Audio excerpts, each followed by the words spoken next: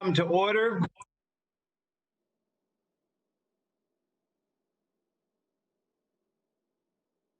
Today's markup is being held remotely. All members will be participating via video conferencing, and as part of the markup, our microphones will be set on mute for purposes of eliminating inadvertent background noise.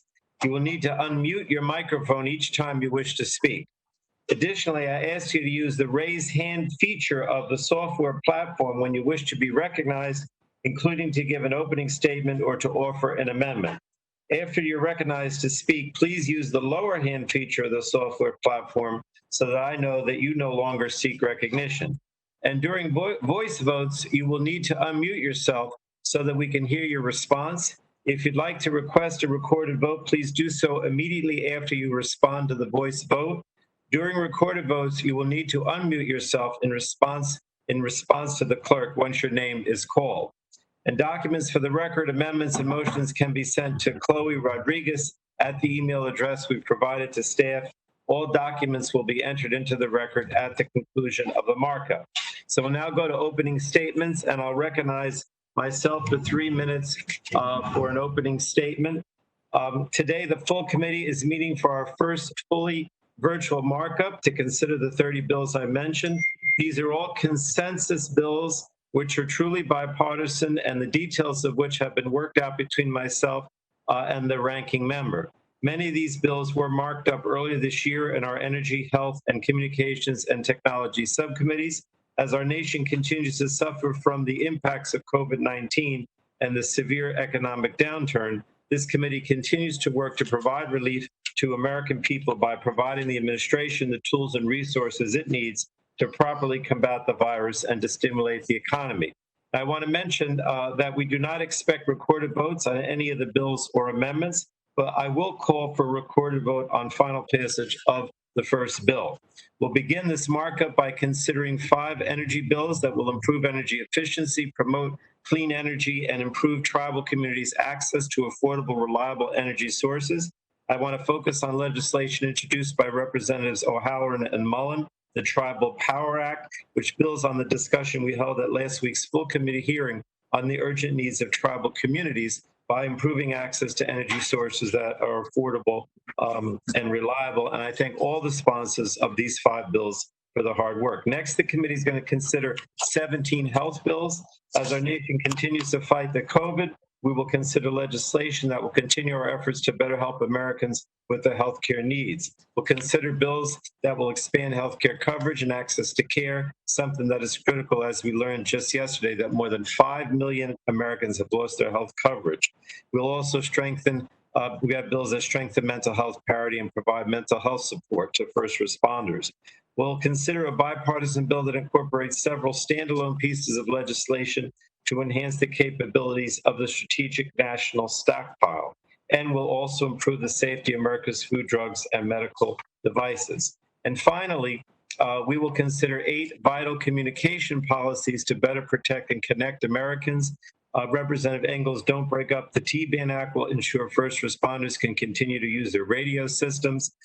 Representative McNerney's READY Act will enhance the emergency alert system, and Representative Matsui's legislation will help us improve network resiliency.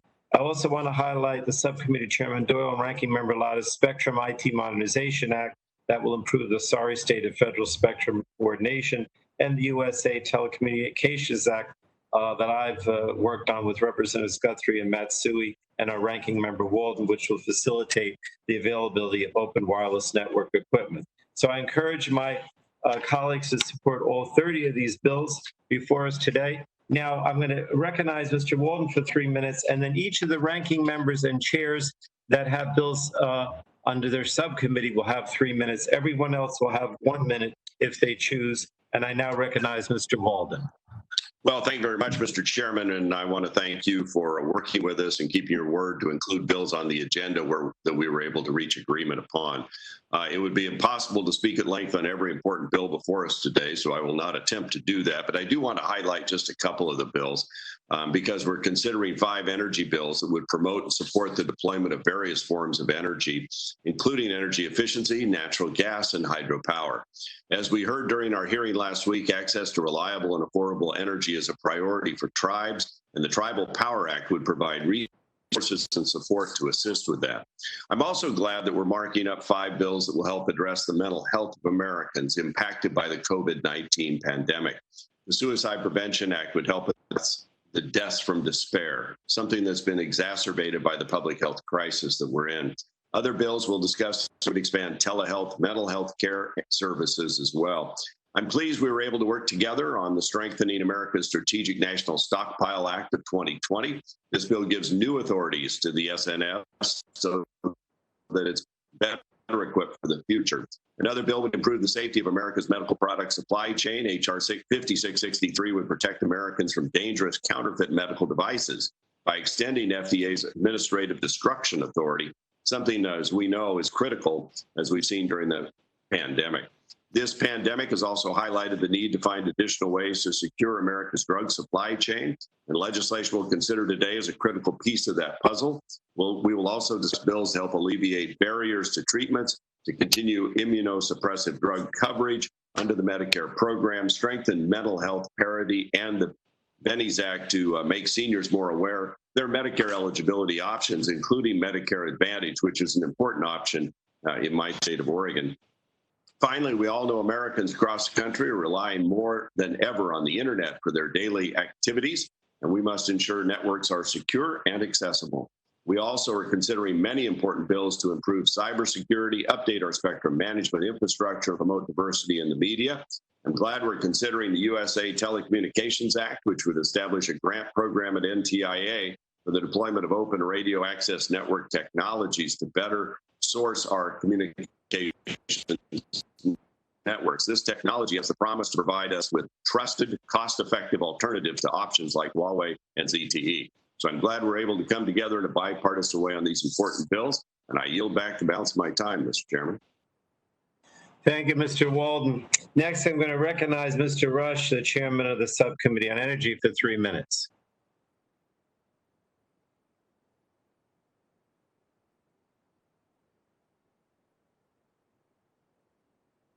I believe he's still muted, Mr. Chairman. I'm mute. I want to thank you, Mr. Chairman. I want to say good morning to some and good afternoon to others.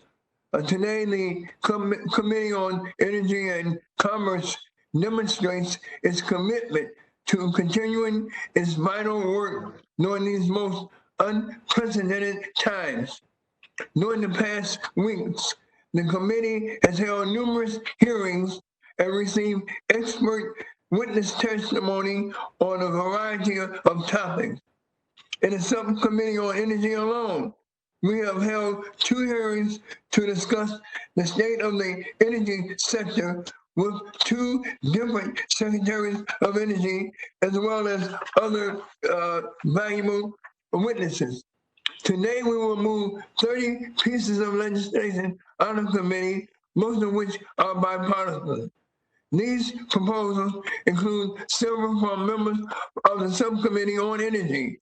As discussed in the committees and subcommittees hearings, the energy sector continues to endure various challenges, some which are directly correlate with the ongoing coronavirus pandemic. Therefore, I'm pleased to see that today we are steps closer in addressing these concerns through this markup. Among these proposals are provisions to address the insufficient compensation of federal energy regulators and the reauthorization of a much-needed program to help our nation meet the energy needs of its tribal nations. In addition to this, these proposals will make essential technical corrections to energy conservation standards, incentivize hydroelectric production, and of equal importance, increase the use of performance contracting to fund energy efficiency upgrades at federal facilities. I thank my colleagues for both sides for putting forth these valuable proposals. And with that, Mr. Chairman, I yield back the balance of my time. Thank you, Chairman Rush. Next, I recognize Mr. Upton, a ranking member of the Subcommittee on Energy, for 3 minutes. Is he? Thank you, Mr. Chairman. Today's full committee markup is a truly bipartisan effort for sure, with 30 total bills spanning health, telco, and energy jurisdictions. So my opening statement will focus on just the energy bills. I'm pleased that the 5 energy bills, in fact, are all bipartisan. Moving to the full committee, I want to thank Chairman Rush and my colleagues on both sides of the aisle for collaborative working to perfect the language in those bills. So Olson and Doyle's bills, H.R. 1426, the timely review of Infrastructure Act, will indeed improve staffing at FERC, which is going to help speed permitting decisions for much needed energy infrastructure. Kinzinger and Welch, 3079 H.R., the Energy Savings Through Public-Private Partnership Act, will help reduce energy use in federal buildings by encouraging public-private partnerships to make energy efficient upgrades. Mr. McKinley's bill, 3361, the River Act, will encourage efficiency upgrades, especially at hydropower facilities. And Mr. O'Halloran and Mr. Mullins' bill, H.R. 5541, the Tribal Power Act, will strengthen DOE's tribal energy program. And finally, Mr. Guthrie and Schakowsky's bill, H.R. 5758, the Ceiling Fan Improvement Act, will make technical corrections to DOE's energy efficiency regulations for ceiling fans. Won't we be all glad when this is finally resolved? Taken together, these bills are going to improve energy efficiency, speed infrastructure permitting decisions, reduce energy use in federal buildings, support hydropower development, and strengthen DOE's tribal energy program. They're all good bills. We all need to support them. I want to quickly comment on several other bills that I've co-sponsored up today. Thank you, Mr. Chairman, for the Strengthening the National Stockpile Act, sponsored by my colleague from Michigan, Alyssa Slotkin, taking substantive steps to strengthen the strategic national stockpile and ensure that we're going to be able to get life-saving care into the right hands at the right time. We'll make sure that we don't, again, find ourselves in a situation where hospitals, medical providers, and first responders don't have the PPE and other medical equipment that they need to protect themselves and others. Also glad to work with my friends, Mr. Kennedy, Bill Rackus, and Porter on the very important issue of mental health parity. Glad to see that the committee is marking up H.R. 7359.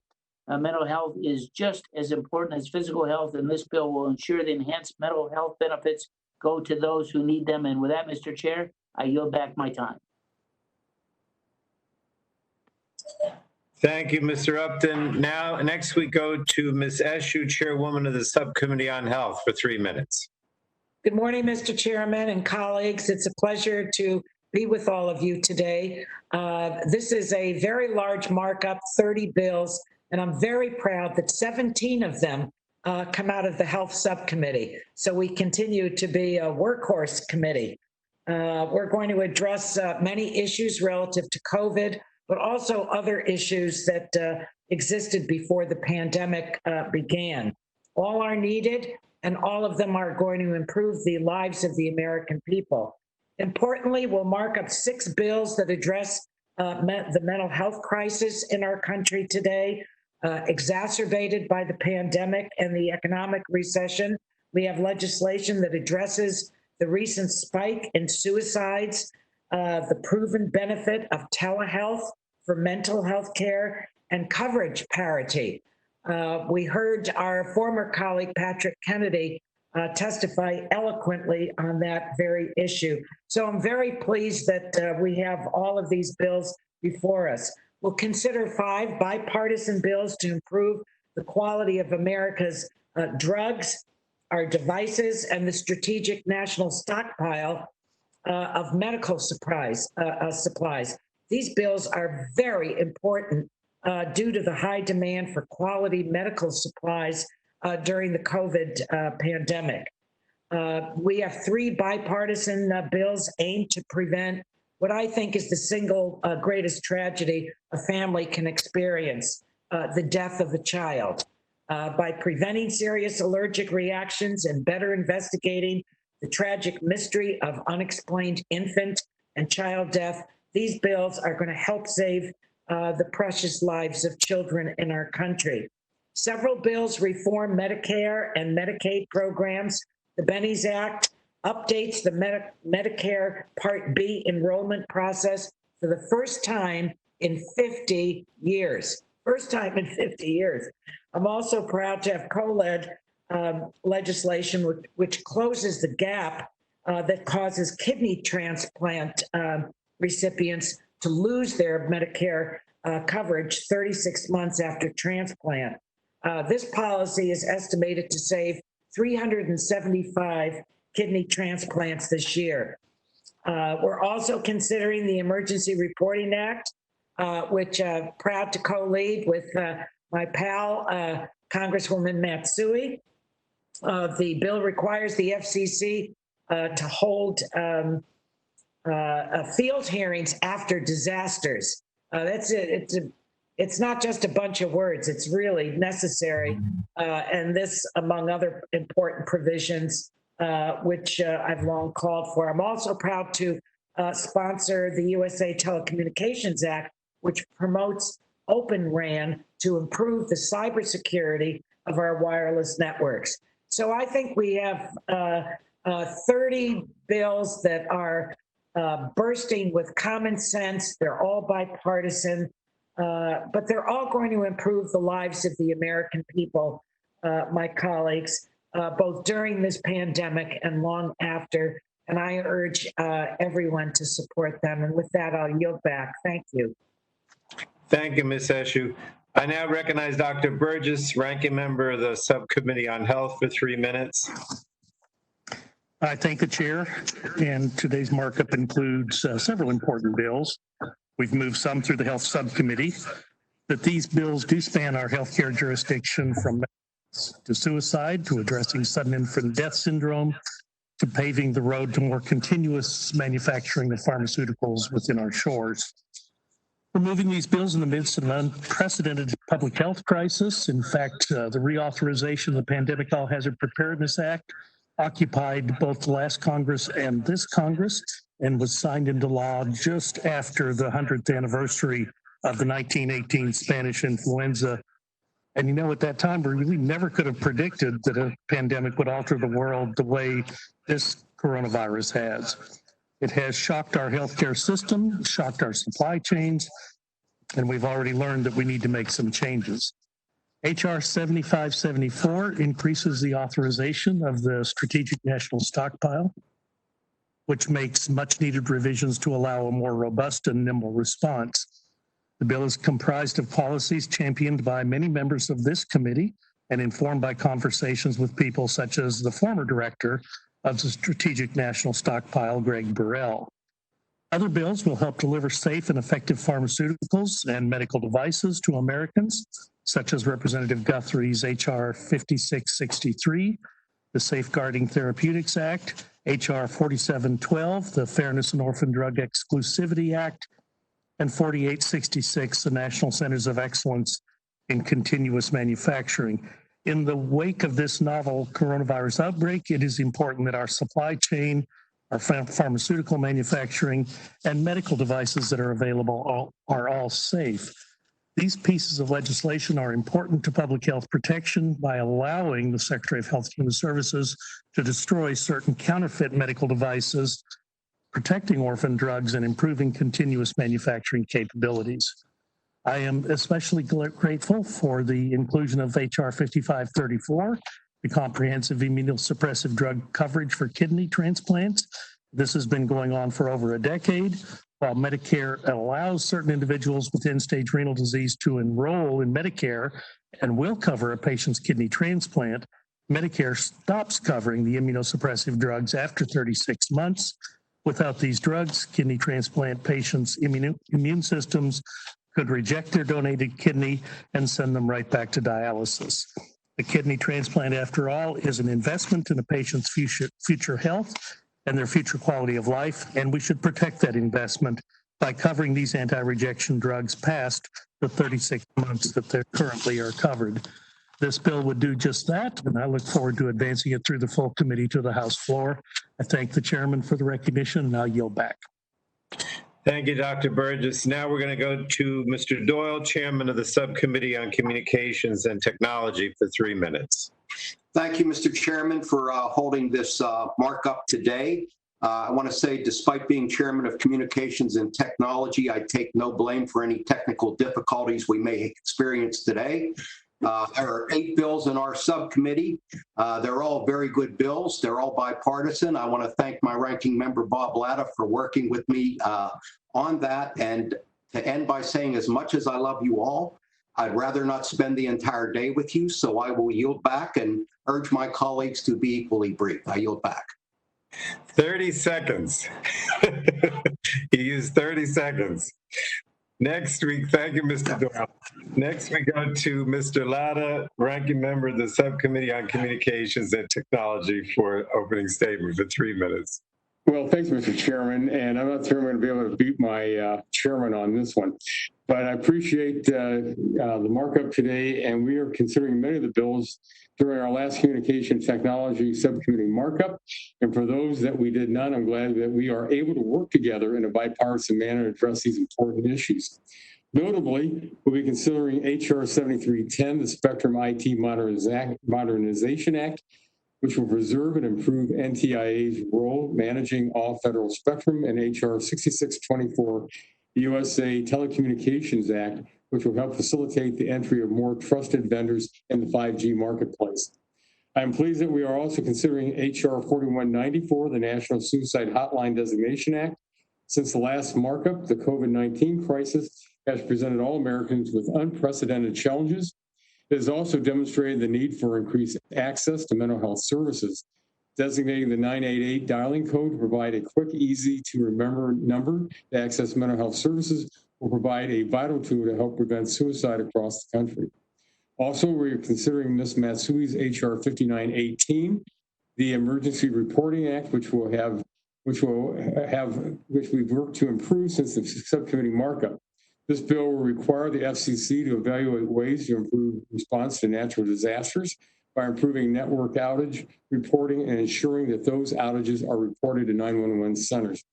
Additionally, we'll be examining legislation to uplift minority voices as our nation continues to have an open conversation about racial injustice and disparities.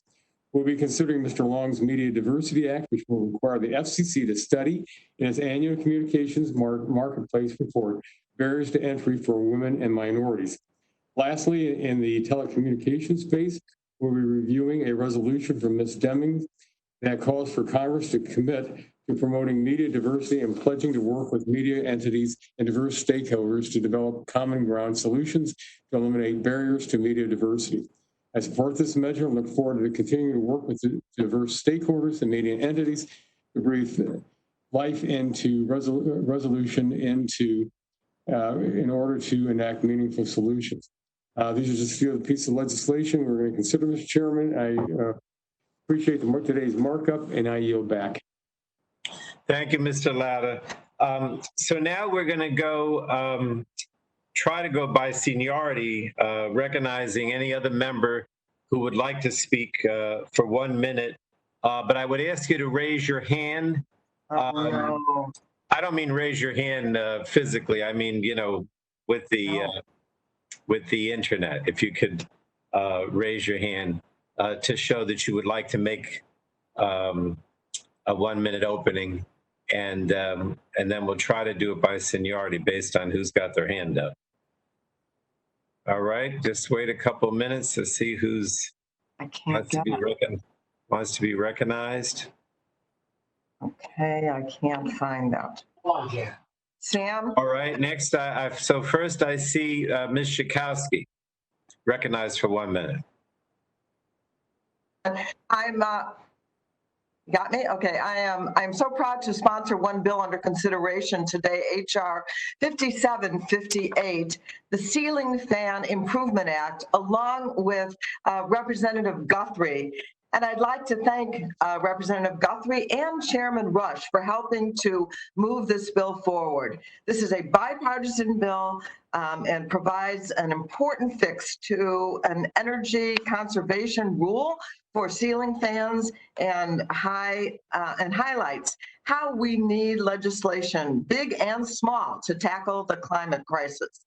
I also want to thank my fellow subcommittee chair, Representative Doyle and Eshoo and Chairman Pallone for their hard work to advance 25 critical consensus health and telecom legislation that we need now more than ever during this COVID-19 pandemic. I have more to say about those bills later, but for now I yield back. Thank you, Mr. Chairman. Thank you, Ms. Schakowsky. Next, we go to the gentleman from Oklahoma, Mr. Mullen. Is recognized for 1 minute.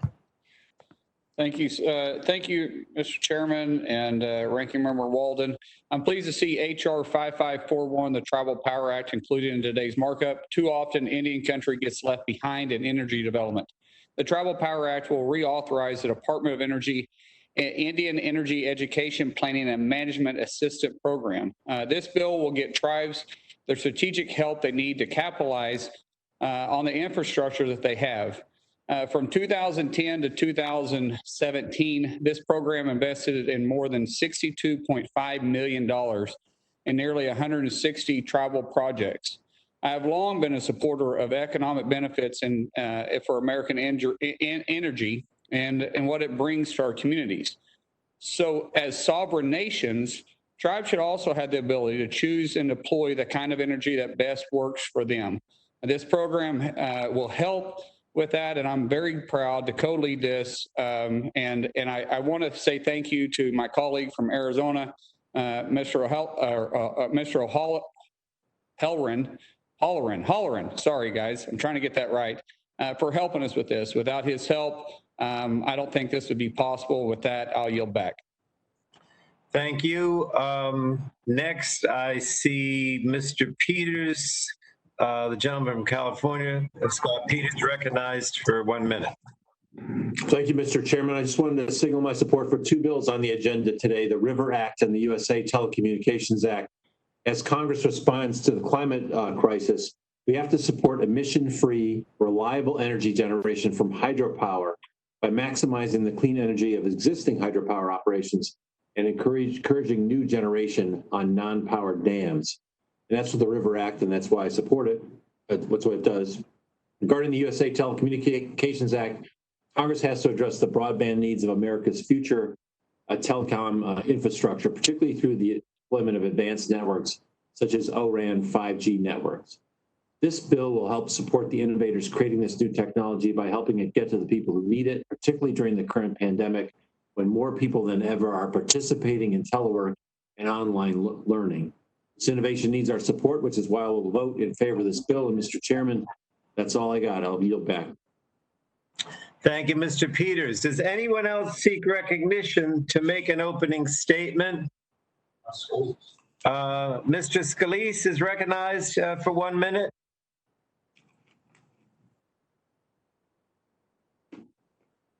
Mr. Scalise, can you hear us? There we go, Mr. Chairman. Yeah, thank you.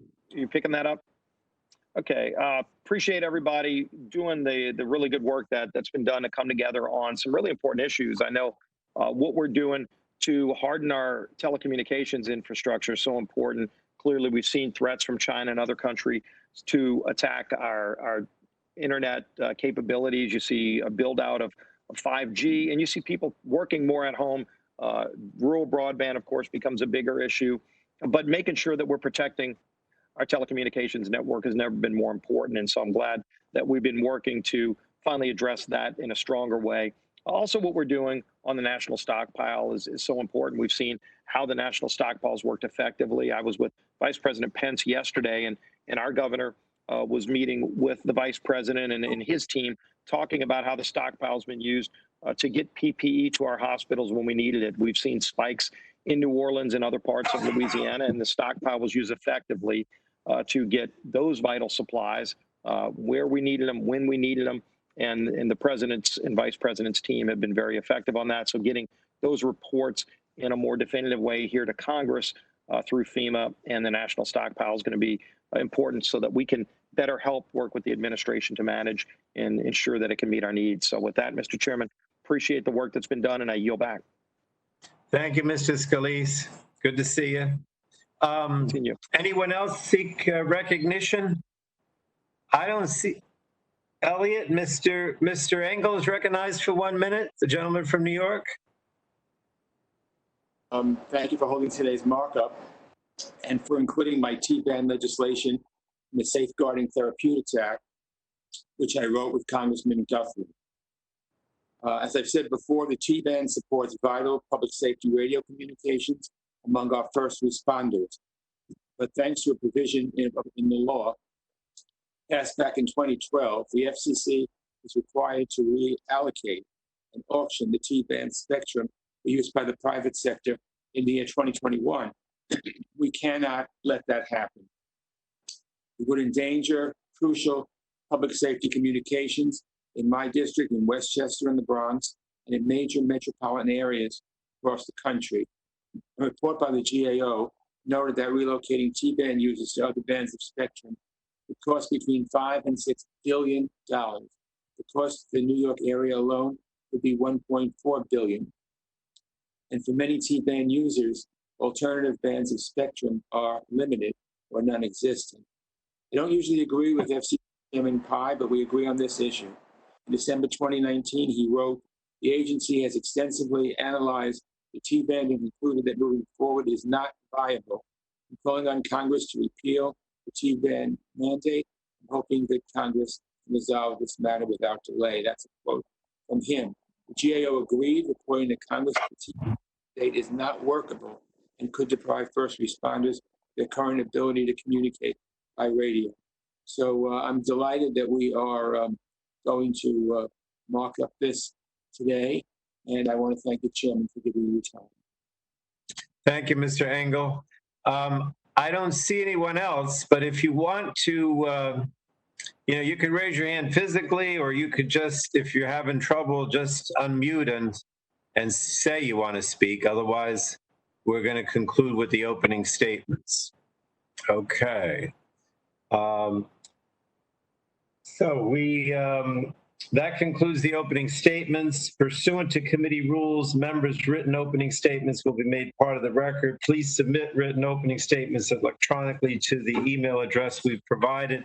I would ask anyone who has their hand up electronically to lower it now, since we're done with the opening statements. And I also wanted to remind everyone that amendments will be emailed to members by Zach Khan to the email address members use to log into the WebEx. This is a reminder. If you're looking to actually see the amendments, they're going to be emailed by Zach to the email address that you use to log in for WebEx. So at this time, we'll begin bill consideration. The chair calls up HR 1426, the Timely Review of Infrastructure Act, and the clerk will report the bill.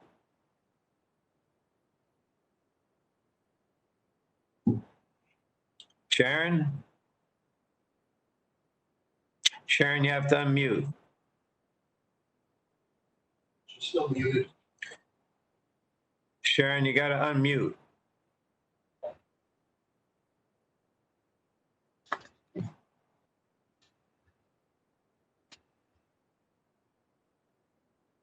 I don't see her. Mr. Chairman, it took a second for me to find where that button was. All right, that's fine. I won't do that again. HR 1426, a bill to amend the Department of Energy Organization Act to address insufficient. All right, without objection, the first reading of the bill will be dispensed with. The bill is now considered as read. And without objection, the bill is considered as read and open for amendment at any point. Are there any members seeking recognition to speak on the underlying bill? Mr. Chairman, Mr. Olson from Texas would like to speak on the bill. You're recognized for 5 minutes, Mr. Olson. Thank you, Mr. Chairman. I move to strike the last word. Chairman Pallone, Ranking Member Walden, Subcommittee Chairman Rush, and Ranking Member Upton. Thank you so much for including HR 1426, the Timely Review of Infrastructure Act, to open today's markup. This is a bipartisan bill that I introduced with my colleague Mike Doyle of Pennsylvania. It's a common sense solution to reduce the backlog at the Federal Energy Regulatory Commission, so-called FERC. FERC is the heart of getting American energy to market. Where FERC loses their experts to the private sector, we open a door to more environmental risks, less safety, and higher prices at the pump. If a project is valid and worthwhile and safe, it should be approved. If not, it should be denied. The only winners in this environment when a project is delayed are OPEC, Russia, and lawyers. Having a fully staffed FERC to review and decide on these projects is critical. The status quo is not working. FERC reports that almost 20% of jobs they offer, 1 of 5 jobs offered to qualified candidates to review these projects, are turned down, mostly due because of the low pay compared to private sector. Big Oil has admitted to me they poach from FERC because they want the best. And this is not just for new hires. The commission has told us that there are major problems keeping expert staff on their committee in areas such as engineering and economics. The result is FERC is at risk of being understaffed and unprepared. HR 1426 will help be a big step forward toward fixing the broken status quo by allowing higher salaries for specific classes of employees only when absolutely necessary. Again, only when necessary. We can clear hurdles to energy development and economic growth. This concept, my friends, is nothing new. After the financial collapse of 2007, Wall Street waved big dollars to poach experts from the Security and Exchange Commission, the SEC. Let's follow that example, pay the people at FERC salaries that will keep them on board, keep that taxpayer money flowing to the taxpayer. We can have a chance today to make sure we provide certainty in the system without making a single change to environmental laws, not creating a shot clock or on reviews or taking other more controversial steps that have been proposed in recent years. And that's why I urge my colleagues to follow Chairman Pallone, Ranking Member Walden, Subcommittee Chairman Bobby Rush, and Subcommittee Ranking Member Fred Upton to vote yes on this important bill. And Mr. Chairman, I yield back. Thank you. Thank you, Mr. Olson. Mr. Doyle seeks recognition for 5 minutes, although I know he won't use it. That's true, Mr. Chairman. I move to strike the last word, and I want to thank the chairman and the ranking member for agreeing to move this legislation forward. And I want to thank my good friend, Mr. Olson, for his leadership and partnership on this bill. As we continue to deal with this current health crisis, it's clear that we need to invest in building things here in America, not only to rebuild our economy, but to ensure we're not relying on imports for nationally important resources, and that includes energy and energy infrastructure.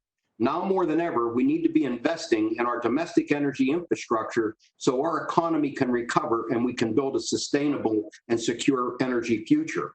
Unfortunately, too many energy infrastructure projects are delayed or do not have as vigorous a review as you would expect.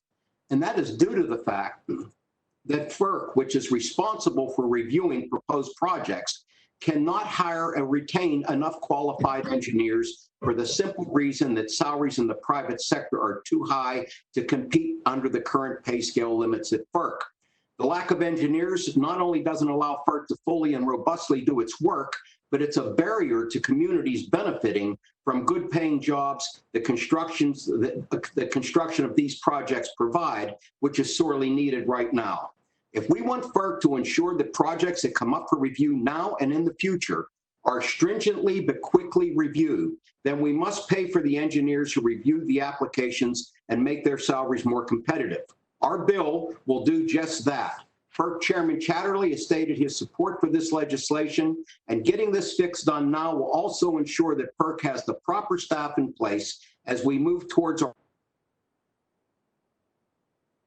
review more and more clean energy projects. The United States has always been a leader in energy production and energy infrastructure. This legislation will make sure that we continue that leadership. Mr. Chairman, I yield back the balance of my time. Thank you, Mr. Doyle. Does any other member wish to speak on the underlying bill? Hearing none, we'll now move to amendments. Are any members who seek recognition to offer an amendment? I don't think we were expecting any, so we'll move on.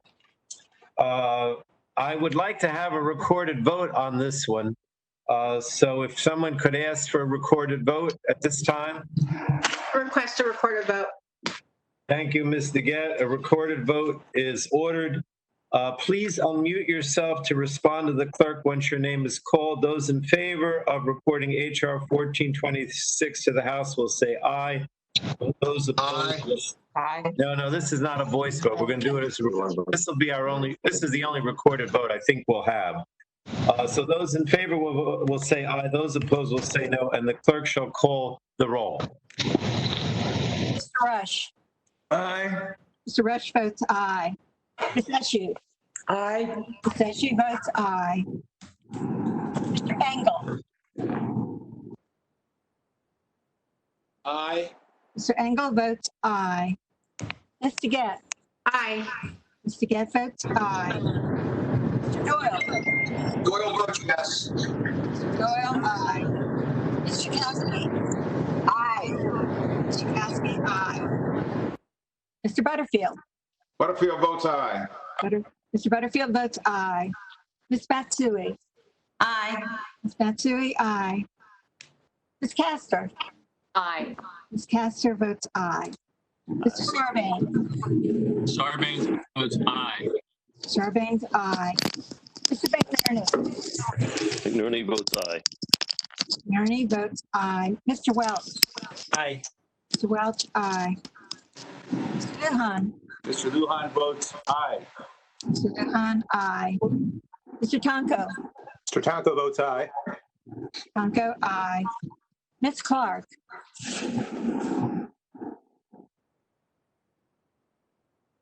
We'll come back to her. I know she's there. She needs to unmute. Oh, she needs to unmute? Yes, sir. Ms. Clark. I think they unmute you. Maybe not. I'll come back to her, Mr. Chairman. You can come back. We're going to give another opportunity. Yes, sir. Mr. Loebsack.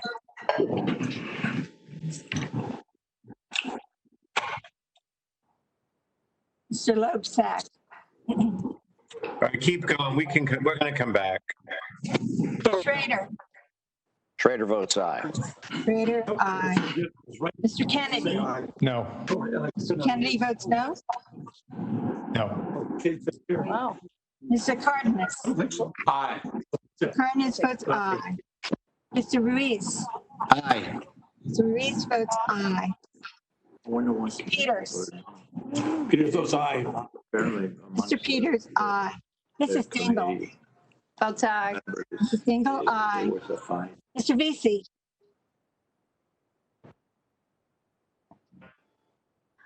Ms. Custer. Aye. I'm sorry. Custer votes aye.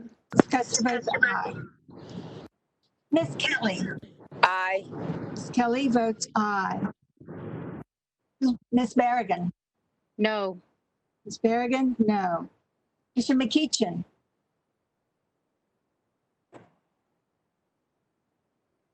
I didn't see him. Yes, sir. Ms. Blunt Rochester. Aye. Ms. Blunt Rochester, aye. Mr. Soto. Aye. Mr. Soto, aye.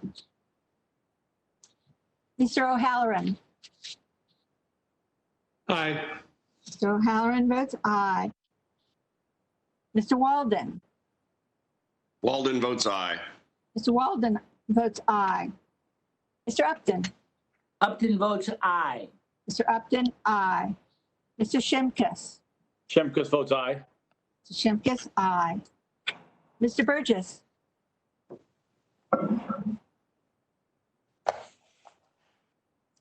Mr. Scalise. Mr. Scalise votes aye. Mr. Scalise, aye.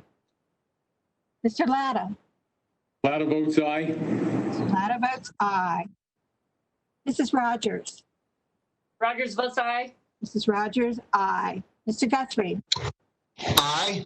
Mr. Guthrie votes aye. Mr. Olson. Olson, aye. Mr. Olson votes aye. Mr. McKinley. Aye. Mr. McKinley votes aye. Mr. Kinzinger. Kinzinger, aye. Mr. Kinzinger votes aye. Mr. Guthrie. I'm sorry. Yes, Mr. Guthrie. I apologize. Yeah, I've already voted. Thanks. No, you have voted. I skipped that. Mr. Griffith.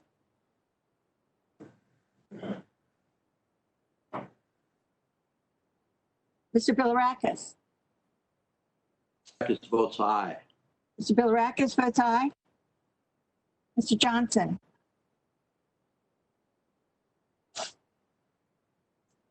Mr. Long. Aye. Mr. Long votes aye. Mr. Bouchon. Bouchon votes aye. Mr. Bouchon votes aye. Mr. Flores. Flores votes aye. Mr. Flores votes aye. Mrs. Brooks.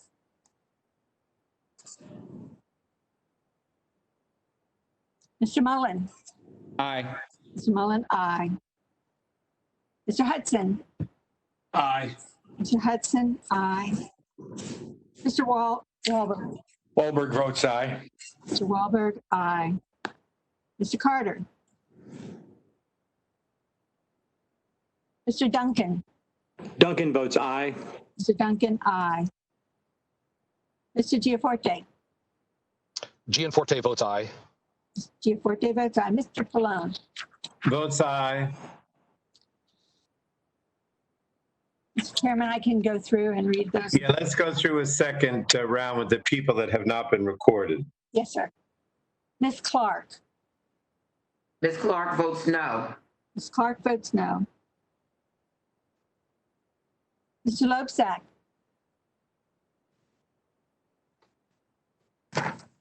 Aye. Mr. Loebsack votes aye.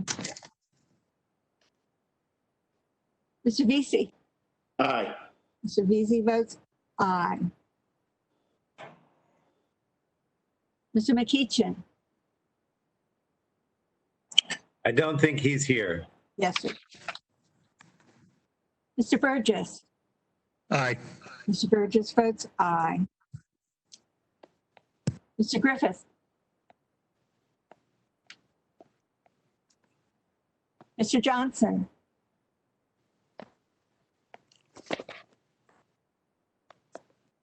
Mrs. Brooks. Mrs. Brooks, please unmute. I don't know if she's there. She is there, Mr. Chairman. She needs to unmute. Oh, okay. Mrs. So Brooks. sorry, I didn't realize That's it was okay. up already. Hi, hello. Mrs. Brooks votes aye. Mr. Carter.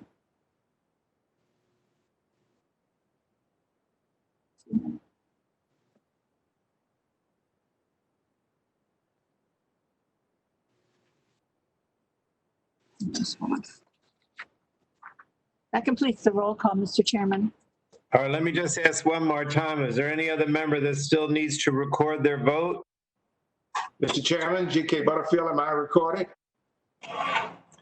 Sharon? Mr. Butterfield is recorded as voting aye.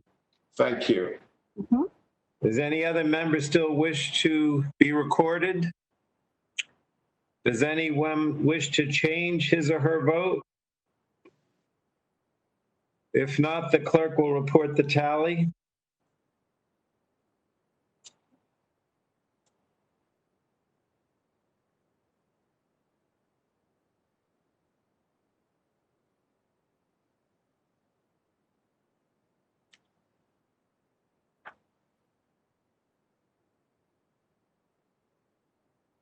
Mr. Chairman, on that vote, final passage, the yeas were 27, and the nays, I'm sorry, the yeas were 48, and the nays were 3. The ayes were 48 and the nays were 3? Yes, sir. Okay, so the vote is 48 ayes to 3 nays. HR 1426 is reported to the full House.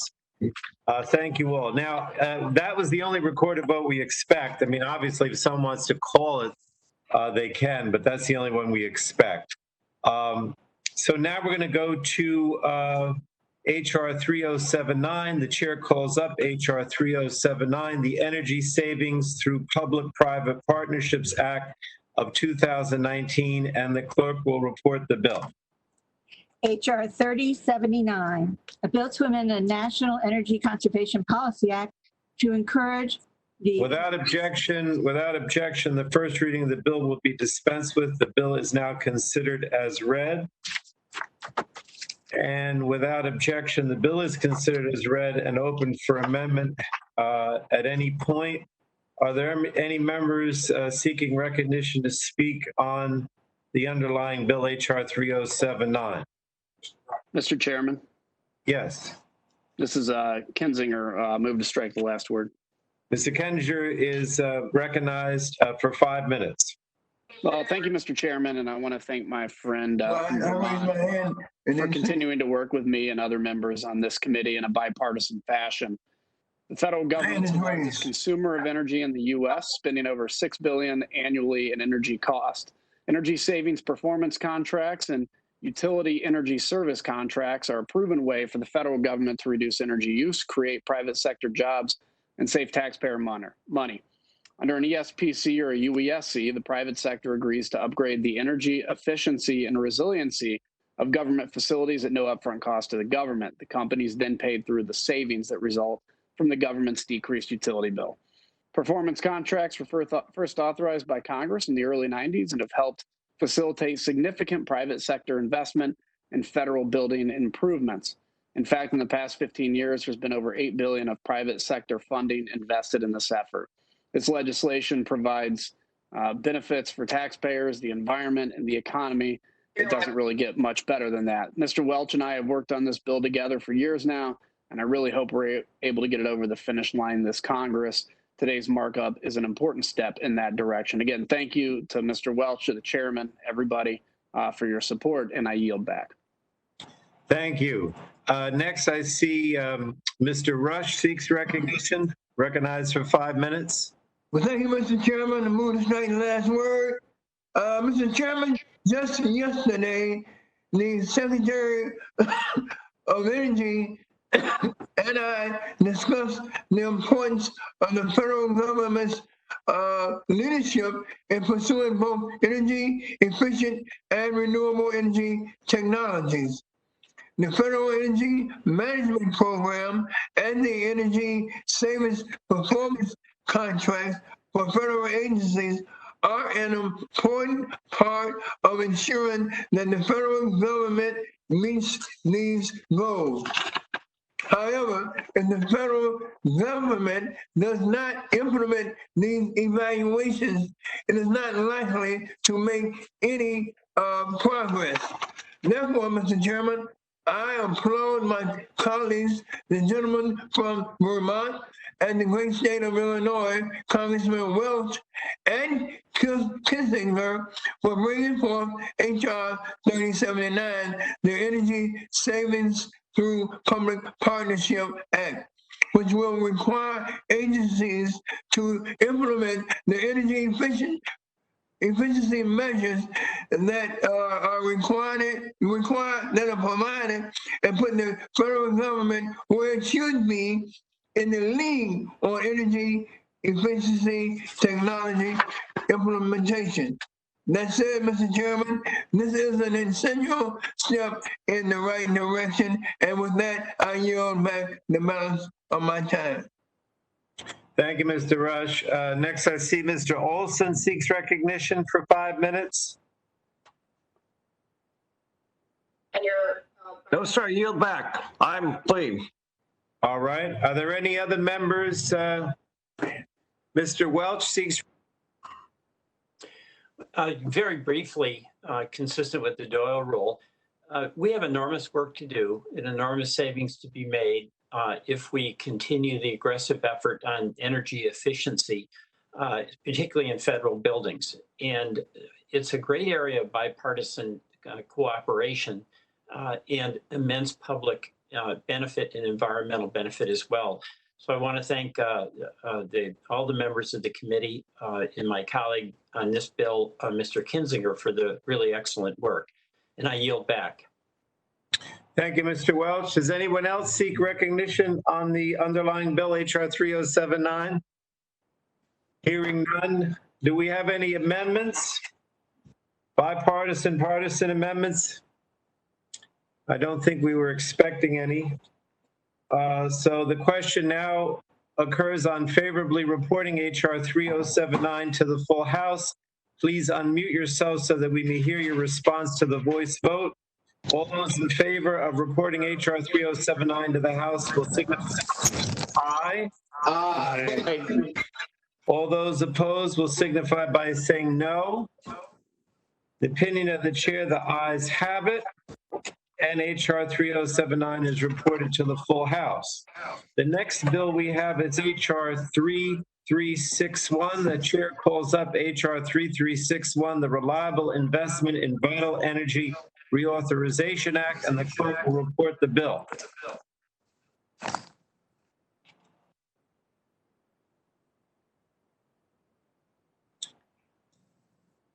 Sharon?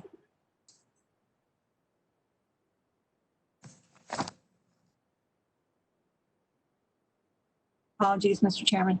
HR 3361, a bill to amend the Energy Policy Act of 2005 to reauthorize hydroelectric production incentives and hydroelectric efficiency improvements incentives and for other purposes. Thank you. Without objection, the first reading of the bill will be dispensed with. The bill is now considered as read. And without objection, the bill is considered as read and open for amendment at any point. Are there any members seeking recognition? I think I saw Mr. Lobsack. A gentleman from Iowa is recognized for 5 minutes. I move to strike the last word. Thank you, Mr. Chairman. This is an issue I've been working on for a number of years, along with my colleagues, Mr. McKinley and Mr. Tonko. And I know Ms. McMorris-Rogers has been very active on this issue as well. I appreciate all the work they've done on this legislation. I'm very proud of the fact that it's truly been a bipartisan effort. This legislation is a common sense approach to help facilitate investment in new hydroelectric projects at existing dams or conduits, as well as upgrade existing facilities to improve their efficiency. Reauthorizing the Section 242 and 243 programs will help drive more investment into hydropower, which I believe is an underutilized source of renewable energy, while also creating a heck of a lot of paying jobs in the process. And this isn't something that can benefit the states that we typically think of as being major producers of hydropower. For example, in Iowa, we have many existing locks and dams along the Mississippi River with hydropower potential. And in my district, we also have the Red Rock Hydroelectric Project along the Des Moines River, which is expected to be completed later this month. Once fully operational, that hydropower facility should be able to generate electricity to power every home in Marion County. We need to be doing more to help facilitate the expansion of clean energy throughout the country. And this legislation is a bipartisan, common sense way to achieve that goal. Thank you, Mr. Chairman, and I yield back the balance of my time. Thank you, Mr. Lobsack. Now, I would remind members to lower their hand after they've been recognized. I still have Mr. Welch's hand up. Did you want to speak on this? For my hand. Do you want to speak on this bill? I do not. Okay, then just lower your hand. Does anyone else seek recognition on this bill, which is HR 3361? Does not appear to be the case. Okay, so we'll move. Does anyone want to amend the bill? I don't think we were expecting any. So we'll move to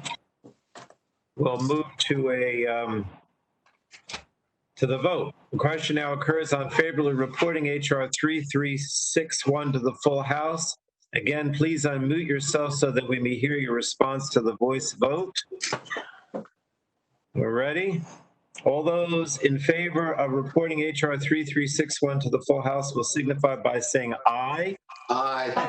Aye. All those opposed will signify by saying no. In the opinion of the chair, the ayes have it. The ayes have it, and HR 3361 is reported to the full House. Next bill we have up is HR 5541, and the chair calls up HR 5541, the Tribal Power Act. The clerk will report that bill. Sharon, you have to unmute. Can't hear you. Excuse me, HR 5541, a bill to amend the Energy Policy Act of 1992 to reauthorize programs to assist consenting Indian tribes in meeting energy, education, planning, and management needs and for other purposes. Thank you. Without objection, the first reading of the bill will be dispensed with. The bill is now considered as read. And without objection, the bill is considered as read and open for amendment at any point. We're on HR 5541. Does any member seek recognition to speak on the underlying bill? Mr. O'Halloran is recognized for 5 minutes. Thank you, Chairman Pallone. I'm thrilled to see the Tribal Power Act bipartisan legislation I introduced with Congressman Mullen receive the full Energy and Commerce Committee's consideration. I have the pleasure of representing 12 Native American tribes. I believe this bill takes critical steps to ensure tribal governments throughout the resources and assistance upon request from the Department of Energy's Office of Indian Energy to advise their sovereign energy development goals. First, the Tribal Power Act reauthorizes and increases funding for the Department's Indian Energy Education Planning and Management Assistance Program. This will ensure the program has long-term sustainability as it carries out its consultation, technical assistance, and grant-making duties for consulting tribes. By doing so, tribes may develop innovative electrification programs on tribal lands, including those promoting energy efficiency and conservation. Second, the bill allows the Office of Indian Energy to reduce cost share requirements when applicable for tribes. This is especially important today as COVID-19 has continued to devastate governments throughout Indian country. Economic hardship should not be a barrier for any tribe to seek to develop their energy security goals. Lastly, the bill requires the department to take a comprehensive look at the lack of electrification on tribal lands by closely partnering with tribes on a whole of government analysis of barriers to tribal electrification. Congress can then take swift action to correct this injustice. During last week's Energy and Commerce Committee, and I thank the chairman again for holding that committee, in Indian country, the Tribal Power Act was mentioned on several occasions. This nationwide energy electrification began in the 1930s. Today, as many as 15,000 families on the Navajo Nation alone in my district lack access to any electricity. Thankfully, a public-private partnership named Light Up Navajo between the Navajo Tribal Utility Authority and members of the American Public Power Association have helped correct over 200 Navajo families to reliable electrification. I hope with today's passage of the Tribal Power Act, more tribal families can be provided with the critical electric infrastructure they need to heat or cool their homes, connect to broadband, and improve their quality of life. I urge my colleagues to swiftly pass this legislation, and I yield back. Thank you, Mr. Chairman. Thank you, Mr. O'Halloran. Does any other member seek recognition? If not, I'm just going to recognize myself for a minute. I want to thank Representatives O'Halloran and Mullen for introducing this bill. As we heard from our witnesses at last week's hearing, There are significant problems for tribal communities with respect to energy affordability and access. This bill won't correct every energy problem faced by tribal communities, but it makes a start by improving the program that was authorized to address their problems. DOE must do more to make energy affordable and accessible for all members of tribal communities, and I hope we'll be able to do more to reduce disparities and fulfill our commitments to tribes. Unless anyone else wants to speak at this time, I understand that Mr. O'Halloran has an amendment approved by both sides to make some small improvements to the bill based on DOE technical assistance. And I would certainly urge all members to support Mr. O'Halloran's amendment. So we'll now move to that, and I would recognize the gentleman from Arizona to offer a manager's amendment.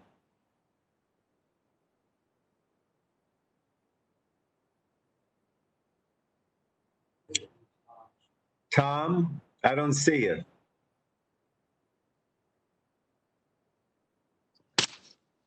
Thank you, Mr. Chairman. I have an amendment at the desk. The clerk will report the amendment. Amendment to HR 5541 offered by Mr. O'Halloran. Page 2, strike line 6 through 13. Without objection, the reading of the O'Halloran amendment will be dispensed with, and the gentleman is recognized for 5 minutes to speak in support of his amendment. Mr. Chairman, the manager's amendment makes a series of changes to the introduced bill to address technical issues raised by the Department of Energy, to broaden the identification of Indian land in the underlying law, to make the consultation with tribes on the report required by the bill more robust, and to make terminology used throughout the bill consistent. Native Alaskan tribes first raised an issue about the eligibility for this program being tied to the definition of Indian land, including in underlying law that authorized the program in the Energy Policy Act of 1992. The Department of Energy interpreted the law to being restricted to tribes that resided on reservation or trust lands. There are many tribes that are federally recognized, but that do not have reservations or trust lands. The underlying bill has language to ensure that Native American communities could apply for assistance under the program. In the manager's amendment, we are expanding the definition of Indian land further to include land located in a census tract in which the majority of residents are members of a federally recognized tribe or village. The Office of Indian Energy and its program should be open to all tribes. In response to concerns expressed by tribes that cost share requirements for this program could present a significant barrier for some, the underlying bill provides the Director of Office of Indian Energy the authority to reduce the cost share if appropriate. The department believed the program would still be subject to the cost share requirements of Section 988 of the Energy Policy Act of 2005. The manager's amendment now provides the Secretary of Energy with the authority to adjust the requirements of Section 988 and apply that flexibility to other forms of assistance that may be provided under this program. Section 3 of the bill requires the Department of Energy to do an assessment access and reliability of electric for tribal communities. The manager's amendment's new text on the report makes several changes from the original text. It includes consistent language with a broader description of the tribal members and communities that should be included in the assessment. It now consistently uses the phrase households residing in tribal communities or on Indian land throughout the section. It adds a new subsection to consultation to provide Indian tribes and tribal organizations the opportunity to be involved in the design and conduct of the review, and to make recommendations to the Secretary of Energy throughout the process of its development. The amendment also adds 2 additional items to be included as part of the report: a survey of retail and wholesale electricity prices paid by tribal households, and a description of the participation of tribal members in the electricity utility workforce. We heard testimony on both of these subjects at our hearing the other day. Tribal communities are more likely to have limited or no access to electricity, and even when they do, they often pay far higher rates than other communities. Finally, the amendment adds definitions to Section 3 for tribal member and tribal community. These amendments strengthen and improve the bill. I appreciate the assistance and cooperation of the Department of Energy in this effort. And I thank Representative Mullen for working with me on this amendment and on the bill. And I thank you, Mr. Chairman and Ranking Member Walden, for your assistance and support on this legislation. I urge adoption of this amendment. Now you. Thank you, Mr. O'Halloran. Does anyone else want to speak on the manager's amendment? I don't see anyone. So we'll now move to a vote on the manager's amendment. If there's no further debate, again, please unmute yourself so that we may hear your response to the voice vote. All those in favor of the manager's amendment by Mr. O'Halloran will signify by saying aye. Aye. Aye. Aye. All those opposed will say no. In the opinion of the chair, the ayes have it. The manager's amendment is agreed to. Are there any further amendments? I don't think we're expecting any. So the question now occurs on favorably reporting HR 5541 as amended to the House. Again, please unmute yourself so that we can hear your response to the voice vote. All those in favor of reporting HR 5541 as amended will signify by saying aye. Aye. Aye. All those opposed will say no. The ayes have it, and HR 5541 as amended is reported to the full House. So next, the chair calls up HR 5758, the Ceiling Fan Improvement Act of 2020, and the clerk will report the bill. HR 5758, a bill to amend the Energy Policy and Conservation Act to make technical corrections to the energy conservation standards. Without objection, the first reading of the bill will be dispensed with. The bill is now considered as read.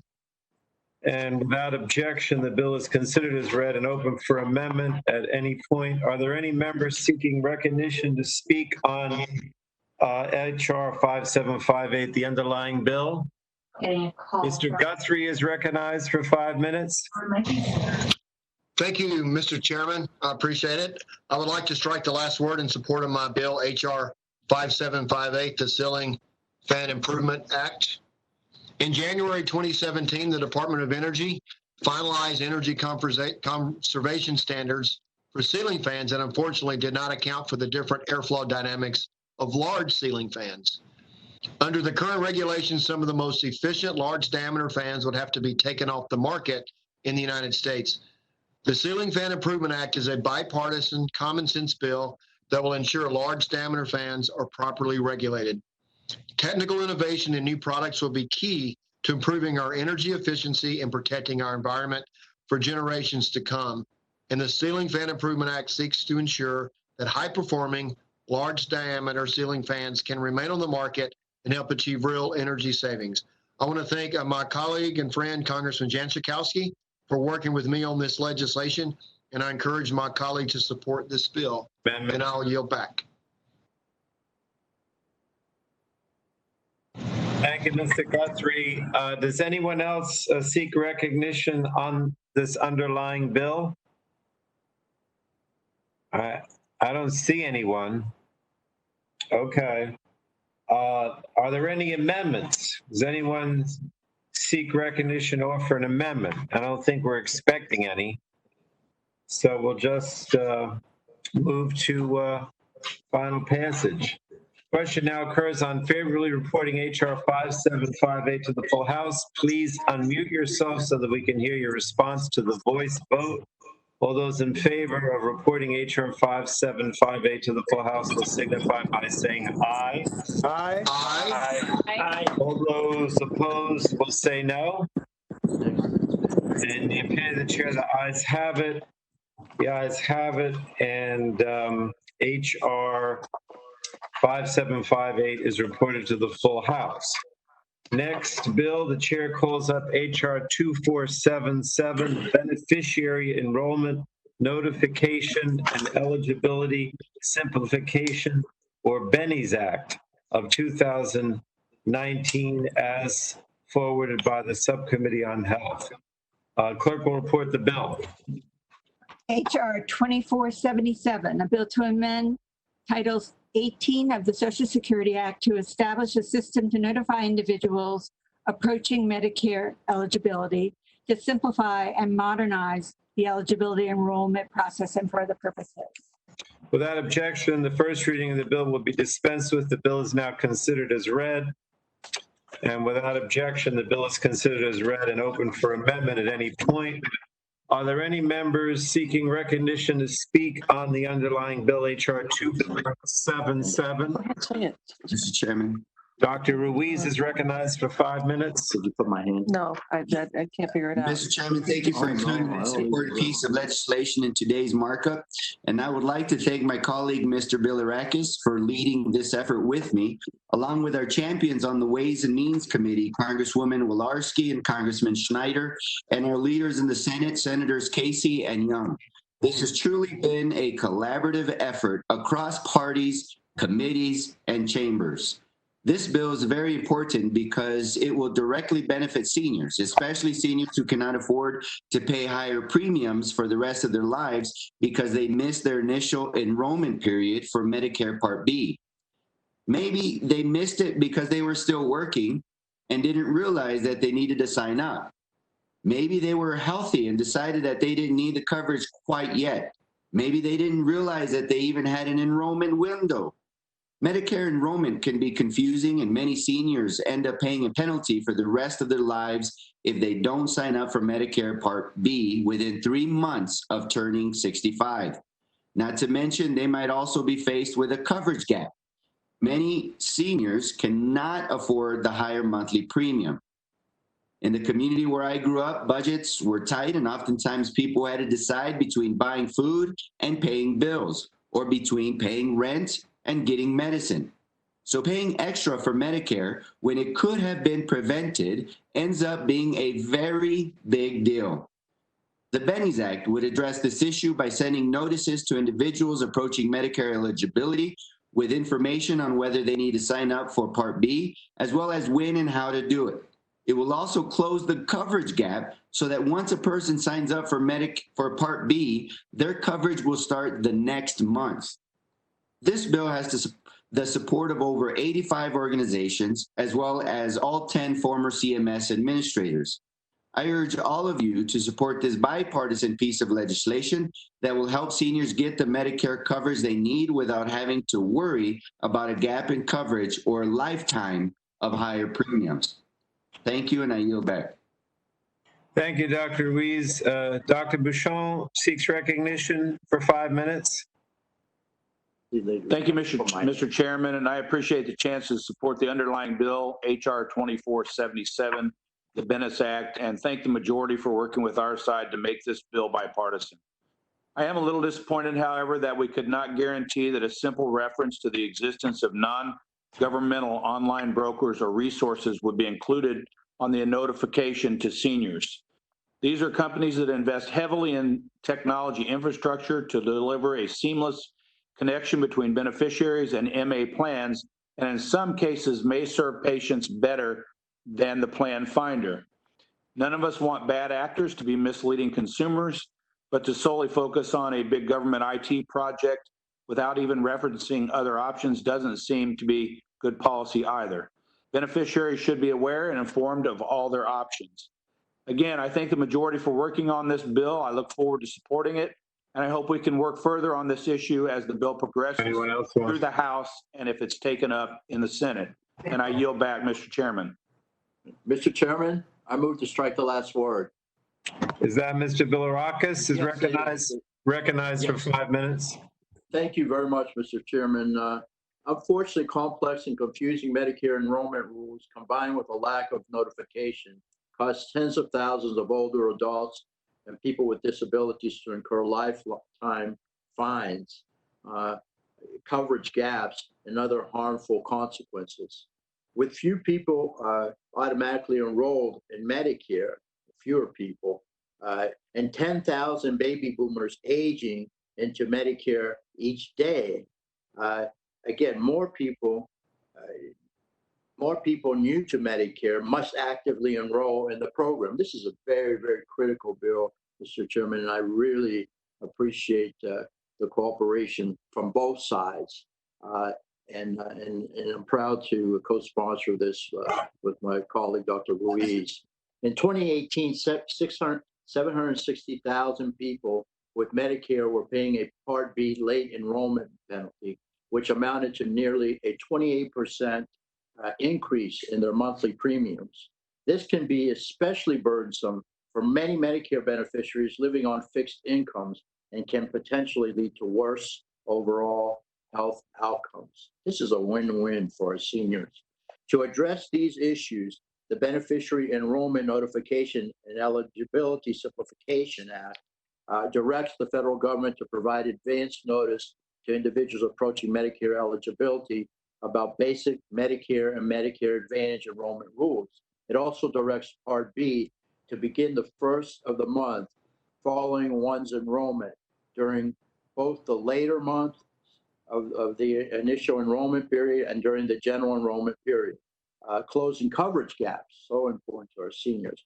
It also requires HHS to submit a report to Congress on how best to align the annual general enrollment period with the annual enrollment period for private Medicare Advantage and Part D prescription drug plans to reduce confusion, and enables HHS to create a Medicare Part B special enrollment period for exceptional circumstances, a provision currently used in Medicare Advantage and Part D when people are unable to sign up for Medicare due to occurrences like living in an area impacted by disaster or emergency. I thank my colleagues, again, Dr. Ruiz, for his leadership and partnership on this bill, and for the committee for working with us to continue to advance the Bennies Act through the legislative process. I urge my colleagues to support this common sense protective measure for seniors, veterans, and those living with disabilities.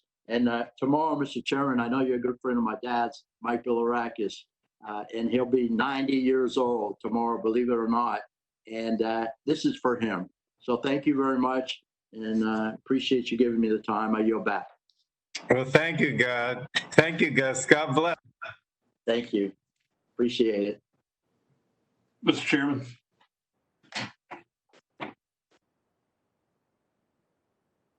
Mr. Hudson is recognized for 5 minutes. Thank you, Mr. Chairman. I move to strike the last word. Gentlemen recognized. Thank you. Today we're considering an incomplete bill. This bill has a lot of positives to it. I'm glad my friend Dr. Ruiz is leading on this important issue. I appreciate him working with my colleagues, Mr. Bilirakis, Dr. Bashan, and I'm happy to see the committee working on it today. Seniors deserve to be notified of potential penalties for not enrolling in Medicare Part B. However, many seniors look to private sector advocates for assistance with their Medicare benefit, and this bill does not require these private companies to notify seniors of potential penalties. Medicare is not undermined by these companies, but strengthened by them. Why would we not want our seniors to have every opportunity to be given critical information any place they shop for a Medicare plan? This makes no sense to me. We should be giving seniors more information, not less. Mr. Chairman, I'm disappointed we cannot find a way forward to help our seniors to the fullest extent possible. I ask you to work with us to reach an agreement before we bring this bill to the House floor. And with that, I'll yield back the balance of my time.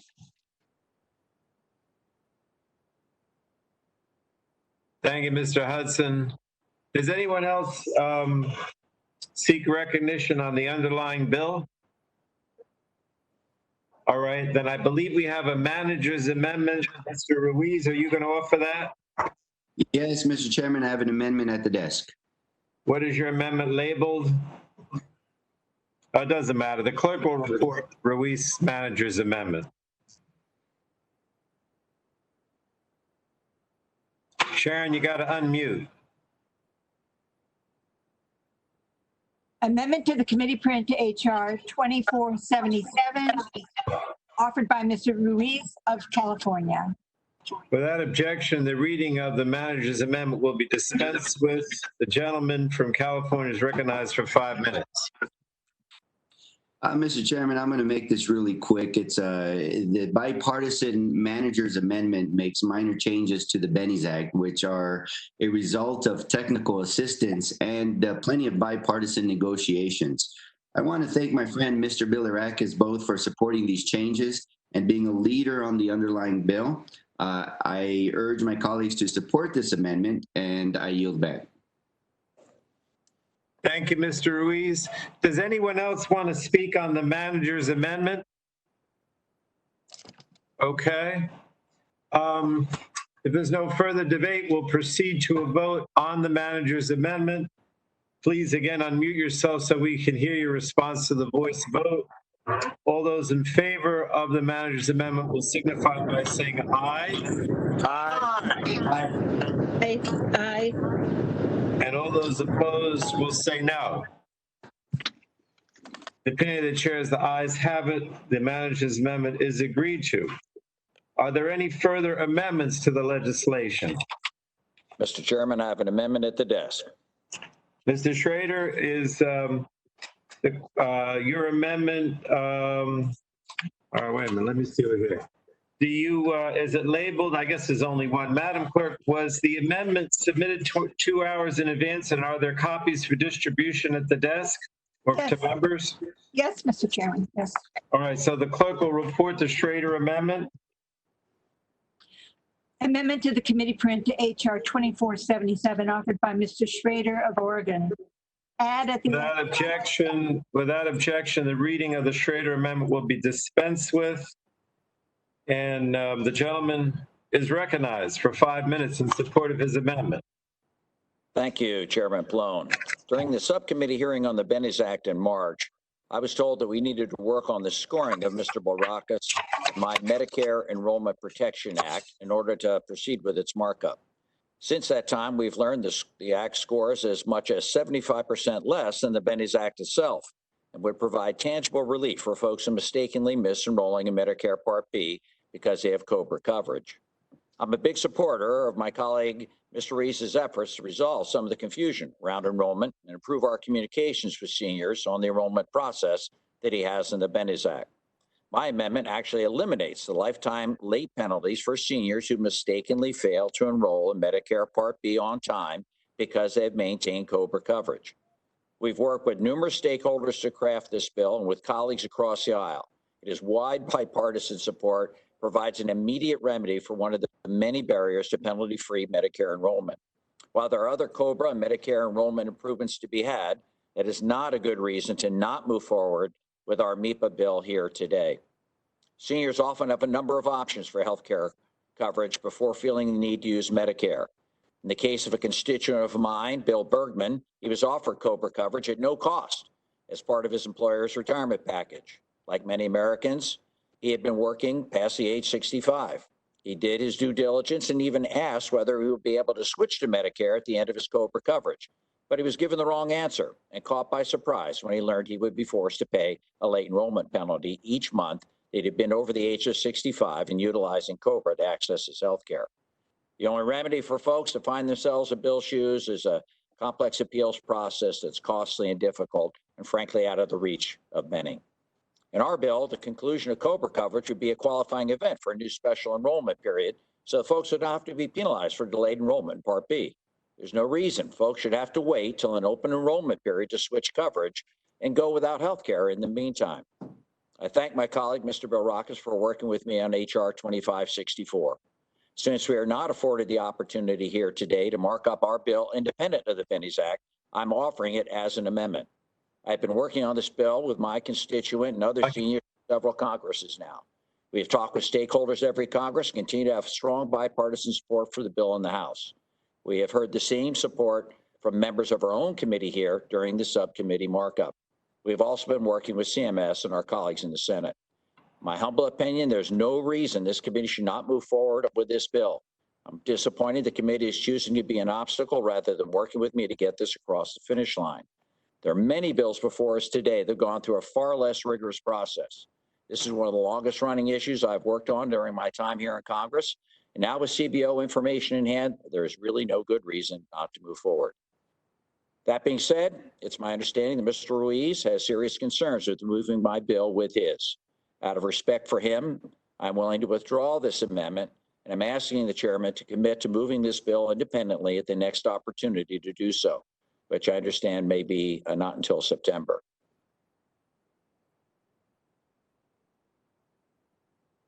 Mr. Chairman.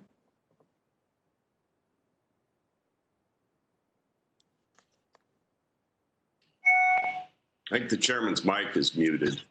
I've been trying to unmute, and it wasn't easy, Kurt. So anyway, the gentleman has offered to withdraw his amendment so we can work together to address the amendment and find, well, let me explain. We didn't have consensus on this amendment. And so I did ask him to withdraw it, which he's agreed to. You know, there are several members and issues that need to be addressed. But yes, my response, Mr. Schrader, is yes, we would like to work with you, you know, to make some changes and come to a consensus, which I think is achievable. And we would work on that between now and, you know, September, because we don't expect another full committee markup until then. But the answer is yes. And I think Mr. Walden wants to be recognized as well. Mr. Walden is recognized. Yeah, thank you, Mr. Chairman and Mr. Schrader. I want to thank Mr. Schrader for raising this issue. I'm very sympathetic to the policy, which would protect seniors, as he outlined, who had enrolled in COBRA coverage for unnecessary and costly late enrollment penalties when they do eventually enroll in Medicare. There are lots of reasons this overlap could occur, and seniors shouldn't be punished for it. However, we do have this agreement with the chairman that all amendments of this unprecedented virtual markup be fully agreed to by both sides of the dais. And unfortunately, we don't have that in this case. But Mr. Chairman, I would ask you to work with me, our members, Mr. Schrader, on this bill in the coming weeks, and that we truly move forward in a bipartisan way and get successful reform in the Medicare program. And so I hope we can do that ahead of the September markup and get this concept across the line as well. With that, Mr. Chairman, I yield back.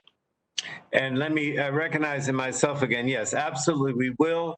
And it should be available so that we can consider it at the next full committee markup, as was suggested. So I thank the gentleman for his comments and for withdrawing the amendment. And are there any other amendments at this point to the underlying bill? Okay, if we don't have any, we'll proceed to reporting HR 2477 to the House. The question now occurs on favorably reporting HR 2477 as amended to the House. Please again unmute yourself so that we can hear your response to the voice vote. All those in favor of reporting HR 2477 as amended to the House will signify by saying aye. Aye. Aye. All those opposed will signify by saying no. In the opinion of the chair, as the ayes have it, and HR 2477 as amended is reported to the full House. Now, the next bill is HR 3935. The chair calls up HR 3935, the Protecting Patients Transportation to Care Act, and the clerk will report the bill. HR 3935, a bill to amend Title 19 of the Social Security Act to provide for the continuing requirement of Medicaid coverage of non-emergency transportation to medically necessary services. Without objection, the first reading of the bill will be dispensed with, and the bill is now considered as read. And without objection, the bill is considered as read and open for amendment. At any point, are there any members seeking recognition to speak on the underlying bill, HR 3935? Yes, Mr. Chairman. Who is that just? Burgess. Mr. Burgess. Mr. Burgess is recognized for 5 minutes in support of the bill. Great, thank you. And I do move strike last word, and I appreciate the inclusion of Representative Buddy Carter's HR 3935 today. because this bill will maintain access to transportation to non-emergency medical visits for Medicaid patients. If you think about some of the vast or even some of the densely populated districts where we're from, where we lack access to reliable public transportation, getting to and from medical appointments can be a barrier to care. I practiced obstetrics and gynecology for 25 years, and I cannot stress enough the importance of both prenatal and postnatal visits.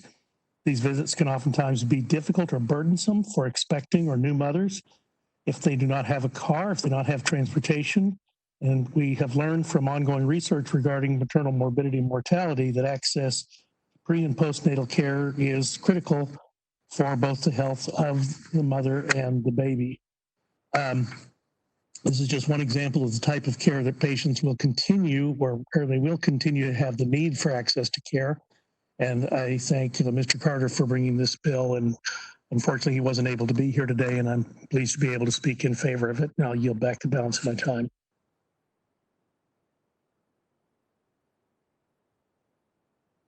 Ken.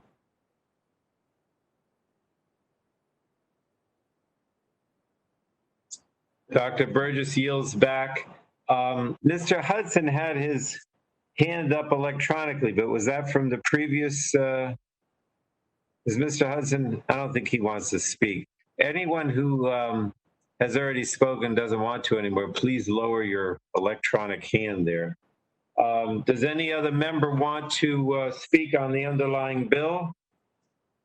I think, Mr. Cardenas, do you have a Ains on this? Tony? Yes. Do you have an amendment in the nature of a substitute? Yes, I do. All right, I recognize Mr. Cardenas to offer an amendment in the nature of a substitute. Yes. Are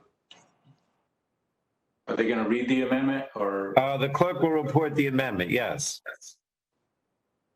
Amendment in the nature of a substitute, H.R. 3935, offered by Mr. Cardenas of California. Strike all after the enacting clause. Without objection, the reading of the amendment in the nature of a substitute will be dispensed with, and Mr. Cardenas now recognized for 5 minutes. Thank you very much, Mr. Chairman. This amendment makes technical changes to my bill with Reps. Carter, Graves, and Bishop in Protecting Patients' Transportation to Care Act.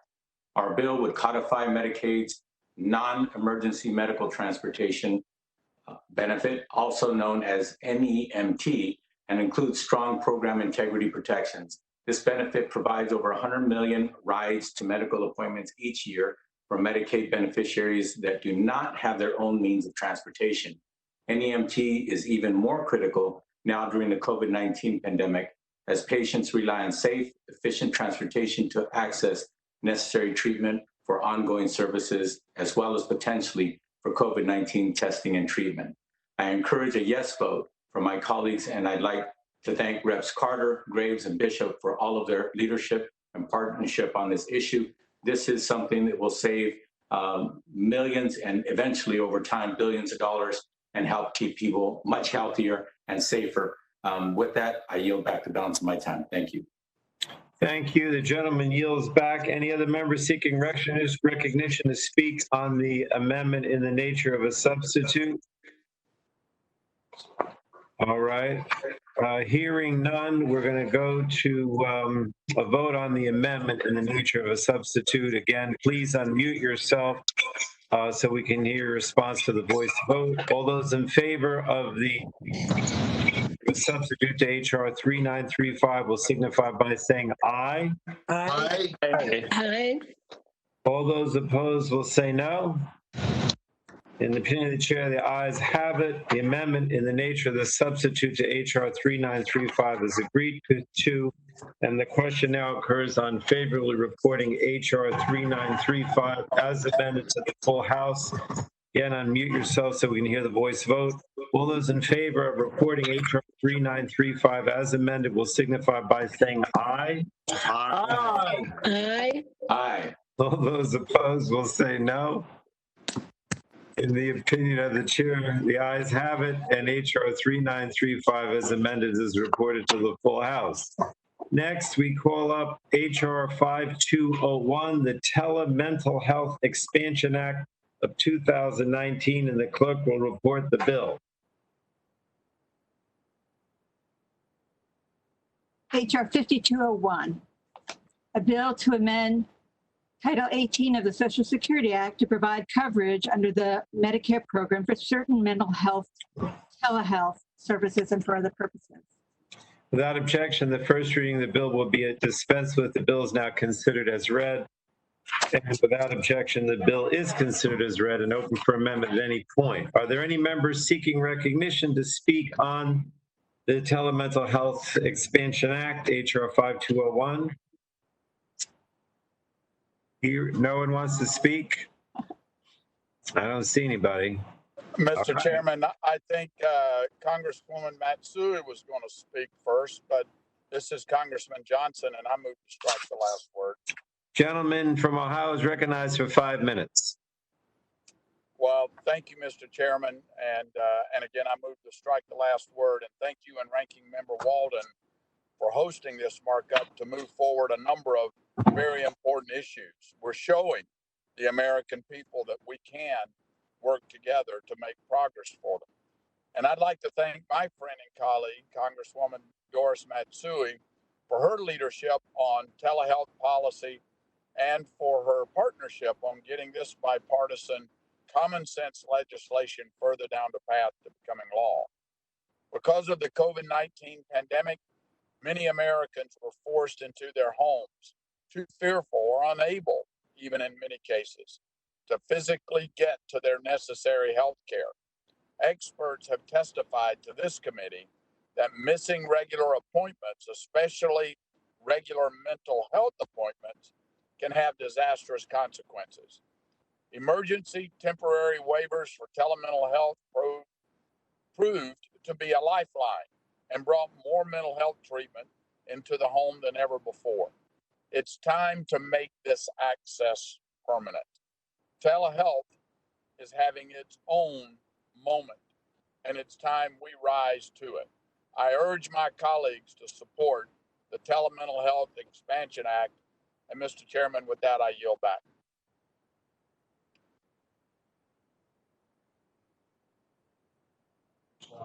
All right. Thank you, Mr. Johnson.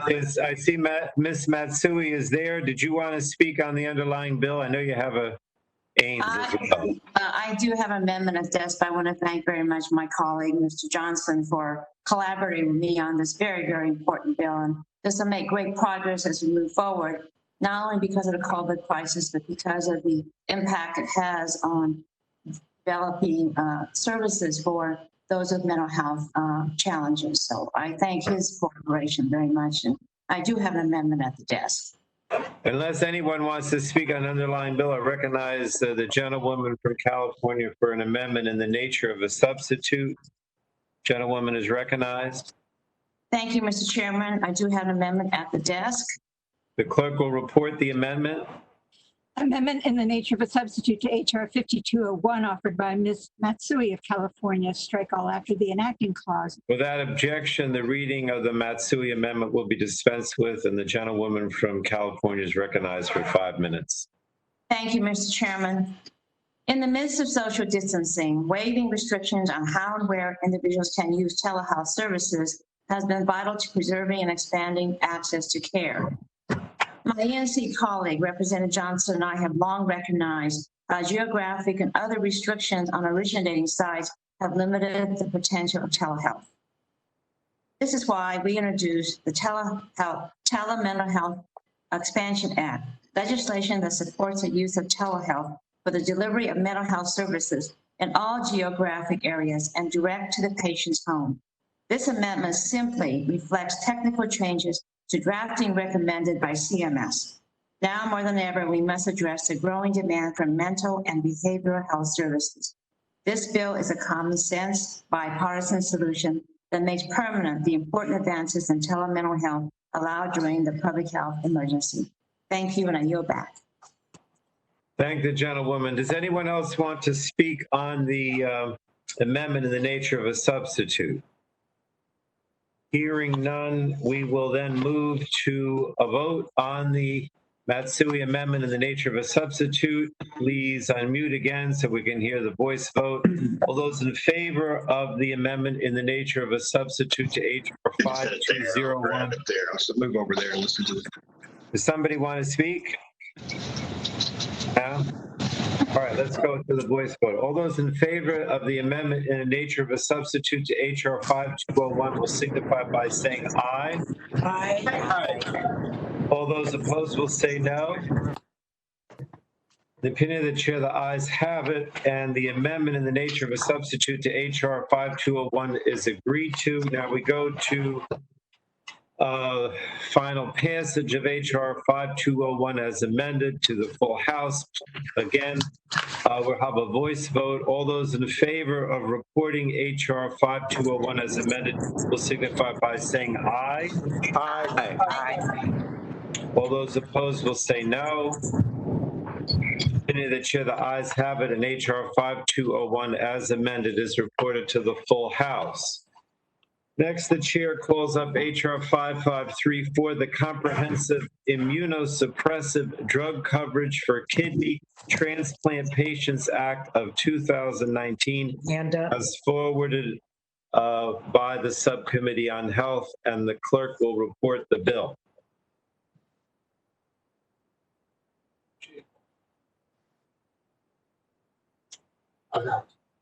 HR 5534, committee print.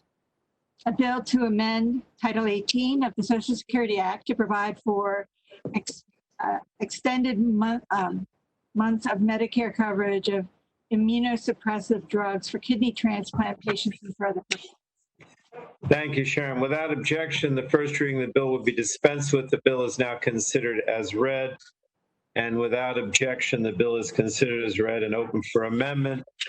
Are there any members seeking recognition to speak on the underlying bill?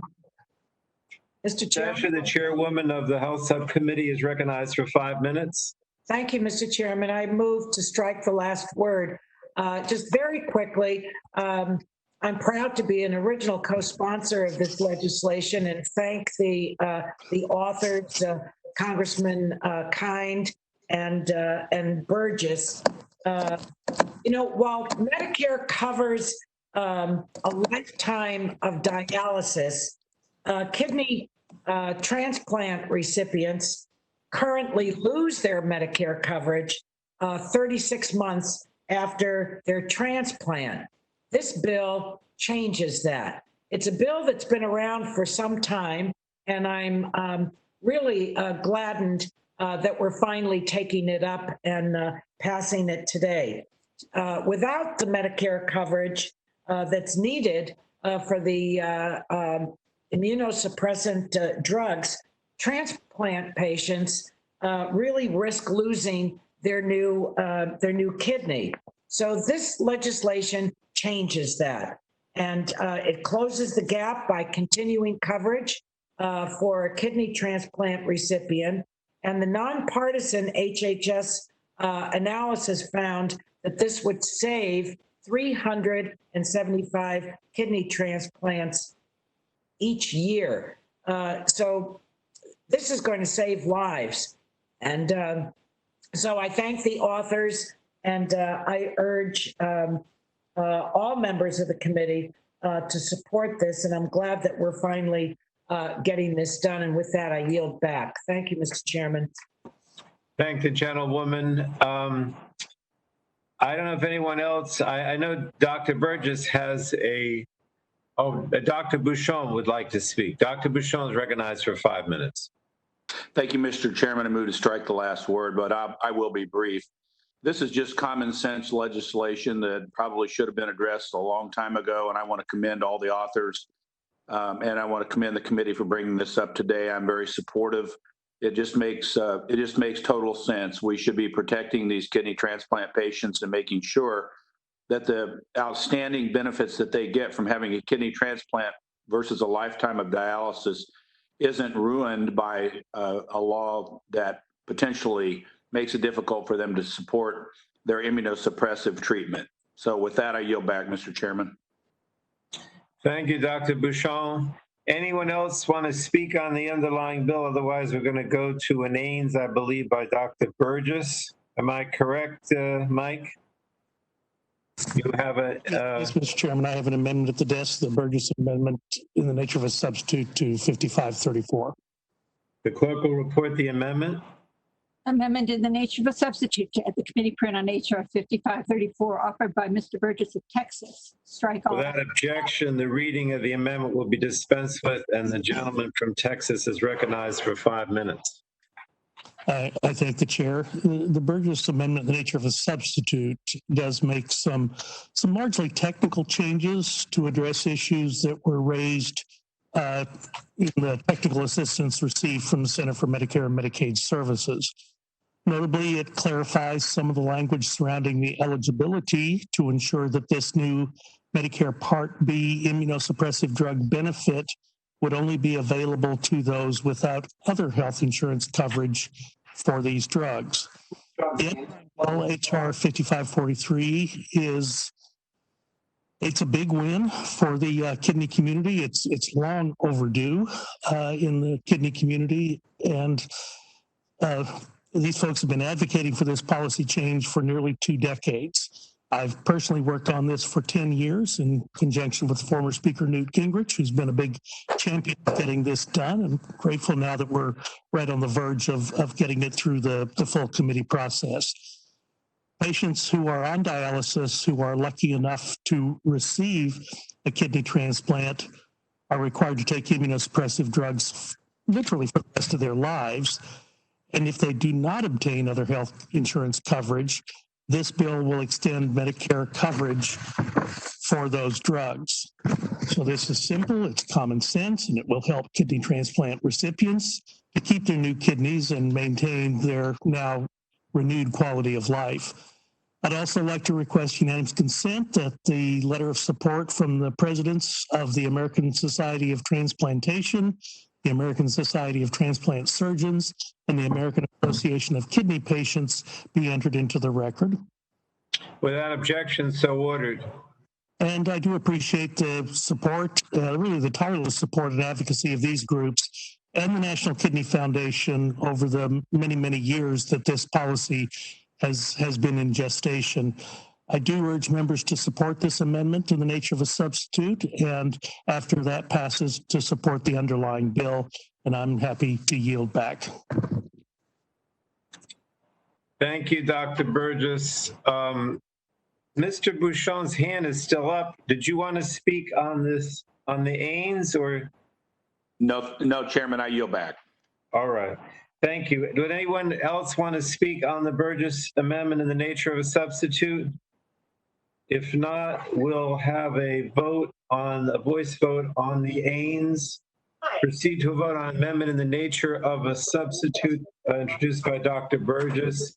All those in favor of the amendment in the nature of a substitute to HR 5534 will signify by saying aye. Aye. Aye. All those opposed will say no. Opinion of the chair, the ayes have it, and the Burgess Amendment in the nature of a substitute to HR 5534 is agreed to. And now we go to reporting the bill to the full House. All those in favor of reporting HR 5534 as amended will signify by saying aye. Aye. All those opposed will say no. In the opinion of the chair, the ayes have it, and HR 5534 is as amended, is reported to the full House. So next, the chair calls up HR 7539, the Strengthening Behavioral Health Parity Act, and the clerk will report the bill. HR 7539, a bill to strengthen parity in mental health and substance use disorders benefits. Without objection, the first reading of the bill will be dispensed with. The bill is now considered as read. And without objection, the bill is considered as read and open for amendment at any point. Are there any members that would like to speak on the underlying bill, HR 7539? The gentlewoman from the chairwoman of the Health Subcommittee, Ms. Eshoo, is recognized for 5 minutes. Thank you, Mr. Chairman, and I move to strike the last word to speak on the underlying bill. It's been over 11 years since the Paul Wellstone and Pete Domenici Mental Health Parity and Addiction Equity Act of 2008 was enacted by Congress. And since then, our country has made, I would say, some strides for people living with mental health and substance use disorders, but we still don't have mental parity in our country. In my state of California, we're 5 times more likely to be forced to search outside of an individual's insurance plan's network for mental health treatment than for medical or surgical care. Insurers in California also pay primary care providers 15% more than they pay behavioral health providers. So we all know that the mental health system is like a stepchild in our overall healthcare system. And that isn't parity by any stretch of the imagination. So by supporting this bill, we finally are giving federal and state regulators the resources that are needed to truly enforce parity, which will help Americans better access the care that they need nationwide. This is a major and important step that we're taking.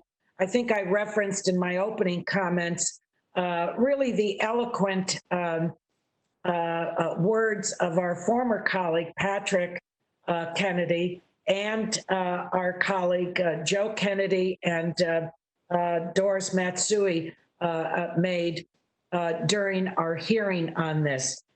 So I think it's well past time to end this disparity in care once and for all. And I urge all of my colleagues to support it. And with that, Mr. Chairman, I yield back and thank you. I thank the gentlewoman. I see Mr. Bilirakis, and then after that, Mr. Kennedy.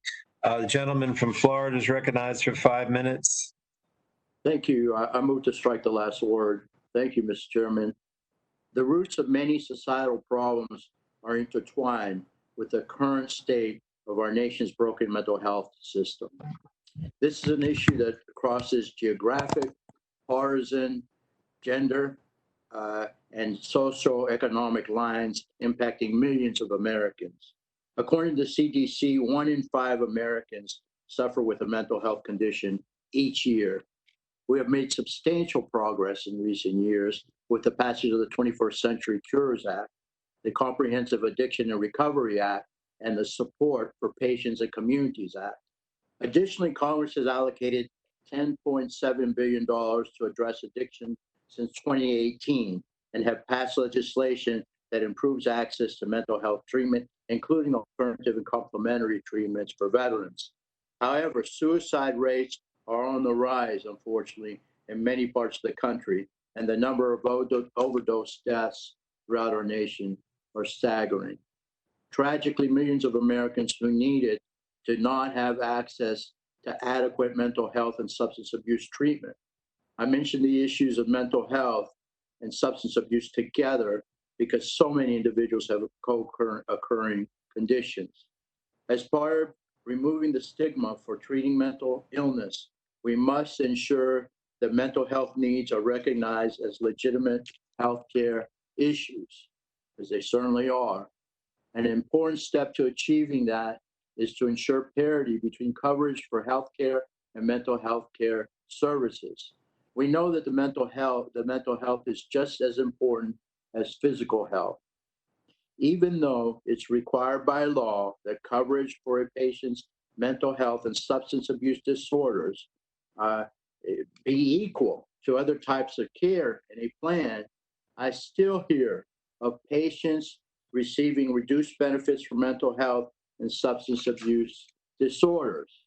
This is unacceptable as far as I'm concerned, which is why I've introduced a bipartisan bill to strengthen these critical benefits and hold health insurance companies accountable if they fail to follow the law. And again, I'm proud to actually introduce this bill. Our lead sponsor, Joseph Kennedy, and I know his cousin Patrick, who I serve with in Congress, have done a great job in this area. Also, the co-Republican lead with me is Fred Upton, and I know he's really worked on these issues.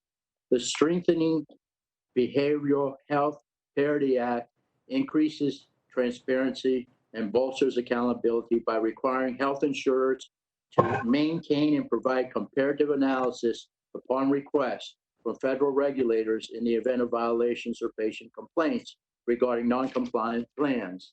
The need to advance this bill is underscored by the COVID-19 pandemic and the toll we are seeing it take on the mental health of millions of Americans. I thank my colleagues on this committee, again, Congressman Kennedy and Congressman Upton, for their leadership and partnership on this, and for the committee for working with us to advance this critical piece of legislation. And again, what a great day for this committee. We are a truly bipartisan committee, and I'm proud to be part of it. And I yield back, Mr. Chairman. Thank you. Thank you. And now we yield to the gentleman from Massachusetts, Mr. Kennedy, for 5 minutes. Thank you, Mr. Chairman. I want to thank you for convening this hearing and allowing us to consider the bipartisan Strengthening Behavioral Health Parity Act. As the subcommittee chairwoman Eshu indicated, over a decade ago, my cousin and former Congressman Patrick Kennedy fought to make behavioral health parity the law of our land. A few years later, the Affordable Care Act extended its reach by ensuring mental health care and substance use disorder treatment were considered essential health benefits. But still, ambiguous regulations and lax enforcement have built up a shield for insurers to skirt the law and violate their obligation to the people that they cover. The consequences have been devastating. Parents have spent weeks, months, and years fighting for reimbursement for their child's inpatient care. Patients in the grips of addiction searching for a lifeline and finding nothing but a profit-hungry insurer and a complicit government unwilling to help. Families bankrupted by mounting bills for a loved one's depression or bipolar disorder because in 2020, we still don't treat mental illness like physical injury. A complex web of intentionally designed regulations to trap people who are only asking for help. A web that we must untangle in Congress, because massive insurance companies will offer nothing but platitudes that make them feel better about their profits while patients suffer and die. Through my strengthening mental health parity, through my strengthening Behavioral Health Parity Act, we can build on the success of Mental Health Parity and Addiction Equity Act and the Affordable Care Act. And we can finally show patients battling mental illness and substance use disorders whose side we're on. The legislation will strengthen transparency by forcing companies found to be in violation who refuse to change their ways to disclose that to the people they cover. And it will name and shame the worst violators of our parity laws, so there will no longer be a curtain for them to hide behind. But our work cannot end here. We need to increase the leverage patients hold by passing the Behavioral Health Coverage Transparency Act and create a centralized portal to file complaints. We need to pass a later HHS approach bill that includes my plan to require the annual submission of public compliance reports for all insurers. It's time we uphold the promise my cousin and my colleagues, some of whom are in this markup today, made 12 years ago, that mental health care is health care. And we need to extend health care to all Americans, because as long as there's millions of uninsured Americans in this country, there will be a mental health and addiction crisis in this country. I also want to take a quick moment and read a statement from Congresswoman Katie Porter, who was instrumental in putting this legislation together. She writes, last week, Representative Joe Kennedy and I introduced H.R. 7539, the Strengthening Behavioral Health Parity Act. This bipartisan Porter-Kennedy legislation will make a parity a reality for millions of Americans in need. The pandemic has exposed weakness in our healthcare system, including the urgent need for mental health services. This pandemic separates us from our neighbors, devastates communities, and traumatizes frontline healthcare providers. Congress must support access to mental health services. This markup could not be more important or more timely. Mental health care is an essential tool to help those struggling with the consequences of this pandemic. It supports those who are recently unemployed, those who are on the front lines of this crisis, those who've been separated from family and friends for an indefinite period of time. But for far too many Americans, mental health services are out of reach. And for some, they're too expensive because they are uninsured. For others, their insurance will not cover their services. And for those in underserved areas, they're simply not a source of care in their communities. Now, more than ever, it's clear that we cannot wait to act to reduce costs and expand access. Central to all of these goals is mental health parity, a promise to the American people that mental health care services will be treated no differently than any other kind of care. It's a promise that we've never fulfilled. Passing the Strengthening Behavioral Health Parity Act will make parity a reality. And I thank the committee for including this legislation in today's markup. I encourage all of my colleagues to support this legislation. I'm grateful for your time. I want to thank and recognize Congressman Porter again, and I yield back. Thank you, Mr. Kennedy. Does any other member want to speak on this? Mr. Upton, do you have your hand up? Mr. Upton is recognized if he wants to be. Well, thank you, Mr. Chairman. I just want to thank Joe for his leadership on this. I'm a co-sponsor. This is mighty important to so many different people. When you couple this with what we're going to be doing on telehealth, providing access, particularly through some very difficult times like this, we got to get this bill to the floor as fast as we can. Use the time left to get the Senate's interest on this, and really all of us step forward in a big bipartisan way, and I yield back. Thank you, Mr. Upton. I know Mr. Kennedy has a manager's amendment, but before he moves on that, I just wanted to recognize myself for a minute to express my strong support for the bill, and also thank Joe Kennedy and the Kennedy family who've been so much involved with this parity issue for so long. Mention was made of Patrick, who was the sponsor of the federal parity law. And I also want to thank Katie Porter. She has been working with Mr. Kennedy and all of us to put this together, and we really appreciate her work on this. I mean, the bottom line is there are significant gaps that still exist between coverage for mental health services and general medical care. And this bill is an important bipartisan bill that will help improve equity in that respect. But I also recognize that the issue of parity requires further examination by this committee. And I want to promise that we'll continue our work on this important topic in the future. With that, I'll yield back. And I would now, unless anyone else wants to speak, I don't think so. We will now move to the manager's amendment. Mr. Kennedy, recognized you have a manager's amendment. I do. I will be brief because I got it all in before. The manager's amendment is a makes the bill. Well, let me see. I have to ask the clerk to report it first. Sharon, will you report the Kennedy amendment? Yes, sir. Amendment to H.R. 7539 offered by Mr. Kennedy of Massachusetts, page 20. Without objection, the reading of the Kennedy amendment will be dispensed with, and the gentleman from Massachusetts is recognized for 5 minutes in support. Thank you, Mr. Chairman. The amendment makes this bill even better and stronger. I urge all of my colleagues to support it. Thank you. Thank you. Does anyone else want to speak on the manager's amendment? Mike Doyle, rule of amendments. Mike Doyle said we're not allowed to? Is that what he said? No, I said that's the Mike Doyle rule of amendment, speaking on amendments. Oh, okay. All right. I appreciate it greatly, Joe. All right. If there's no further debate, we'll proceed to a vote on the Kennedy amendment. All those in favor of the manager's amendment will signify by saying aye. Aye. Aye. All those opposed will say no. In the opinion of the chair, the ayes have it. The amendment is agreed to. Are there any further amendments to the underlying bill? Hearing none, the question now occurs on favorably reporting H.R. 7539. Did I hear someone saying they wanted to say something? No? Okay. All right, question now occurs on favorably reporting H.R. 7539 as amended to the full House. All those in favor of reporting H.R. 7539 as amended to the House will signify by saying aye. Aye. Aye. Aye. Aye. All those opposed will say no. In the opinion of the chair, the ayes have it. The ayes have it, and H.R. 7539 as amended is reported to the full House. Okay, next we go.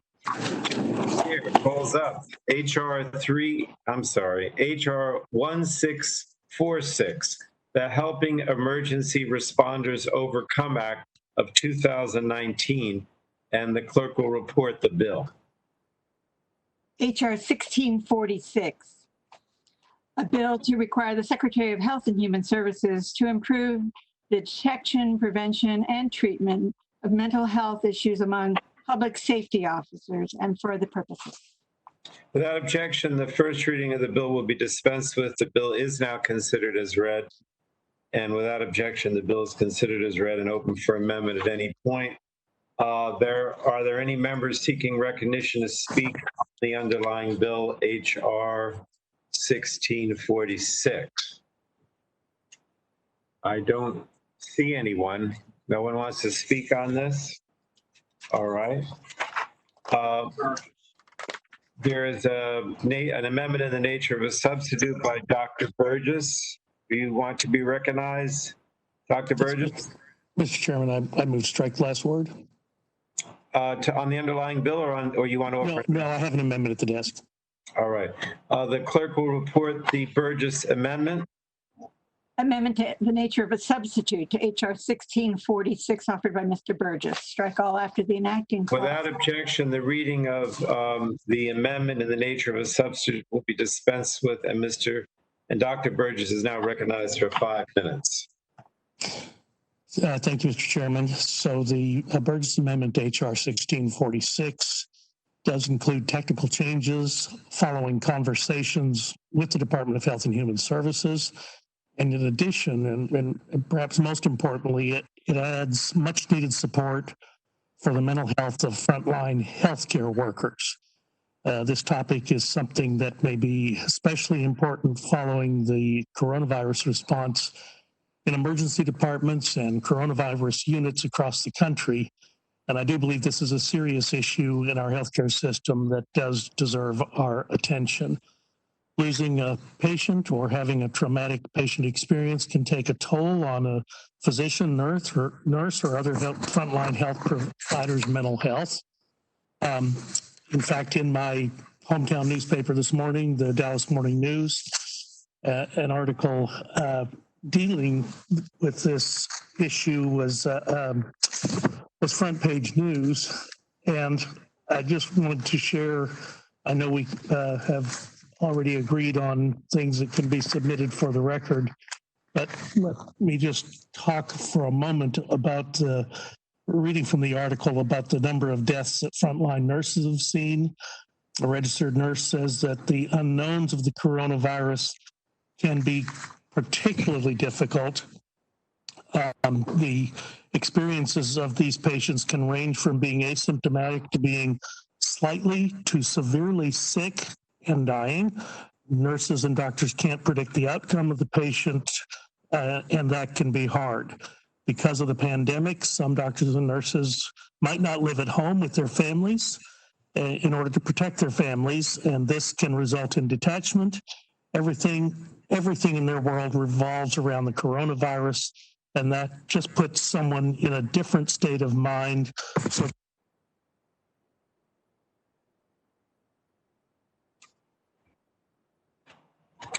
I can't hear Dr. Burgess. I don't know what happened. Sorry, technical difficulty. So that their normal routines are completely disrupted. So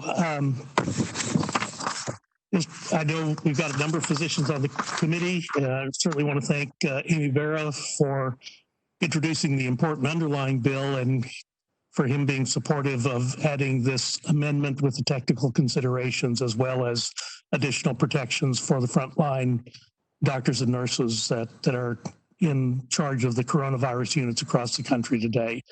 And I urge support of the amendment and then the underlying bill, and we yield back to the chairman. Thank you, Dr. Burgess. Does any other member seek recognition to speak on the Burgess-Ains? Hearing none, we will go to a voice vote on the Burgess amendment in the nature of a substitute. All those in favor of the Burgess amendment in the nature of a substitute to HR 1646 will signify by saying aye. Aye. Aye. All those opposed will say no.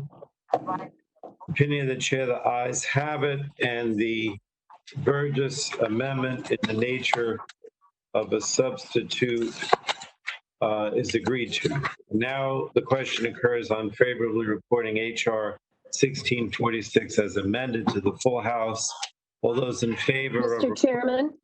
Yes. Mr. Chairman, it's Annie Custer. Annie. Is this an appropriate time to strike the last word to speak before the bill is passed? If you'd like, sure. I recognize the gentlewoman for 5 minutes. Thank you. I'd like to strike the last word, and thank you, Chairman Pallone. I'm proud to co-sponsor the HERO Act of 2019, and I wanted to say we're currently in the worst public health crisis of our generation, and our first responders have been just simply extraordinary on the front lines of COVID-19. Ensuring that they have the support they need to cope with their mental health needs is critical to their continued well-being and to our safety going forward. This bill will invest in data collection to study successful interventions and suicide prevention.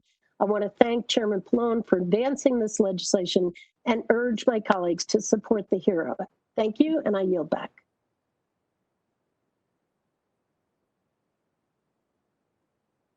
Thank the gentlewoman. Does anyone else want to speak before we go to final passage? All right, the question now occurs on favorably reporting HR 1646 as amended to the full House. All those in favor of reporting HR 1646 as amended will signify by saying aye. Aye. All those opposed will say no. Opposed say no. Opinion of the chair, the ayes have it, and HR 1646 as amended is reported to the full House. Our next bill, the chair calls up HR 2117, the Food Allergy Safety Treatment Education and Research, or FASTER Act of 2019, as forwarded by the Subcommittee of Health, and the clerk will report the bill. Committee printed to HR 2117, a bill to improve the health and safety of Americans living with food allergies and related disorders, including potentially life-threatening anaphylaxis, food protein-induced enterocolitis syndrome, and SO. Without objection, the first reading of the bill will be dispensed with. The bill is now considered as read. And without objection, the bill is considered as read and open for amendment at any point. Does anyone want to speak on this bill? Yes. Ms. Eshu, the chairwoman of the Health Subcommittee, is recognized. Thank you, Mr. Chairman, and I move to strike the last word. This legislation was introduced by Congresswoman Matsui, and the passage of it is a real priority for me.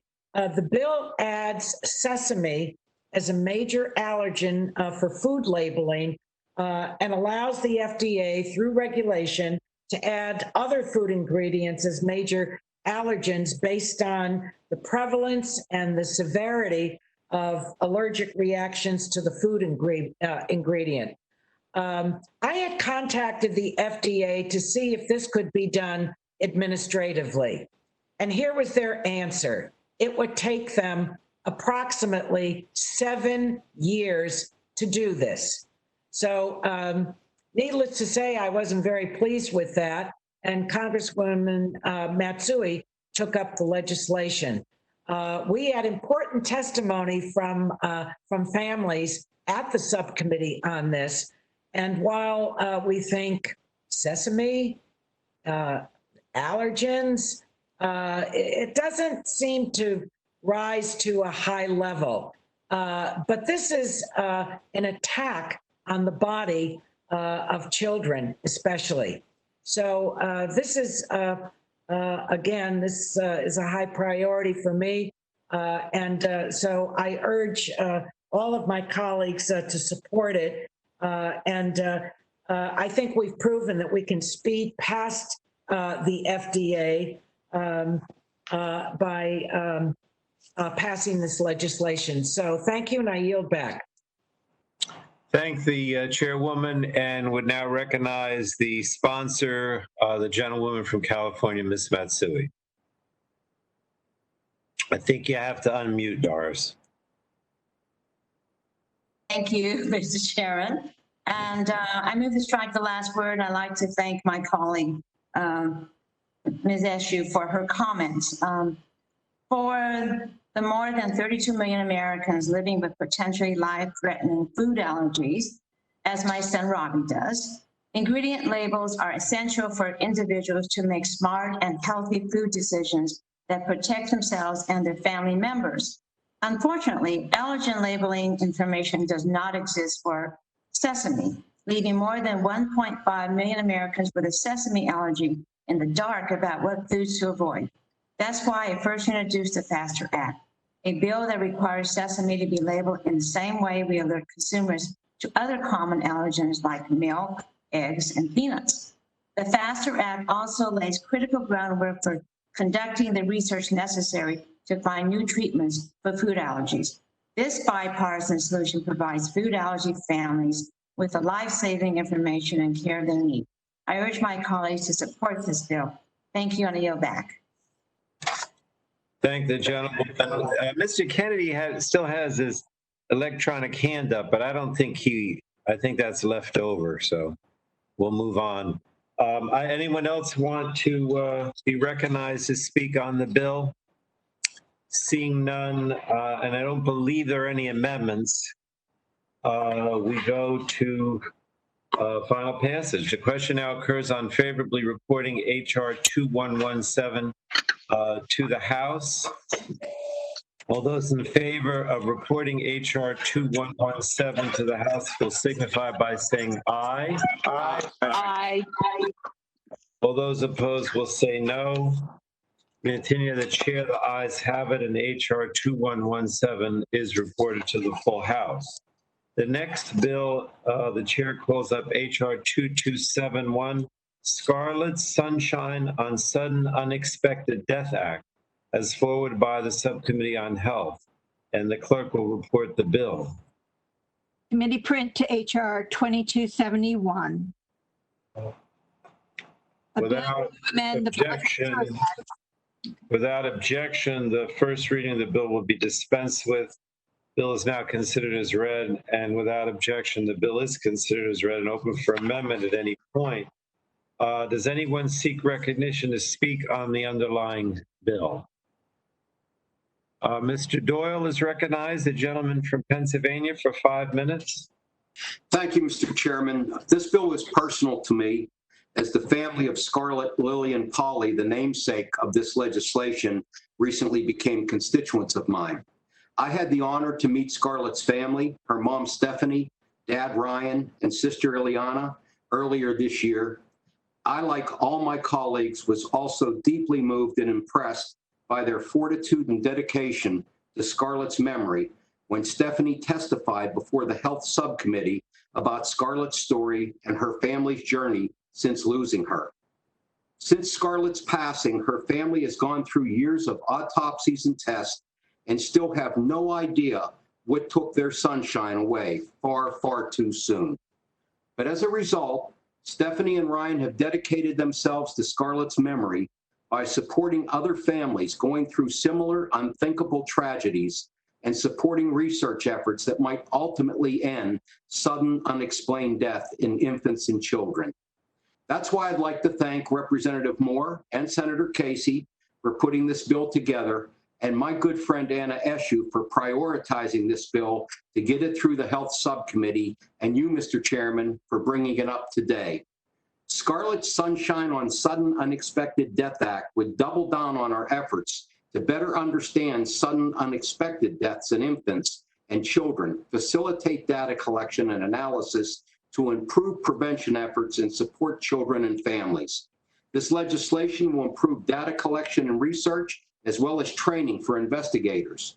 It would also help experts develop and implement best practices to prevent unexpected deaths in infants and children, including by making sure healthcare professionals have access to those educational materials.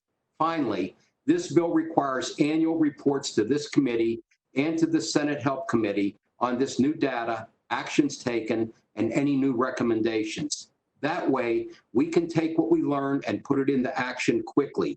which means saving more lives. It is common sense and it is urgent. I hope that we can move this through the committee today and that it will be on the House floor soon. By passing this bill today, we are all doing our part to honor Scarlett's life, legacy, and memory. Scarlett, who loved studying new people and things, smiling, reading, and watching her dad act out the story Barnyard Dance. Scarlett, who loved pets, pointing out her belly, walking, and blowing kisses. This bill has its origins in tragedy, but it is ultimately full of hope for so many little boys and girls like Scarlett, who are the sunshine of their families' lives. I hope we can pass it today. And with that, I yield back. I thank the gentleman. Does anyone else want to speak on this? Mr. Pallone, Ms. Custard, thank you. The gentlewoman is recognized for 5 minutes. Thank you. I would like to strike the last word. Thank you, Chairman Pallone and Representative Doyle. I'd like to express my sincerest gratitude to this committee and its members in advancing the Scarlet Sunshine on Sudden Unexpected Death Act. We've heard the heartbreaking testimony in this committee, and we've experienced it in our own families. And that's why I am here to speak on a sudden infant death syndrome just about a year and a half ago. No one can imagine the pain that parents and families go through when their child has passed unexpectedly without any known explanation. I'm proud to co-sponsor this legislation, which improves national guidelines and data consistency for sudden infant death and sudden unexpected death for children, as well as an offer of support to families. Our family will never be the same without Leah, but I will keep fighting to improve child and maternal care to prevent families from losing a precious young one. And I'm so delighted to have a photo of Leah with me today. I thank you, and I yield back. Thank the gentlewoman. Does anyone else seek to speak on HR 2271? I didn't see anyone. And I don't believe we have any amendments. So we will move to final passage by voice vote. The question now occurs on favorably reporting HR 2271 to the House. Those in favor of reporting HR 2271 to the full House will signify by saying aye. Aye. Aye. All those opposed will say no. In the opinion of the chair, the ayes have it. HR 2271 is reported to the full House. The next bill, the chair calls up HR 2468, the School-Based Allergies and Asthma Management Program Act, as forwarded by the Subcommittee on Health, and the clerk will report the bill. Committee print to HR 2468, a bill to amend the Public Health Service Act to increase the preference given in awarding certain allergies and asthma-related grants to states that require certain public schools to have allergies and asthma management programs and for other purposes. Without objection, the first reading of the bill will be dispensed with. The bill is now considered as read. And without objection, the bill is considered as read and open for amendment at any point. Are there any members seeking recognition to speak on the underlying bill? I don't see anyone who says they're looking to speak. So we will move to amendments, but I don't believe we have any. And so we will then move to final passage by voice. The question now occurs on favorably reporting HR 2468 to the full House. All those in favor of reporting HR 2468 to the House will signify by saying aye. Aye. Aye. Aye. All those opposed will say no. Opinion of the chair, the ayes have it, and HR 2468 is reported to the House.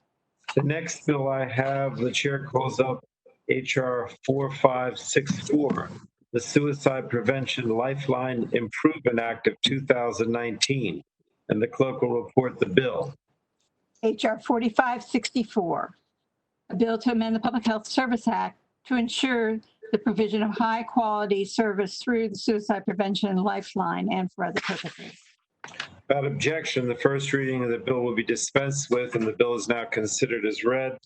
And without objection, the bill is considered as read and open for amendment. Are there any members seeking recognition to speak on the underlying bill, HR 4564? I don't see anyone's hand up. Who's that?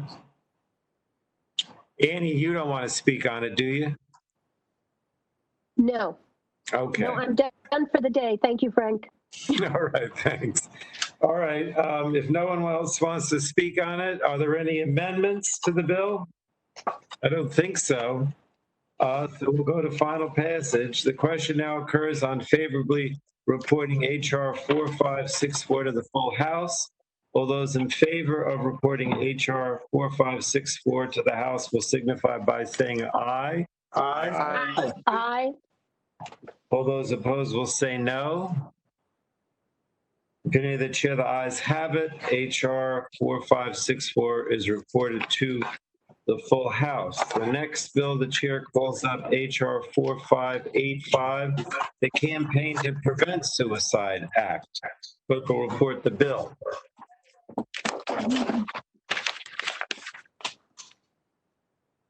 Mr. Chairman, I have an amendment. Okay, but we have to report it first. Sharon? HR 4585, a bill to require the Director of the Centers for Disease Control and Prevention to conduct a national suicide prevention media campaign and for other purposes. I thank Sharon. Without objection, the first reading of the bill will be dispensed with. The bill is now considered as read. Without objection, the bill is considered as read and open for amendment at any point. Does anyone seek recognition to speak on the underlying bill? Mr. Chairman? Yes. Congressman Cardenas, I don't know if you can see me, but I have an amendment. Did Ms. Eshu have, with your hand up, Anna?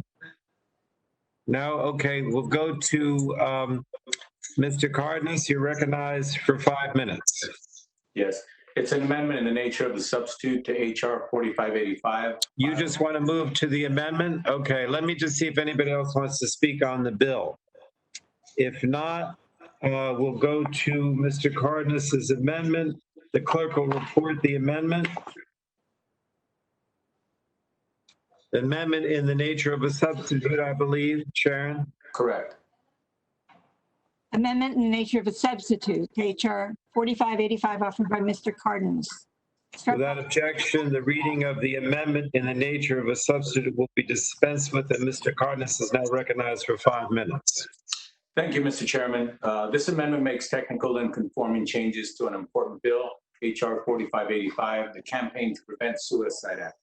These changes are based on feedback from HHS, Health and Human Services, and we work with our Republican colleagues on the amendment, and I appreciate all the cooperation and good work that we've done on both sides of the aisle.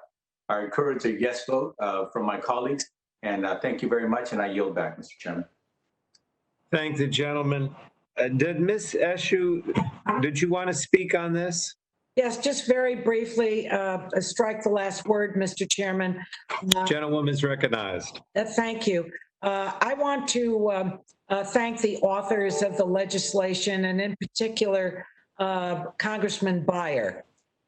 He has long held interest and really a passion about this issue of suicide. And so I just want to say bravo to him and the work that's been done.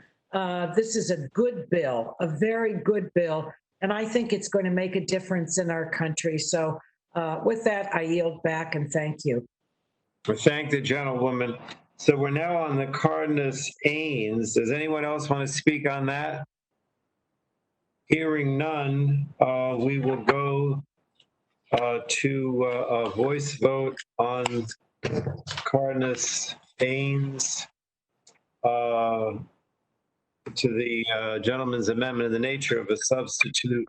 All those in favor of the amendment in the nature of a substitute to HR 4585 will signify by saying aye.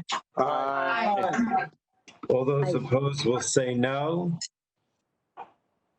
In the opinion of the chair, the ayes have it, and the Carney's amendment in the nature of a substitute to HR 4585 is agreed to.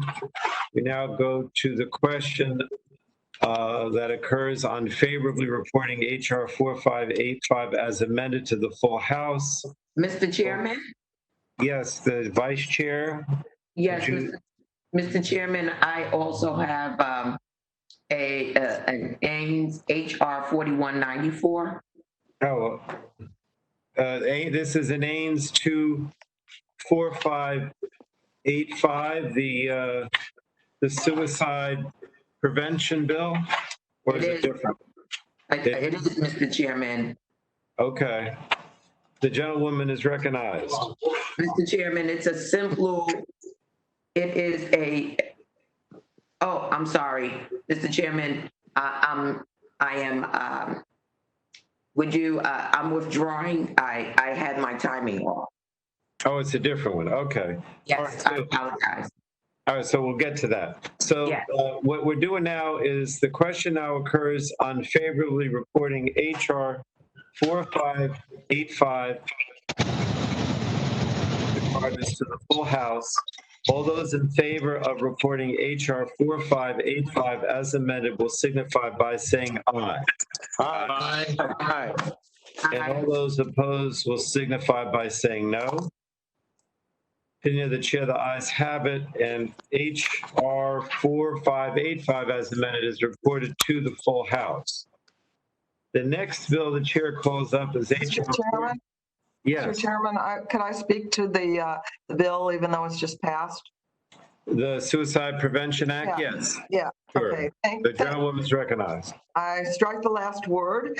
Mr. Chairman, I move to strike the last word. I'm glad our committee has several bills that are dealing with the important issue of suicide. As co-founder and as co-chair of the House Democratic Caucus Task Force on Aging and Families, along with my friend Doris Matsui, I'm very concerned that older Americans are at high risk of suicide and more likely to die after suicide attempts.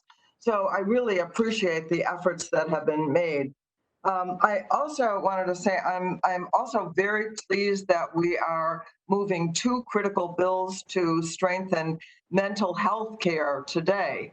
But I'd like also to discuss another bill which will improve care for Part B. Those are Medicare Part B beneficiaries, and improve mental health care. Representative Mark Wayne Mullen, Judy Chu, Jason Smith, and I also introduced the Medicare Mental Health Act, Access Act, HR 884, to allow psychologists to utilize their full scope of practice in all Medicare treatment settings. And I'm very concerned that this is not being considered right now. I'm really, really disappointed. If we are serious about providing mental health services, especially to our older Americans, it is very, very important, particularly at this time of high anxiety, social isolation, and loneliness, that Congress needs to step up and improve access to mental health services for Medicare beneficiaries. We could do so by passing HR 884 and removing the outdated, ineffective, and unnecessary restriction on psychologists' ability to provide the full range of their services in a timely manner. I look forward to working with my colleagues on both sides of the aisle to advance this, particularly, again, as we talk about suicide, the vulnerability of our older Americans. Why would we prevent psychologists? We need more, not fewer practitioners, not to be able to practice to their full extent. We have the support of the American Group Psychology, Psychotherapy Association, the American Psychological Association, the National Rural Health Association, and the Paralyzed Veterans of America, and many more organizations who support this. And I hope that there'll be a timely way that we can deal with this legislation, and I yield back. Thank you. I thank the gentlewoman. Now, we did the suicide prevention bill. So now the chair calls up HR 4712, the Fairness in Orphan Drug Exclusivity Act, as forwarded by the Subcommittee on Health. Clerk will report that bill.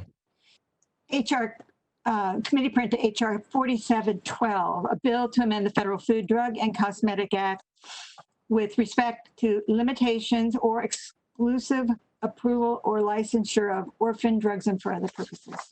Without objection, the first reading of that bill will be dispensed with. The bill is now considered as read. And without objection, the bill is considered as read and open for amendment at any point. Any member wish to speak on the underlying bill, the orphan drug exclusivity legislation? Yeah, Mr. Chairman, Burgess here. Move to strike. Dr. Burgess is recognized for 5 minutes. Thank you, Mr. Chairman. This bill closes an existing loophole in the Orphan Drug Act that has been used by some manufacturers to obstruct competition. This legislation requires manufacturers to demonstrate an inability to recoup R&D costs when requesting a period of market exclusivity for a drug that has received a designation under the cost recovery prong of the Act. There have, in fact, only been 3 approvals granted under the cost recovery prong since 1983, and this bill will not directly impact the exclusive licensure of any products that currently benefit from a designation under this prong. However, I want to reiterate a comment that I made during the subcommittee markup. Language that sets a precedent of revoking a benefit awarded prior to enactment is a slippery slope and could chill innovation if adopted more broadly. While this bill itself is narrowly tailored, and we do not want uncertainty caused by Congress retroactively legislating to discourage truly innovative drugs from coming to market, especially in the rare disease community. However, I think we are taking a step in the right direction by closing this loophole and preventing future abuses of the Orphan Drug Act. And as such, I support advancing the bill out of this committee. So I yield back. Thank the chairman. I yield back the balance of my time. Thank the gentleman. I know that Mr. Veazey has at Ains, but I also, Ms. Schakowsky and Ms. Custer, your hands electronically still up. Did you want to comment? Either of you? No? Okay. All right, Mr. Veazey, did you want to speak or you just want to move to the Ains? Just to the Ains. Or is it I guess it's a manager's amendment. All right. Yeah, I have it. Now, I recognize Mr. Veazey on the manager's amendment. The clerk will report the manager's amendment. Amendment to the committee print of HR 4712 offered by Mr. Veazey of Texas. Page 3, line 24, strike. Without objection, the reading of the Veazey amendment will be dispensed with. The gentleman for Texas is recognized for 5 minutes. Thank you, Mr. Chairman. The opioid epidemic does not discriminate. We've seen this epidemic touch every crevice in America, and it's sad. This bill closes a loophole which blocks pharmaceutical competition and prevents innovative treatments for opioid use disorder from coming to the market. And that's why we must pass this legislation, because it's an important step forward in curbing this epidemic by expanding access to a wide range of new medication-assisted treatment that will create more options in the marketplace. The Fairness and Orphan Drug Exclusivity Act, introduced by Representatives Dean, McKinley, Carter, and myself, is a continuation of our committee's work to close loopholes to bring drug costs down for American patients. Since it was passed in '83, the Orphan Drug Act has been successful in driving research and discovery of new therapies to treat and even cure of rare diseases. The law creates 2 pathways for manufacturers to gain incentives, including 7 years of market exclusivity.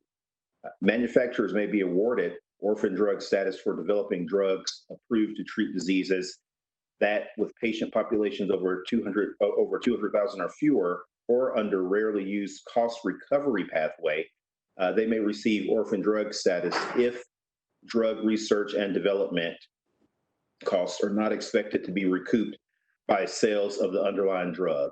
Once awarded orphan drug status, a drug never loses it. Companies can develop new formulations of the same drug and receive additional rounds of exclusivity.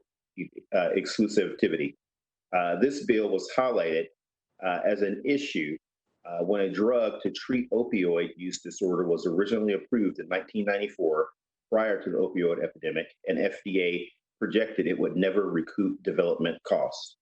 Years later, at the height of the opioid epidemic, the manufacturer of the drug developed a new, longer-lasting formula and was awarded an additional 7 years of exclusive use. Of course, we now tragically have millions of people in the U.S. with substance use disorder that's tied to opioids, and the manufacturer will easily be able to recoup development costs. FDA recognized this issue with this particular drug and revoked its orphan designation, but not before delaying generic competition that otherwise would be on the market.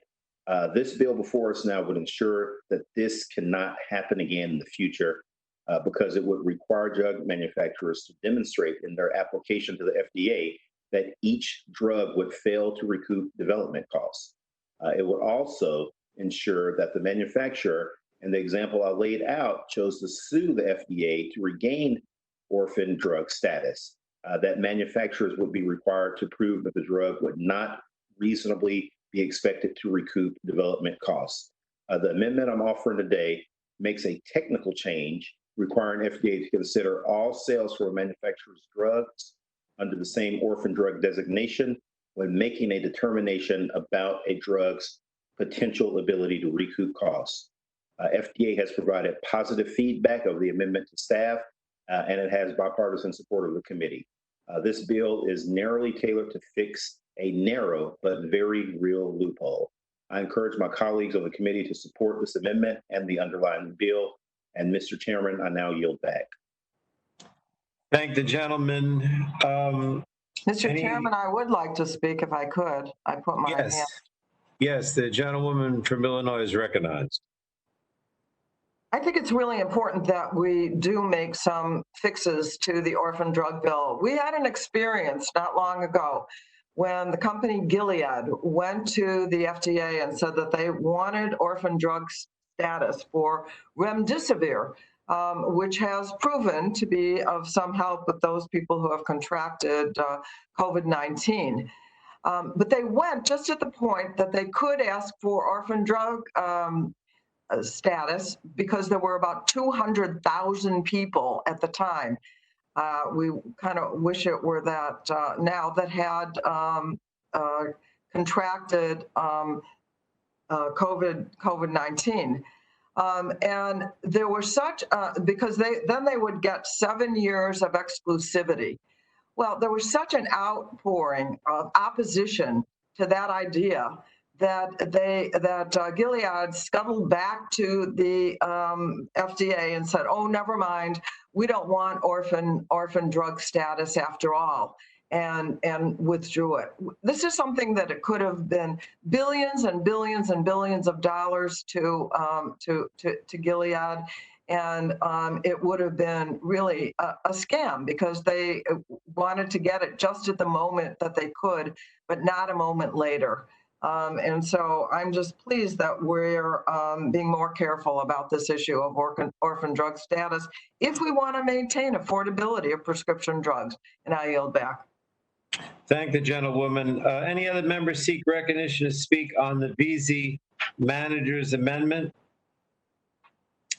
Hearing none, we'll go to a voice vote on the Manager's Amendment. All those in favor of the VZ Manager's Amendment will signify by saying aye. Aye. Aye. Aye. Aye. All those opposed will say no. Opinion of the chair, the ayes have it, and the amendment is agreed to. Don't think we have any further amendments, so we'll go to final passage The question now occurs on favorably reporting H.R. 4712 as amended to the full House. All those in favor of reporting H.R. 4712 as amended to the House will signify by saying aye. Aye. Aye. All those opposed will say no. Opinion of the chair, the ayes have it, and H.R. 4712 as amended is reported to the full House. Next bill, the chair calls up H.R. 4866, the National Centers of Excellence in Continuous Pharmaceutical Manufacturing Act of 2019, as forwarded by the Subcommittee on Health. The clerk will report the bill. HR 4866, committee print. A bill to amend the 21st Century Cure Act to provide for designation of institutions of higher education that provide research, data, and leadership on continuous manufacturing as National Centers of Excellence in Continuous Pharmaceutical Manufacturing and for their purposes. Without objection, the first reading of the bill will be dispensed with. The bill is now considered as read, and without objection, the bill is considered as read and open for amendment at any point. Are there any members seeking recognition to speak on the underlying bill related to continuous manufacturing? I guess I'll recognize myself at this point for 5 minutes. Continuous pharmaceutical manufacturing is the future of medicine. The bill will foster the development of continuous manufacturing technology, a more nimble and efficient mode of pharmaceutical production, by expanding opportunities for the FDA to partner with universities across the country that are leading these efforts. I noted at the Health Subcommittee markup in March that the COVID-19 pandemic has demonstrated how the outdated batch manufacturing process adds to the potential for supply chain issues. On several occasions since then, I've heard from health providers in my district about their inability to access commonly used and critically needed medication, including medication necessary for the use of ventilators due to surges in demand.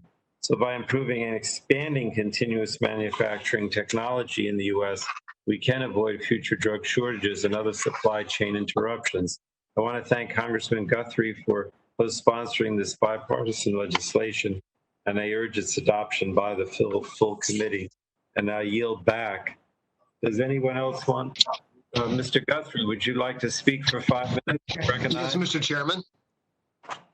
Thank you, Mr. Chairman. I would like to speak in support of the bill.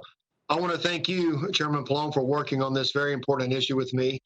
And during the legislative hearing on H.R. 4866, we heard how continuous manufacturing could help with drug shortages that we may face in the future and may even help right now during the COVID pandemic. I believe this bill is crucial in order to ensure Americans have access to medicine they need while also helping with supply chain interruptions. I urge my colleagues to support this bill. I appreciate working with you personally, and I yield back. Thank the gentleman. Chairwoman Eshu, did you want to speak? I recognize you for 5 minutes. Thank you, Mr. Chairman. I move to strike the last word. I want to thank Mr. Guthrie for his work.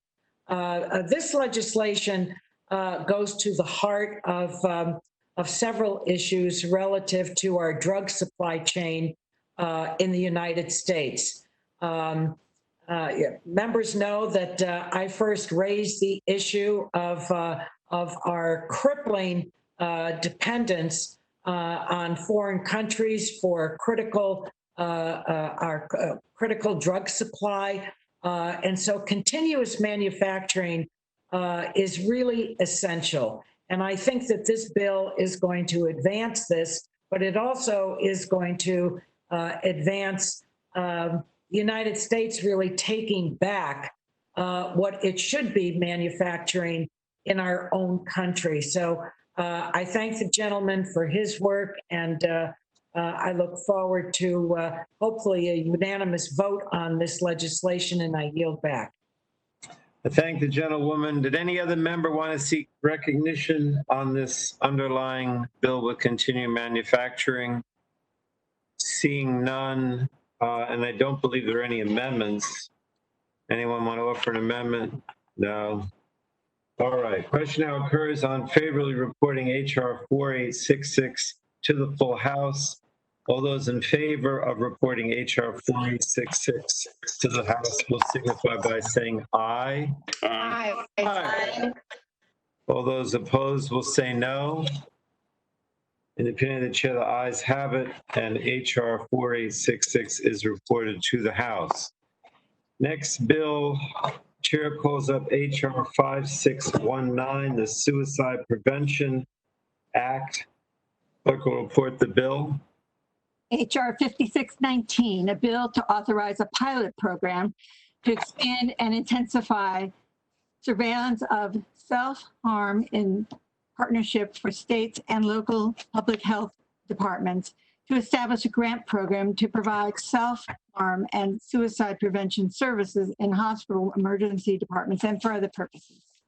Without objection, the first reading of the bill will be dispensed with. The bill is now considered as read, and without objection, the bill is considered as read and open for amendment at any point. Are there any members seeking recognition to speak on HR 5619? Doesn't look like it, and I don't believe, do we have any, we do have an Ains, okay. Who's offering the, Ms. Matsui. it's Ms. Matsui, okay. Yes. Gentleman from California is recognized to offer an amendment in the nature of a substitute. Thank you, Mr. Chairman. I have an amendment at the desk. The suicide. Clerk will report the amendment. Amendment in the nature of a substitute to HR 5619 offered by Ms. Matsui. Strike all. Without objection, the reading of the amendment will be dispensed with, and Ms. Matsui is now recognized for 5 minutes. Thank you, Mr. Chairman. The Suicide Prevention Act would help to identify and track suicide attempts and instances of self-harm in emergency departments and improve follow-up care. This amendment offers technical changes to this bill. Rates of suicide have risen to epidemic levels in this country. Suicide is now the 10th leading cause of death in the United States. Even in the middle of this pandemic, we cannot lose sight or further ignore this troublesome reality. I'm proud to co-lead this bipartisan bicameral bill with my colleague from Utah, Representative Stewart. I encourage the committee to support the meaningful steps this legislation would take to better recognize suicide trends, intervene earlier, and save lives. Thank you, and I yield back. Thank the gentlewoman. Does anyone else want to speak on Ms. Matsui's amendment in the nature of a substitute? Seeing none, we will move to a vote on the amendment in the nature of a substitute. All those in favor of the Matsui amendment in the nature of a substitute to HR 5619 will signify by saying aye. Aye. All those opposed will say no. In the chair, the ayes have it. The amendment in the nature of a substitute to HR 5619 is agreed to. We'll now move to final passage of HR 4619 as amended.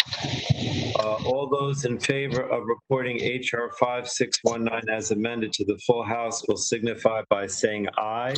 Aye. Aye. Aye. All those opposed will say no.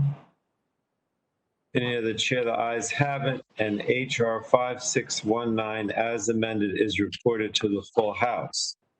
Next bill, the chair calls up HR 5663, the Safeguarding Therapeutics Act, and the clerk will report the bill. HR 5663, a bill to amend the Federal Food, Drug, and Cosmetic Act to give authority to the Secretary of Health and Human Services acting through the Commissioner of the Food and Drugs to destroy counterfeit devices. Without objection, the first reading of the bill will be dispensed with. The bill is now considered as read. Without objection, the bill is considered as read and open for amendment. Are there any members seeking recognition to speak on the underlying bill, HR 5663? Mr. Guthrie is recognized for 5 minutes. Mr. Chair, I'm wanting to offer an amendment. Just want to offer an amendment. Anyone else want to speak on the underlying bill before he offers his amendment? No? Okay, Mr. Guthrie is recognized to offer an amendment in the nature of a substitute.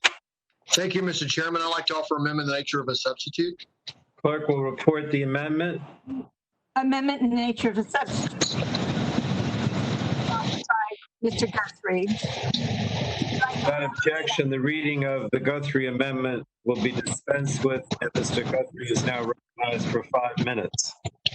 Thank you, Mr. Chairman. I want to speak in support of our amendment. And while we're seeing more and more counterfeit products across all markets, just last week, UN research showed a boom in illegal activity in faulty COVID-19 products. This bill will give FDA the authority to destroy illicit medical devices, which includes combination products that will strengthen our supply chain and protect Americans. I was able to tour the JFK incoming facility, and it's amazing that the FDA has authority to destroy illegal drugs, but not illegal medical devices, and it's a problem. This amendment includes technical changes and will ensure FDA's ability to stop the harmful products for hurting Americans. Also want to thank specifically, after touring JFK, and I know we have other people from the great city of New York on this committee, but working with Congressman Engel for working with an important port within his city and working with me on this bill, and I appreciate his service and all that he's done for this bill, and I urge my colleagues to support this amendment and the underlying bill, and I yield back. Thank you, Mr. Guthrie. Does anyone else want to speak on the Guthrie-Ains? All right, we'll move to a vote on that. All those in favor of the Guthrie amendment in the nature of a substitute to H.R. 5663 will signify by saying aye. Aye. All those opposed will say no. Opinion of the chair, the ayes have it. The amendment in the nature of substitute to H.R. 5663 is agreed to. And now it's on favorably reporting H.R. 5663 as amended to the full House. All those in favor of reporting H.R. 5663 as amended will signify by saying aye. Aye. All those opposed will say no. Opinion of the chair, the ayes have it. H.R. 5663 as amended is reported to the House. Next bill, the chair calls up H.R. 5668, making objective drug evidence revisions for new labeling or Modern Labeling Act of 2020 as reported by the Subcommittee on Health. The clerk will report the bill. H.R. 5668, a bill to amend the Federal Food, Drug, and Cosmetic Act to modernize the labeling of certain generic drugs and for other purposes. Without objection, the first reading of the bill will be dispensed with. The bill is now considered as read. Without objection, the bill is considered as read and open for amendment. Any member seeking recognition to speak on the underlying bill, H.R. 5668? Mr. Guthrie, or did I not see your hand up? I'm sorry, I left my hand up from before, but I want to speak on the amendment that's about to be after Ms. Matsui offers her amendment. So I'll leave my hand up, but I don't need to speak. All right, we're going to go to the Matsui Ains. Is that agreeable to everyone? Ms. Matsui is recognized. Thank you, Mr. Chairman. I have an amendment at the desk. The clerk will report the Matsui Ains. Amendment in the nature of a substitute to H.R. 5668 offered by Ms. Matsui. Strike all. Without objection, the reading of the Matsui amendment will be dispensed with. The gentlewoman from California is recognized for 5 minutes. Thank you, Mr. Chairman. Prescription drug labels are the most readily available and trusted sources of drug information. The Modern Labeling Act would support FDA's ability to update older treatment labels to reflect the latest clinical evidence when appropriate. This amendment further clarifies the timeline and process for selecting generic drugs eligible for label changes using the new modern framework. Importantly, it ensures that label changes solely related to safety information must continue to go through FDA's existing safety pathway. I thank the committee and my co-lead, Representative Brett Guthrie, for the bipartisan work that went into improving this bill since our subcommittee markup.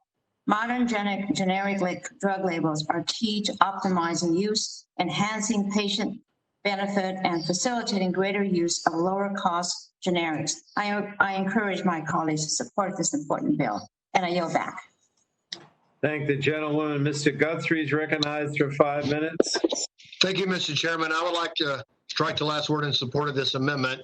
Congresswoman Matsui and her staff, committee staff, and my staff have been working hard to ensure that the labels of generic drugs with no brand can be safely updated in order to ensure patients receive the best possible care. I'm glad we've been able to work in a bipartisan way on this bill and urge my colleagues to support this bill and this amendment. I yield back. Thank the gentleman. Anyone else want to speak on the Matsui Ames? No? Then we'll move to a vote on the Matsui Ames. All those in favor of the amendment in the nature of a substitute to HR 5668 will signify by saying aye. Aye. All those opposed will say no. No. Have it. The amendment in the nature of a substitute to HR 5668 is agreed to. Move to final passage. Question now occurs on favorably reporting HR 5668 as amended to the House. All those in favor of reporting HR 5668 as amended to the House will signify by saying aye. Aye. Aye. All those opposed will say no. The opinion of the chair, the ayes have it, and HR 5668 as amended is reported to the House. Chair calls up HR 7574, the Strengthening America's Strategic National Stockpile Act of 2020. And the clerk will report that bill.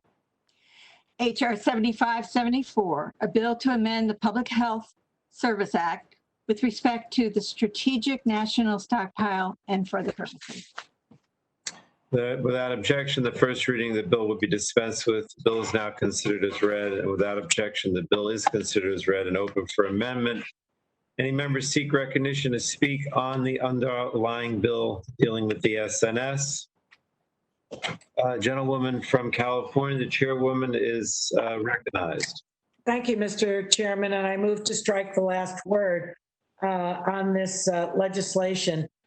We all know that COVID-19 has really laid bare many sad and startling realities in our country. One of the most surprising to me, and I think to many others, is that the Strategic National Stockpile, which was established in 2003 to respond to public health emergencies like the one we're currently experiencing, was completely unprepared for the current outbreak. When we opened the door of the SNS, the cupboard was bare and American lives were lost. So today we're considering this legislation to address some of these shortcomings. I'm very pleased that the legislation includes my bill with Representative Brooks to allow the SNS to sell and transfer soon-to-be expired supplies to other government agencies, stretching taxpayer dollars so that we can respond to the current pandemic and be prepared for the one that follows this one. This legislation also requires that the contents of the SNS be in good working order and mandates that the Assistant Secretary for Preparedness and Response, ASPR, and CDC implement a transparent process for the use and the distribution of such supplies. The bill increases reporting on how supplies are procured for the SNS. We really need this, and requests for supplies during the ongoing pandemic. And while we can't erase the failures of the SNS during the current pandemic, we can ensure moving forward that the stockpile is adequately supplied and maintained so we can be better prepared for the next public health emergency. I'm proud to be an original co-sponsor of 7574, and I urge all of my colleagues to support it. And in the interest of time, I'll yield the remainder of my time to Congresswoman DeGette to speak on the underlying bill. Thank you so much. I want to thank Congresswoman Eshoo and also Congresswoman Brooks and the rest of our co-sponsors of this legislation. As the chair said, this bill will strengthen the strategic national stockpile by improving product availability and implementing transparent processes for deploying much needed supplies. As we see the number of cases increase nationwide, including in my home state of Colorado, we once again are concerned about a supply shortage of PPE, respirators, and ventilators. In March, I sent a letter to HHS voicing my concern that we didn't have enough ventilators available in Colorado or frankly most other states. Eventually we got some ventilators, but the process was not transparent. It was disjointed and nobody could exactly figure out how people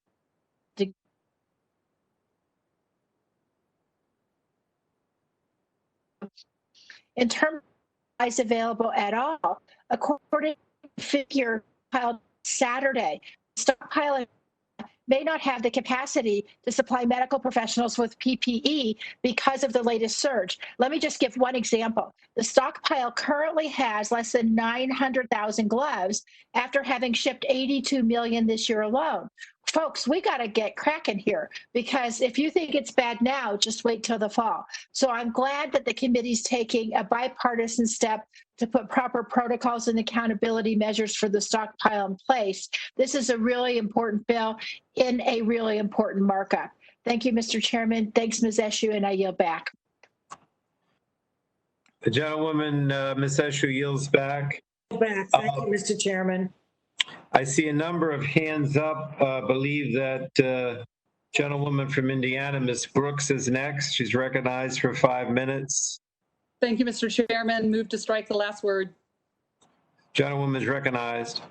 Thank you, and thank you so much for bringing this critically important bill forward today. As the chairwoman of the Health Subcommittee just acknowledged, when the stockpile was created, it actually started out as a national pharmaceutical stockpile. And then after 9/11, it was renamed and expanded to become the Strategic National Stockpile, and that was in large part because of the leadership of Chairwoman Eshoo. Throughout the years, the mandate continued to shift, moving from a simple stockpile of drugs designed to respond to terrorism threats to then this intricate system of facilities that maintain stockpiles of many complex medical countermeasures.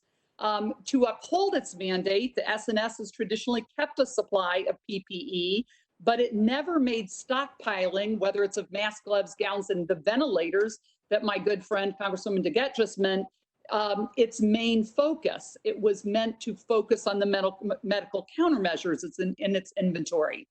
But the COVID-19 pandemic, as we've all seen, has really shed quite a bright light on the limitations of our current system, and it's taught us we have to take a much broader approach, and I completely agree, we need to become far more ready than we were. We as a Congress and a nation, I think, also have to dramatically increase our funding and our support of the SNS. We have to commit to long-term investments and to get the budgets right. And we've often really have not funded the SNS the way we should over many, many years. So that's why I'm really proud to be supporting this bipartisan this package, HR 7574. It does include the bill, and I'm not going to go into it in any greater depth, that Congresswoman Eshoo and I introduced the Stockpile Inventory Modernization Act, which makes sure that old and expiring products can move off of the shelves. We have seen that there were older products on the shelves that some of our states received. And that's just wrong. We need to make sure they can move out. I want to also commend Representative Debbie Dingell, my good friend, and Representative Walorski for introducing the Medical Supplies for Pandemics Act, which will ensure that the supply chain can partner directly with manufacturers to build that domestic production capacity. And Buddy Carter, who is not here, Representative Carter from Georgia, introduced HR 7507, the State Stockpile Readiness Act, because I believe our bill should commit new federal support to the state level stockpiles.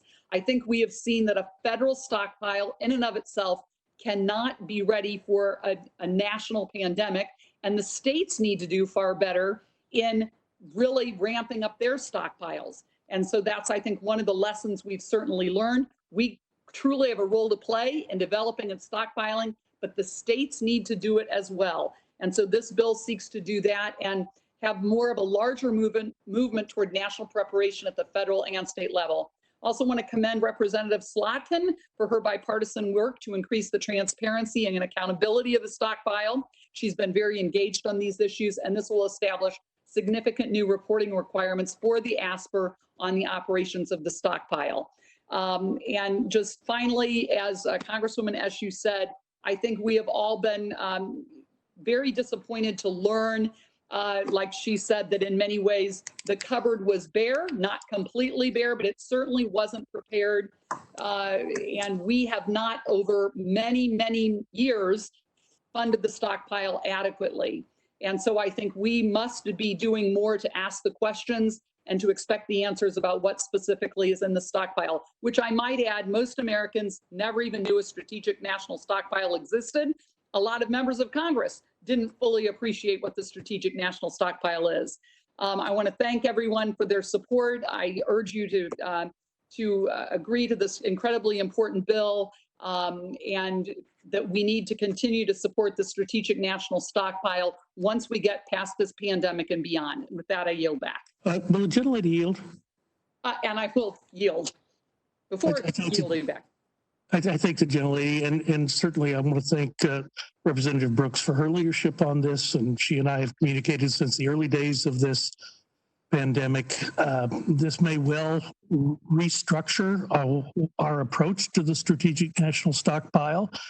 And certainly we will have to grapple with questions. Are individual states and even individual hospitals responsible for their own supplies, or is the federal government going to now take over that role entirely? But this is work we will have to do going forward, but the first step starts here. So I thank Representative Brooks for bringing it to everyone's attention. I yield back to the gentlelady from Indiana. And thank you for your leadership, Dr. Burgess, and glad that we're going to continue to work on this together, and I yield back. I thank the gentlewoman.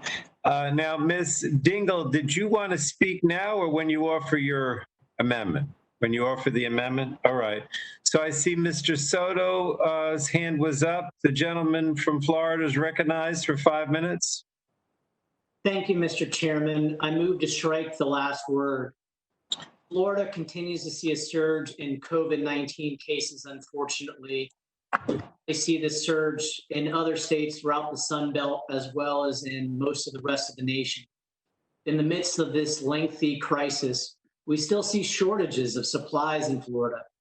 Testing supplies, particularly reagents, spare parts for rapid testing machines that aren't available, shortages in personal protective equipment, and in the critical treatment that is remdesivir, which we currently experience shortages. HR 7574, the Strengthening America's Strategic National Stockpile Act of 2020, is part of the solution. It contains several bipartisan reforms to improve the SNS. It improves the financial security, public sector procurement process, and supply quality control for our strategic national stockpile. It improves domestic production of our personal protective equipment and partnering with industry to boost existing stockpiles of medical supplies. This is critical as we harness America's amazing manufacturing power to produce these critical supplies right here at home. What an opportunity to boost public health and create more higher paying American manufacturing jobs during this recession.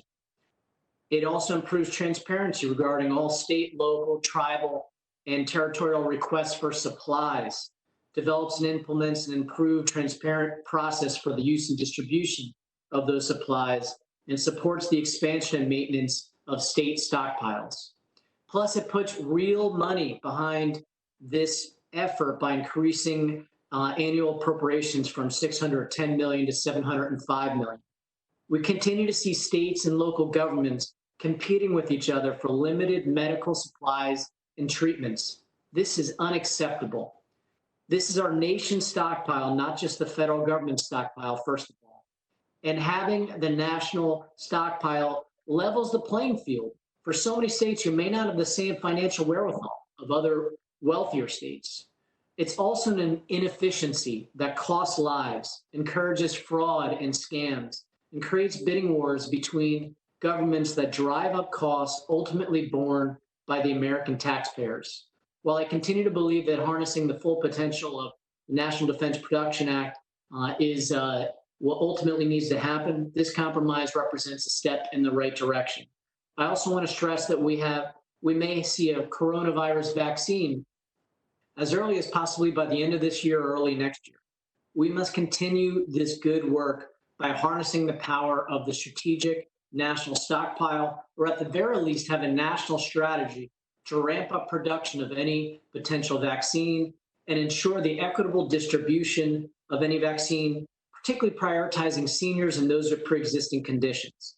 And we ultimately must safeguard access to vaccines for all Americans to be able to resolve this health crisis. I thank my colleagues for their great work in addressing the critical supply shortage we face in Florida and across the nation as we continue to combat the coronavirus pandemic. Thank you, everyone, and I yield back. I thank the gentleman. Does anyone else want to speak on the underlying SNS bill before we move to an amendment? All right, I want to recognize myself to speak in support of the bill. I'm pleased that we have reached bipartisan consensus on a package of legislative solutions to enhance the SNS and ensure the SNS is operating at its full potential as we continue to respond to COVID-19. The bill incorporates a number of standalone bills, including H.R. 6517, the Stockpile Inventory Modernization Act, sponsored by Representatives Brooks and Eshoo. Legislation will improve the financial security of the SNS by authorizing the sale of products to other federal departments or agencies that are close to expiration, and then to use those funds to replenish or replace materials in the stockpile. The bill also incorporates Representative Dingell and Walorski's legislation that improves the ability of the SNS to access critical medical supplies in an emergency. It does this by enabling agreements to support the maintenance of domestic reserves and the capability of surge domestic production of personal protective equipment and other supplies. Both of these provisions were included in the HEROES Act, which passed the House 2 months ago today. Beyond that, the legislation also includes 4 other bills. The bill provides grants to create a pilot program to support the expansion and maintenance of state stockpiles for use in the event of a public health emergency. That legislation was authored by Representatives Carter and O'Halloran. I want to thank Ranking Member Walden and Ranking Member Burgess for their engagement and partnership on this legislation, and believe this is an important legislative response to address the ongoing coronavirus pandemic. However, I must reiterate that only through a comprehensive and multifaceted approach can we adequately address COVID-19 and the continued public health and economic crisis that has resulted. As we hear renewed concerns about PPE shortages from our frontline healthcare workers, it's clear that the president should appoint a medical supplies response coordinator to oversee the nation's supply chain for personal protective equipment, medical supplies, drugs, devices, and vaccines. In my opinion, now more than ever, we need one point person, I call it a czar, to handle not only the day-to-day logistics of response, but also have a clear delineation of responsibility for our federal supplies and response. And for this reason, I hope the Senate will take up the HEROES Act. It has been 2 months since we passed that bill, and it's long past time for the Senate to act. Until then, I'm pleased we are considering the bill before us. I thank the sponsor, Representative Slotkin, and the many members of our committee who worked hard on this legislation, particularly Chairwoman Eshoo and Representative Brooks. And I urge my colleagues to support the manager's amendment, which we'll take up next, and the underlying bill. And I yield back. Now, I think no one else said they wanted to speak on the underlying bill unless they change their mind. We'll then move to Ms. Dingell, who has a manager's amendment. The gentlewoman from Michigan is recognized. So, Mr. Chairman, I do have an amendment at the desk. The clerk will report the Dingle manager's amendment.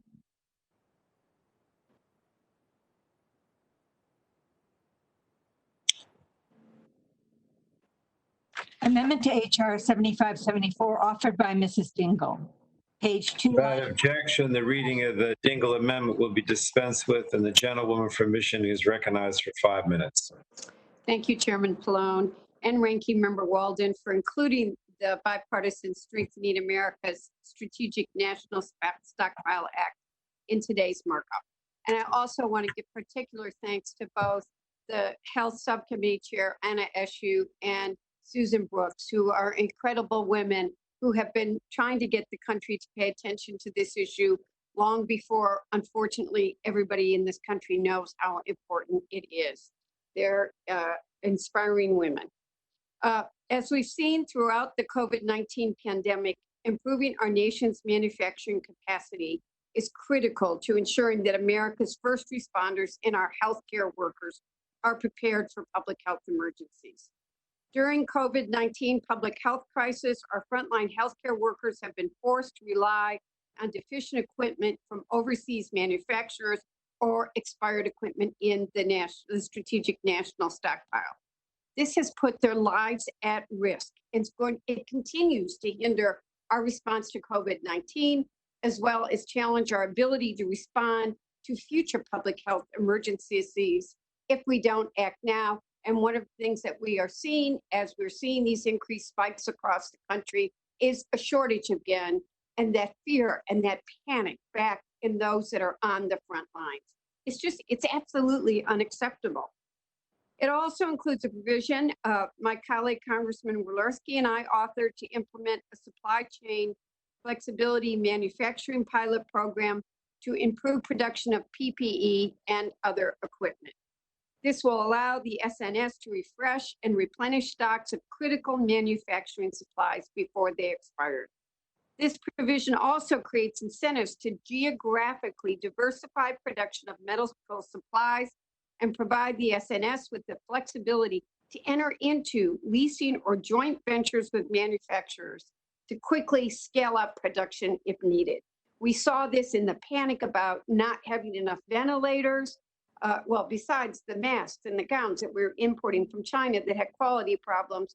But fortunately, I am proud of Michigan, 2 Michigan companies that stepped up, Ford and General Motors, to produce the ventilators, but we need to have that capability on all fronts.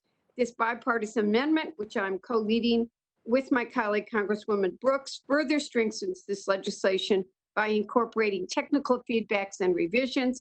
These include clarifying certain aspects of how the pilot program will operate, as well as extending the authority for SNS to transfer medical supplies less than a year from the expiration for use in other federal agencies. I want to thank all of my colleagues on this committee for their work on this legislation, as well as my Michigan colleague, Alyssa Slotkin, for her leadership on the issue. And I urge all of my colleagues to support this amendment. Thank you, Mr. Chairman, and I yield back. Thank the gentlewoman. Does anyone else want to speak on the Dingle manager's amendment? Was that your hand up, Ms. Brooks?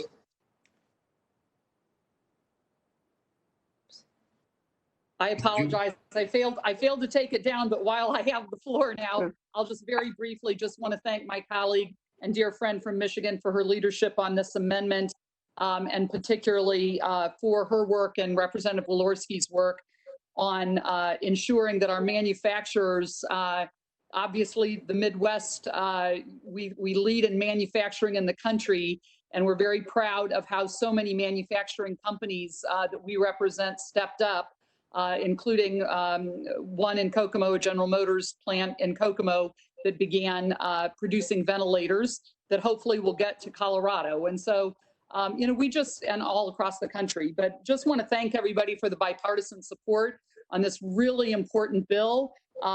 We know we have work to do, but I also believe that the ASPR is very committed to making sure that the work needs to get done and done in a fair and transparent manner And I want to thank the staff for working on the technical amendments with ASPR when they came forward and said there were some challenges with the bill, that the staff worked hard to try to get this in a good place. So this is a very sensible, common sense changes to the bill, and I urge support. Yield back.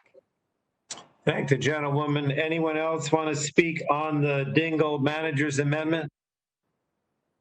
Hearing none, we'll proceed to a voice vote on that amendment. All those in favor of the Dingell Amendment will signify by saying aye. Aye. Aye. All those opposed will say no. Opinion of the chair, the ayes have it. The Dingell Amendment is agreed to. I don't think we have any further amendments, do we? No. So the question now occurs unfavorably reporting H.R. 7574 as amended to the full House. All those in favor of reporting H.R. 7574 as amended to the House will signify by saying aye. Aye. Aye. All those opposed will say no. Opinion of the chair, the ayes have it. H.R. 7574 as amended is reported to the House. Chair now calls up H.R. 451, Don't Break Up the T-Ban Act of 2019, as forwarded by the Subcommittee on Communications and Technology. Clerk will report the bill. Committee Print HR 4451, a bill to repeal the section of the Middle Class Tax Relief and Job Creation Act of 2012 that requires the Federal Communications Commission to reallocate and auction the T-band spectrum. Without objection, the first reading of the bill will be dispensed with. The bill is now considered as read. And without objection, the bill is considered as read and open for amendment. Are there any members seeking recognition to speak on the underlying bill, H.R. 451? No one? All right. Do we have any amendments to H.R. 451? Wow, doesn't appear to be.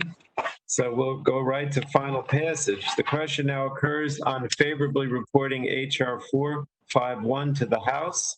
All those in favor of reporting H.R. 451 to the full House will signify by saying aye. Aye. Aye. Those opposed will say no. Opinion of the chair, the ayes have it, and H.R. 451 is reported to the House.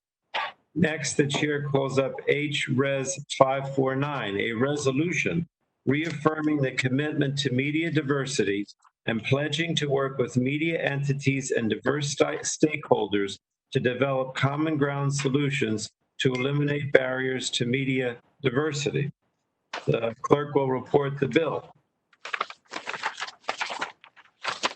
House Resolution 549.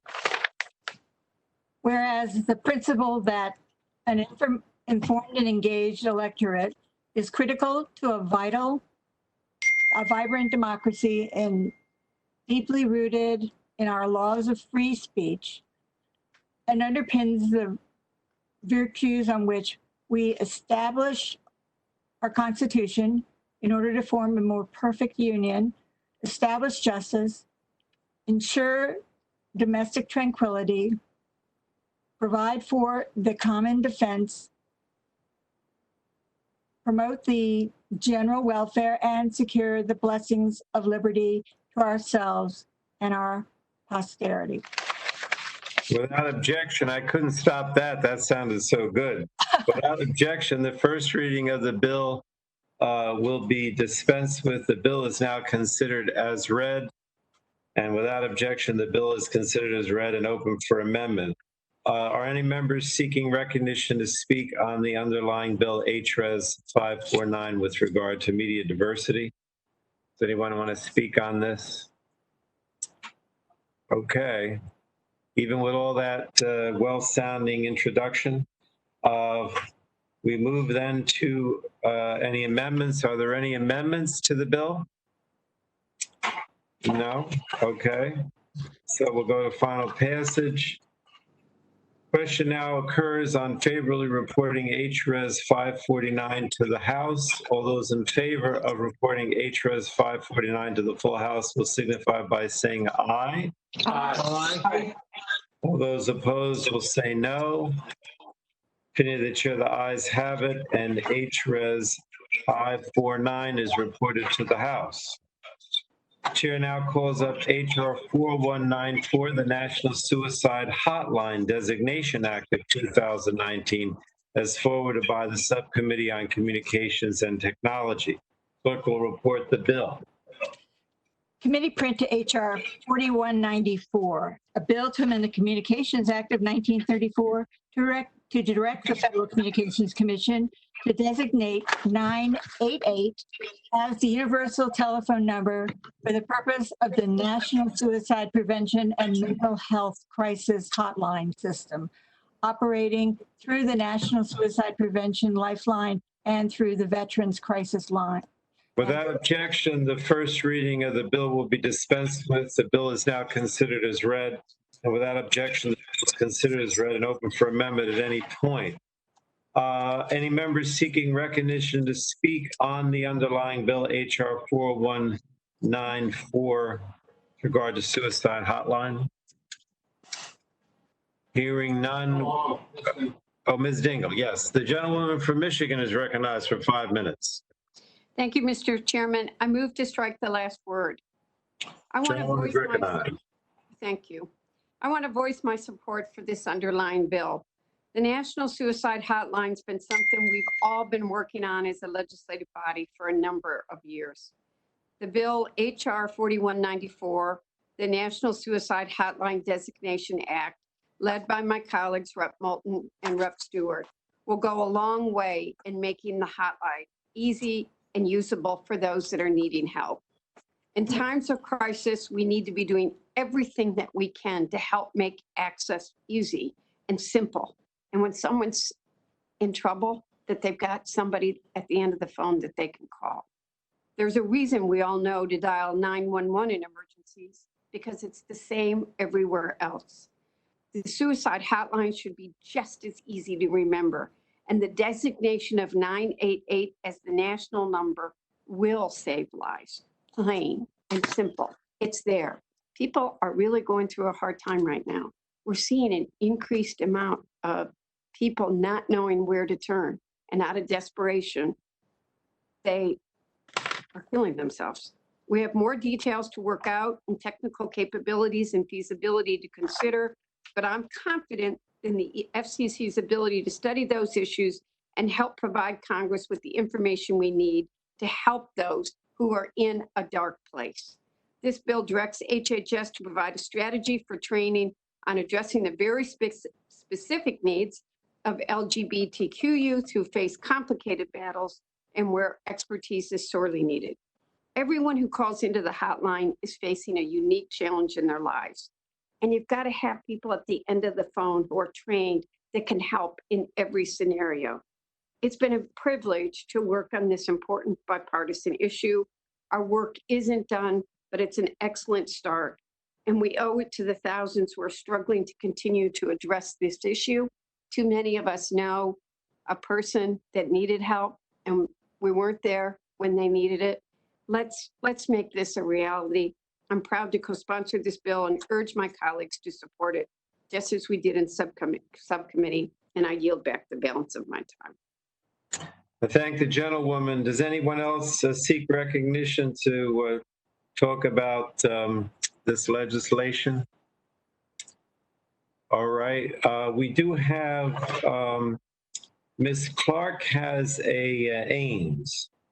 Not sure I see her, so I think I'm just going to call it up. I would offer an amendment by Ms. Clark in the nature of a substitute, and the clerk will report the amendment.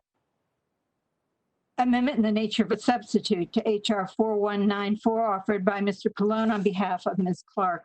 Strike all after the enacting clause. And without objection, the reading of the amendment will be dispensed with, and I'm not going to speak on it. I don't know if anyone else wants to. If not, we'll just move to a voice vote. on the amendment. All those in favor of the amendment in the nature of a substitute to HR 4194 will signify by saying aye. Aye. Aye. Those opposed will say no. The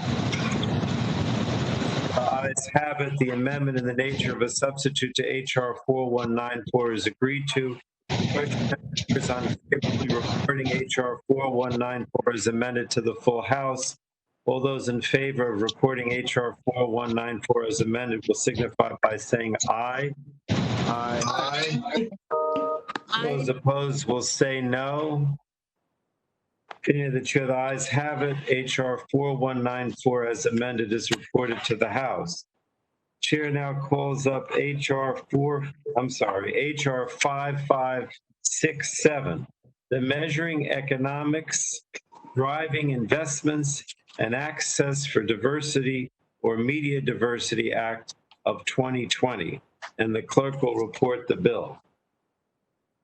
HR 5567, a bill to amend the Communications Act of 1934 to require the Federal Communications Commission to consider market entry barriers for socially disadvantaged individuals in the communication marketplace report under Section 13 of such act. Without objection, the first reading of the bill will be dispensed with. The bill is now considered as read. And without objection, the bill is considered as read and open for amendment. Are there any members seeking recognition to speak on the underlying bill, HR 5567? Mr. Vesey is recognized for 5 minutes. Thank you, Mr. Chairman. The Media Diversity Act, the bill that I'm co-sponsoring, Representative Long of Missouri, will help solve the problem of diversity and inclusion in our media ownership. Right now, our country is facing a huge problem, a problem of diversity and inclusion when it comes to ownership in the media. This legislation will require the FCC to consider, with the input of its Office of Communications Business Opportunities of the Commission, market entry barriers for socially disadvantaged individuals in the communications marketplace. Even though it's widely acknowledged that women and people of color are severely underrepresented in ownership ranks, they continue to face obstacles in their ability to participate in the media marketplace. Creating ownership and employment parity to reflect the country's diversity is imperative and will help our nation's competitiveness and bring financial benefits. I urge swift passage of 5567, and I yield the balance of my time, Mr. Chairman. Thank you. Thank you, Mr. Vesey. Ms. Brooks, electronic hand is still up. I don't think you want to speak, do you? I apologize, Mr. Chairman. That's all right. Sit down. I think I'm done speaking for the day. Thank you.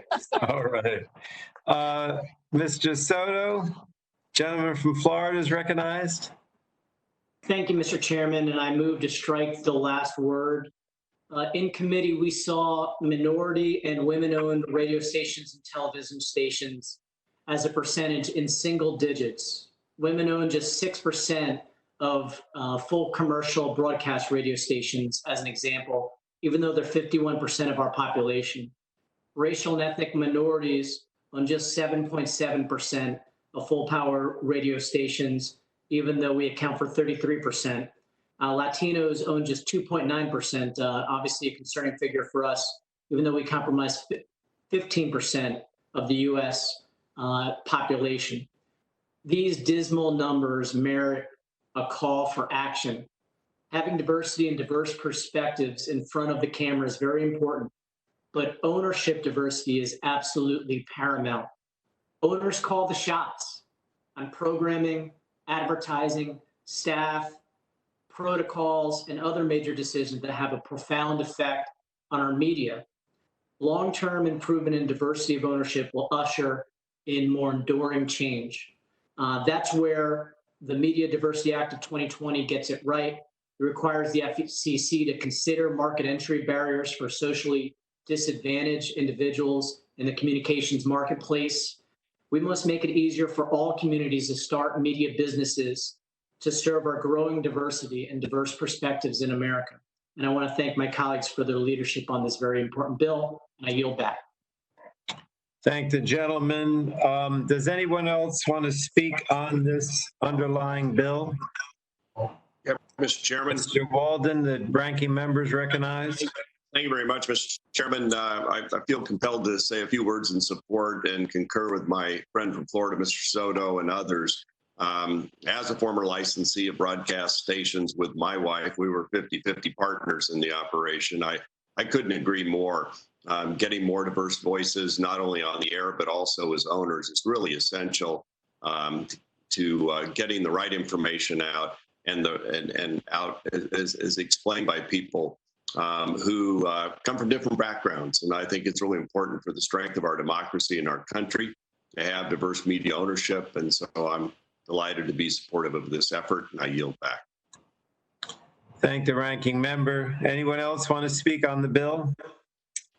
I don't believe we have any amendments, so we'll just go right to final.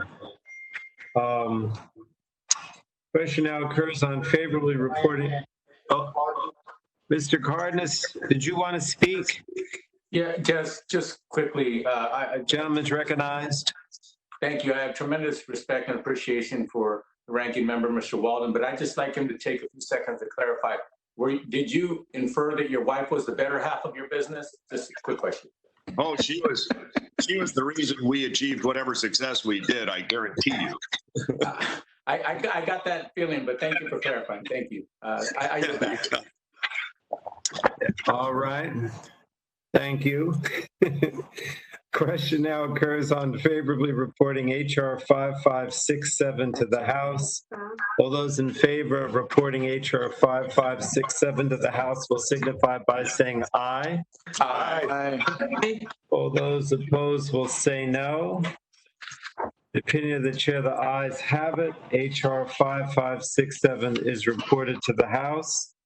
Chair now calls up HR 5918. It's a bill to direct the FCC to issue reports after activation of the Disaster Information Reporting System and to make improvements to network outage reporting. Clerk will report the bill. HR 5918, a bill to direct the Federal Communications Commission to issue reports after activation of the Disaster Information Reporting Systems and to make improvements to network outage reporting.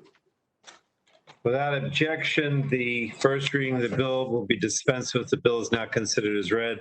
And without objection, the bill is considered as read and open for amendment.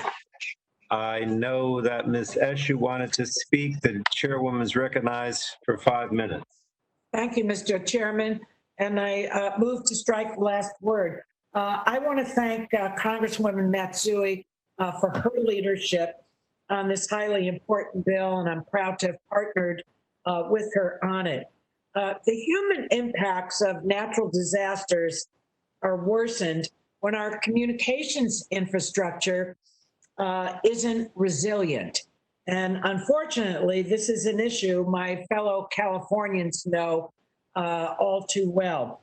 At one point last year, 874 cell towers were out in my state. And that was caused by wildfires and by power shutoffs. My constituents were worried they wouldn't be able to call 911 during emergencies, receive emergency alerts, especially in the rural areas of my district, or download public safety information. At a hearing in the C&T subcommittee in February, I read out messages I'd received from constituents who felt vulnerable, afraid, and very upset, legitimately very upset, to say the least.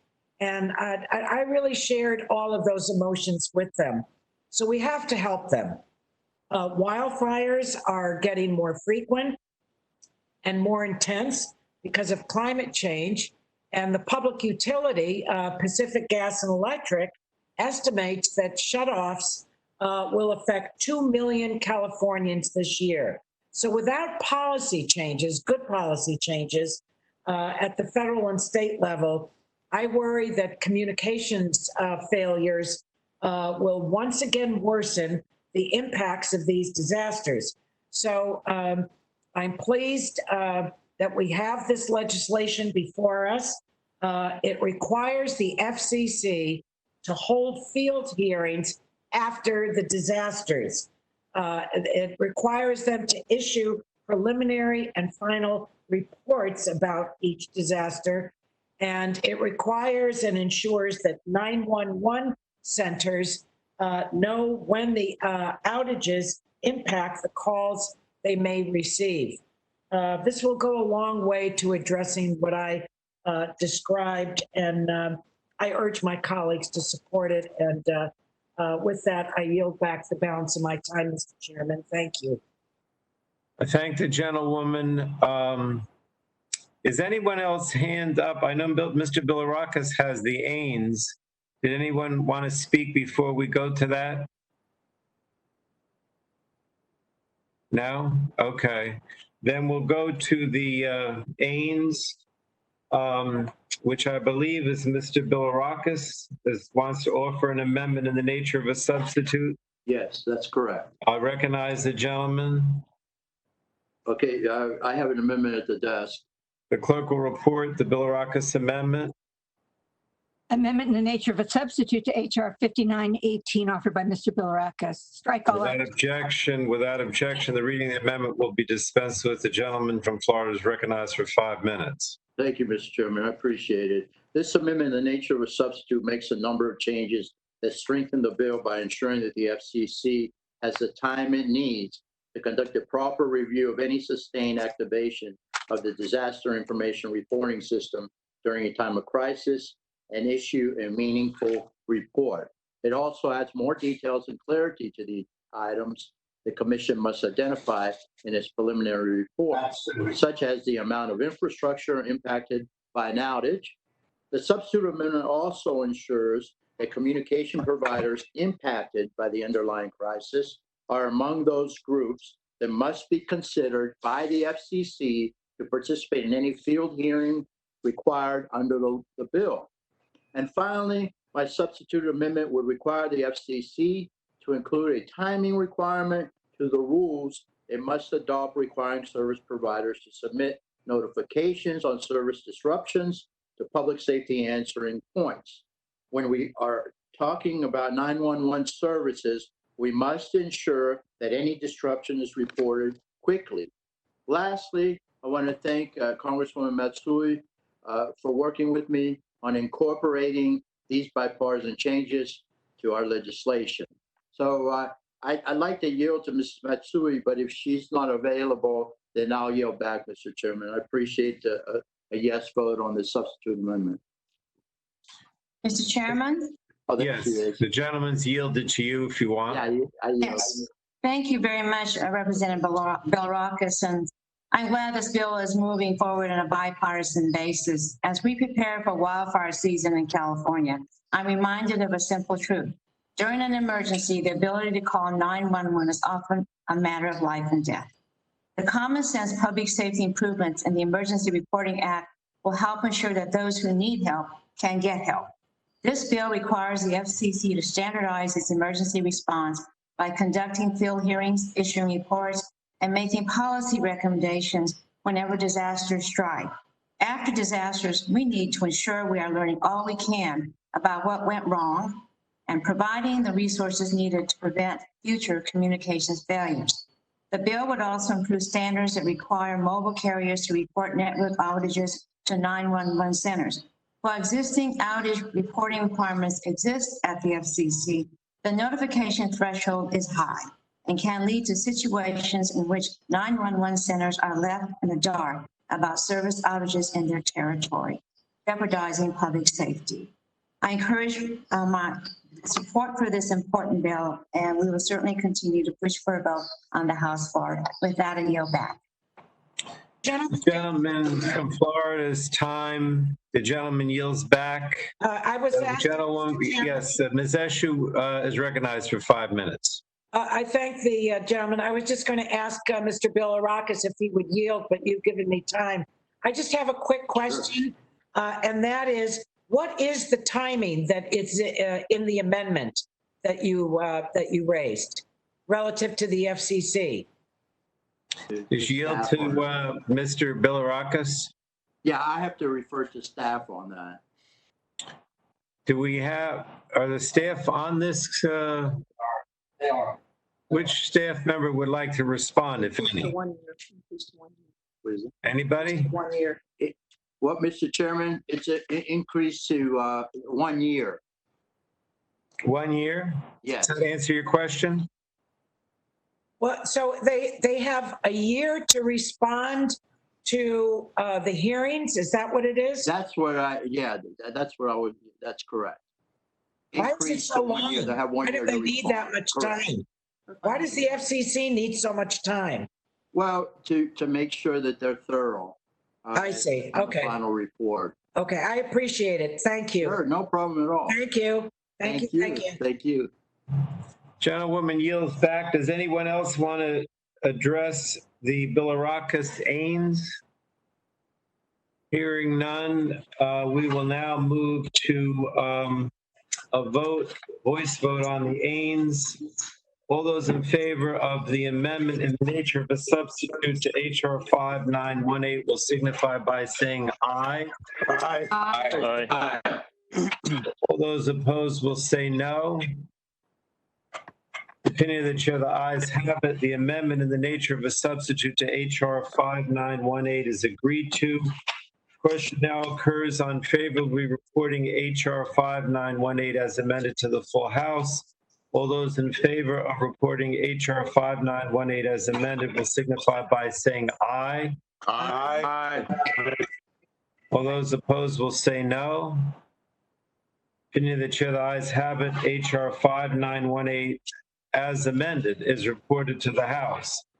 Chair now calls up HR 6096, the Reliable Emergency Alert Distribution Improvement or READY Act of 2019. Clerk will report the bill. HR 6096, a bill to amend oversight of the Federal Communications Commission of the wireless and broadcast emergency alert systems. Without objection, the first reading of the bill will be dispensed with. The bill is now considered as read. And without objection, the bill is considered as read and open for amendment. Any members seeking recognition to speak on the underlying bill? Mr. McNerney, gentleman from California, is recognized. Put my hand up. Yeah. 619. Well, I thank the chairman for recognition, and I move to strike the last word on HR 6096, the READY Act. Gentleman is recognized for 5 minutes. Thank you. The wireless emergency alerting system and the emergency alerting system provide life-saving tools to disseminate information during times of emergency. I also want to acknowledge Ms. Matsui and Ms. Eshu for their work on this issue with the bill we just passed, HR 5918. In recent years, we've seen devastating wildfires in my home state of California, including the Tubbs Fire, the Camp Fire, which was the deadliest wildfire our nation has faced in the last century, and the Kincaid Fire. These events demonstrate that we must improve the reliability of emergency alerts. The wildfire season in California and across the West is just starting. It's starting earlier and ending later each year. California is already in the midst of another dry and hot summer, and the state is bracing for a likely dire wildfire season. As we continue to battle the COVID-19 pandemic, this year's wildfire season will also present unprecedented challenges for firefighters, emergency managers, and the public, particularly when it comes to evacuations. This makes it even more crucial that we have emergency alerting systems in place that are both robust and reliable. That's why I'm pleased that today we're considering legislation that I've introduced, HR 6096, the READY Act. This legislation will improve the current wireless emergency alerting system and emergency alerting more broadly, so that my constituents and Americans across the country can count on receiving alerts when faced with emergencies, including wildfires. HR 6096 will ensure that more people receive critical emergency alerts on their mobile devices, televisions, and radios, and will pave the way for examining the feasibility of issuing alerts through online audio and video streaming services. Additionally, this legislation helps states improve their plans for emergency alerting, and it will establish a reporting system for false alerts. I thank my colleagues, Mr. Billericus and Mr. Olson, for working with me on this legislation, and I strongly urge my colleagues to support it. I yield back. Thank the gentleman. Does anyone else want to speak on the underlying bill? Mr. Billericus? Thank you. Thank you, Mr. Chairman. I appreciate it very much. I move to strike the last word. This legislation builds upon the IPAWS Modernization Act, which I authored and became law in 2016. That bill enhanced the nation's emergency alert texting system and implemented training programs for states. Sadly, we saw an event in Hawaii, most of you will remember that 2 years ago, with a false text alert, which made it clear more action is needed. The READY Act builds upon our prior efforts and will ensure more people receive critical emergency alerts on their mobile phones, the televisions, and radios. It also paves the way for examining the feasibility of using or issuing alerts through online streaming services, and it's an ever popular platform. Even more importantly, this bill will help states improve emergency alert plans and establish reporting systems for false alerts. I ask you support the amendment and the bill to improve life-saving alerts and help prevent another errant warning message. And again, I'm really proud that I introduced this amendment with the lead sponsor, Mr. McNerney, a good friend of mine, and I urge final passage. Thank you very much, and I yield back. I thank the gentleman. Does any other member want to speak on the bill?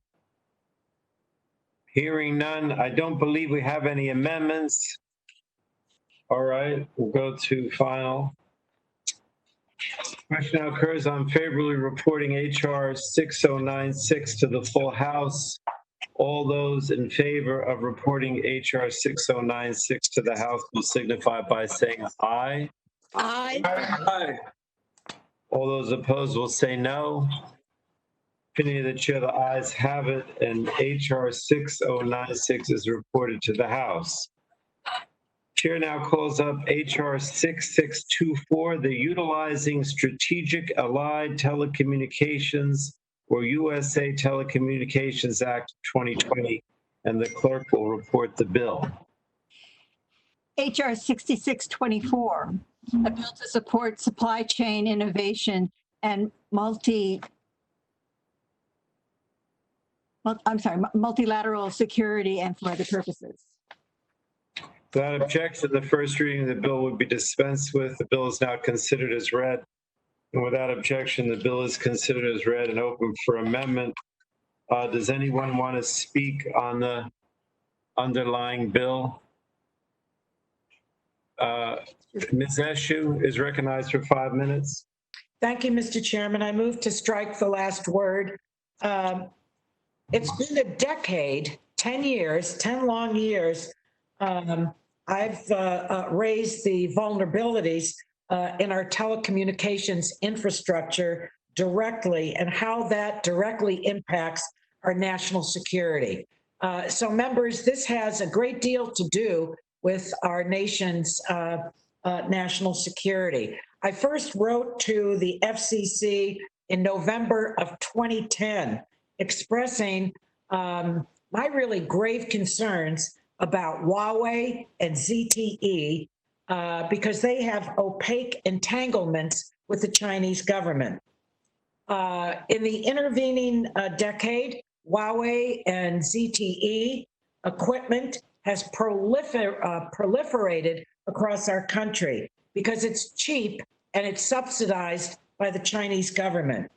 As we build out 5G networks, we have to protect our national security. And that's why I'm proud to co-sponsor this legislation. It's bipartisan, it's bicameral, and it invests $750 million in the open radio access networks, or Open RAN, R-A-N, and it promotes the deployment of an open network for 5G equipment. Now, I just want to step back for a moment. We hear and talk a lot about 5G, but I don't think most people can tell you what 5G actually is. What it is a set of protocols or technical standards that are agreed to in various multi-stakeholder forums. But unlike previous generations of wireless standards, 5G is largely based on software, Open RAN is a movement to create secure and open software standards for 5G that ensures that our communications are secure, no matter whose equipment the communications travel through.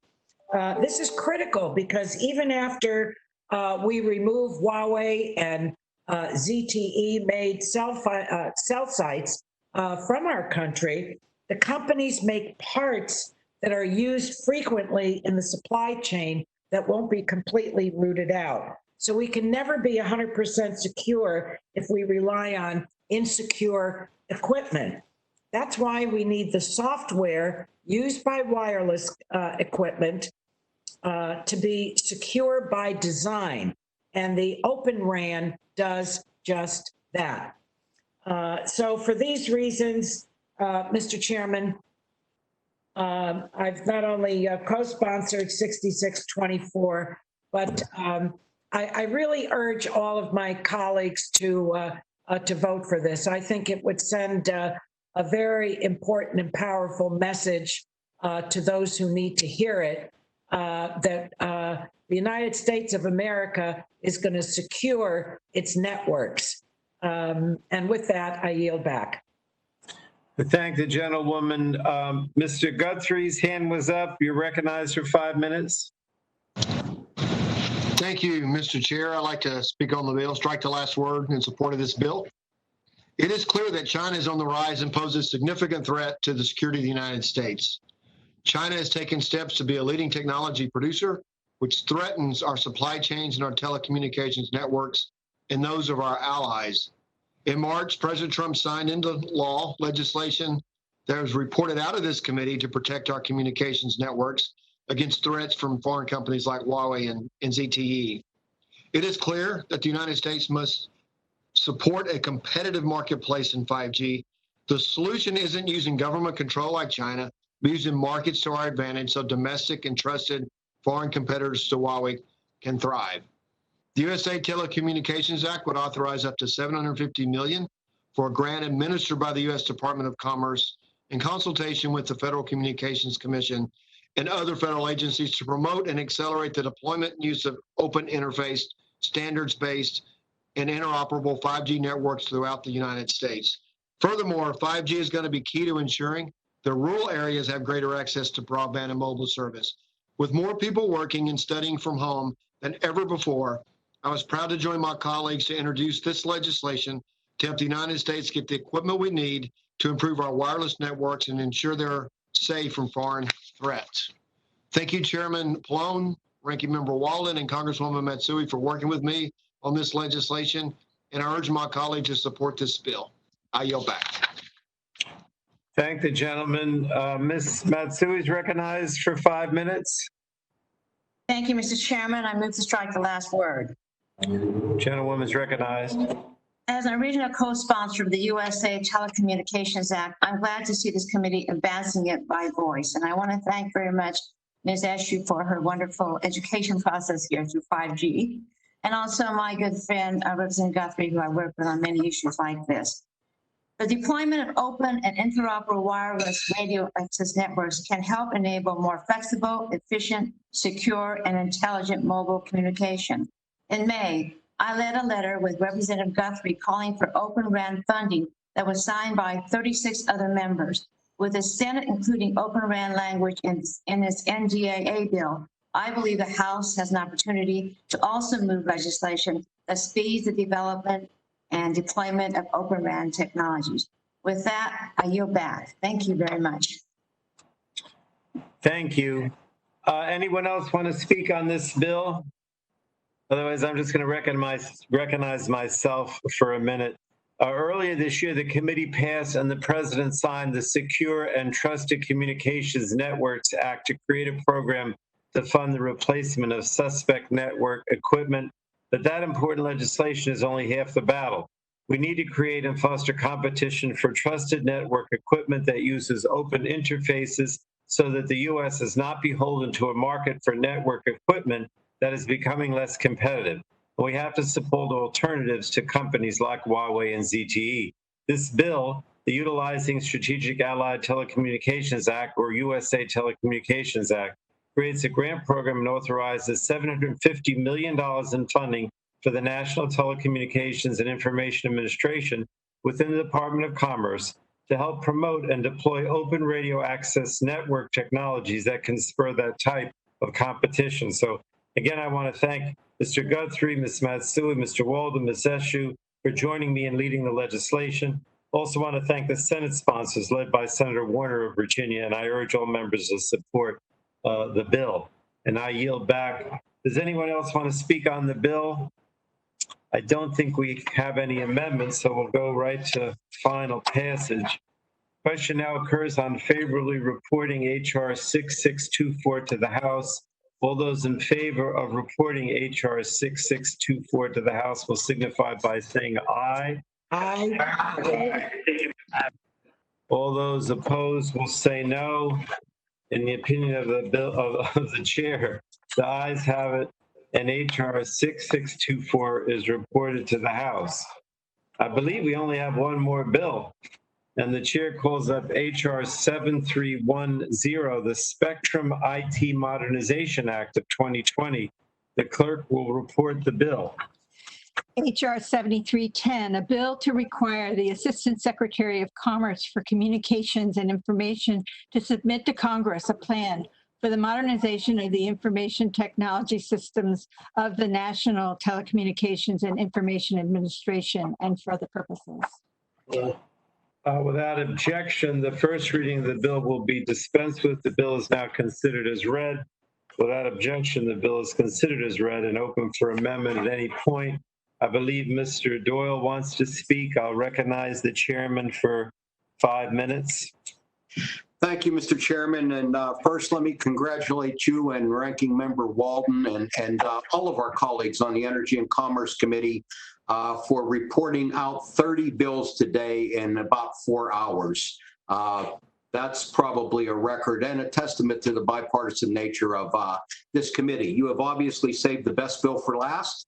And I am happy to speak on it. The Spectrum IT Modernization Act, which I have introduced, along with Ranking Member Latta and Representatives Wahlberg and Larson, will help modernize federal spectrum management systems and update and strengthen the interagency review process for the use of federal spectrum resources. Wireless spectrum enables much of the technology that powers our modern economy and our modern way of life. From Wi-Fi to Bluetooth to 5G in the future, wireless spectrum is the infrastructure of the 21st century. The federal government is the largest holder of spectrum in the United States, and I believe has a critical responsibility to manage this resource in a way that incentivizes innovation and creates opportunity. Much of the spectrum that consumers and businesses use today has been repurposed from the federal government. And as we have seen the last few years, we cannot merely depend on federal agencies to work together cooperatively and collaboratively to ensure that the federal government is using its spectrum resources in the most efficient way. It's my hope that this legislation will help address some of the chaos that we have seen over the last several years around a number of FCC decisions regarding federal spectrum resources. I want to thank my partner in this endeavor, Ranking Member Latta, for working with me through multiple versions of this legislation. I'm glad to see that this legislation was included in both the House and Senate NDAAs, and I hope we can see it signed into law this year. I also want to thank the committee staff for their diligence in working to address this issue, including A.J. Brown, Jerry Leverich, Alex Holmes-Sarek on the majority staff, and Rochelle Rathor, Kate O'Connor, and Evan View with the minority staff for their work on this bill and all the other legislation from the Communications and Technology Subcommittee that we have considered here today. I support this legislation. I urge all my colleagues to do the same. With that, Mr. Chairman, I yield back. Well, I want to thank Chairman Doyle I'll speak for Mr. Walden too and say that we appreciate your comments about our speed in getting through these bills today. Thank you. Thank you very much. My comments. So I appreciate that. What'd you say, Greg? I said I'll withhold my comments so we can continue this record pace. Okay. All right. So does anyone else want to speak on this bill? No? Hearing none? Okay. We will then there are no amendments, my understanding, so we'll go to final passage. And let's see, we've got the question now occurs on favorable reporting HR 7310 to the full House. All those in favor of reporting HR 7310 to the full House will signify by saying aye. Aye. Aye. All those opposed will say no. In the opinion of the chair, the ayes have it, and HR 7310 is reported to the House. Now, before we all leave, let me say that I have, okay, well, let me say I've got some UCs. Without objection, the staff is authorized to make technical and conforming changes to the bills consistent with the actions taken by the committee today, and I request unanimous consent to enter into the record the following documents: a July 2020 letter from former CMS administrators, a July 2020 letter from the National Volunteer Fire Council, a statement from Representative Madeline Dean, an April 2020 letter from the Congressional Black Caucus, a July 2020 letter from the Catholic Health Association. Mr. Chairman, can I offer a motion that we unanimously approve of the list of letters and articles of support that you're reading? Sure. I mean, I only got a few more. Do I have to read them or not? No, you don't have to. I think we should. I don't? All right. Yeah. All right. Second. Yeah. All right. There's a second. Okay. Without objection, so ordered, and those documents that I have on this list in front of me, which we'll give to the committee, are entered into the record. So ordered. I want to thank everyone. I particularly want to thank our ranking. Mr. Chairman? Yes. Hi, Mr. Chairman. I had my hand raised. I just wanted to thank my colleagues for their support of my amendment. Unfortunately, just before I was scheduled to present, my Webex connection got disrupted, so I was unable to, but I did want to thank my colleagues. The information that we're providing through this suicide hotline is going to save lives, and I know all of you are aware of that, but in my absence, I understand, Mr. Chairman, you did introduce and have the Lotta Clark amendment passed by the E&C committee. I'm extremely grateful, and I yield back. Well, thank you. I want to thank our vice chair. I thought that generally speaking, in terms of the virtual markup, it went well. We didn't have too many glitches, so that was good. But I want to thank the ranking member, Mr. Walden, and all our subcommittee chairs and ranking members for working so well to put this together on a bipartisan basis. I know Mr. Doyle, it really didn't take as long as I thought it would. I thought we might end up going till tomorrow. So thank you all so very much. And let me thank the staff for also putting this together. And without further ado, the committee. Mr. Chairman, this is yes. I have my hand raised. Tony, yes, go ahead. Yeah, I just wanted to say thank you so much to all of our colleagues on both sides of the aisle for working so well together. And we do that a lot more often than we get credit for, certainly out in the press. And also I'd like to thank the staff for the thousands of hours they put into this to bring this to fruition. and for us to have these 30 bills in a bipartisan way passed. Just want to give some advice to all of us, including myself. I'm going to make sure that I tweet and things of that nature with my staff on this bipartisan effort of 30 bills being passed in the Energy and Commerce Committee. If we all do that, we can get past the 10 or 12 people who actually witnessed this 4+ hours of committee hearing. Maybe between all of us, we with our 10 followers each, maybe we'll get to 100 or 200. You get the picture. So again, this is a beautiful opportunity for us to remind the American people that Congress does get some good work done, and we do work together. It's not always fighting amongst each other. So once again, thank you all very, very much for all your wonderful work. All right. Thank you, Tony. I don't want to cut anybody off. If anybody else wants to say anything, go ahead. If not, the committee stands adjourned. Thank you all. Yay!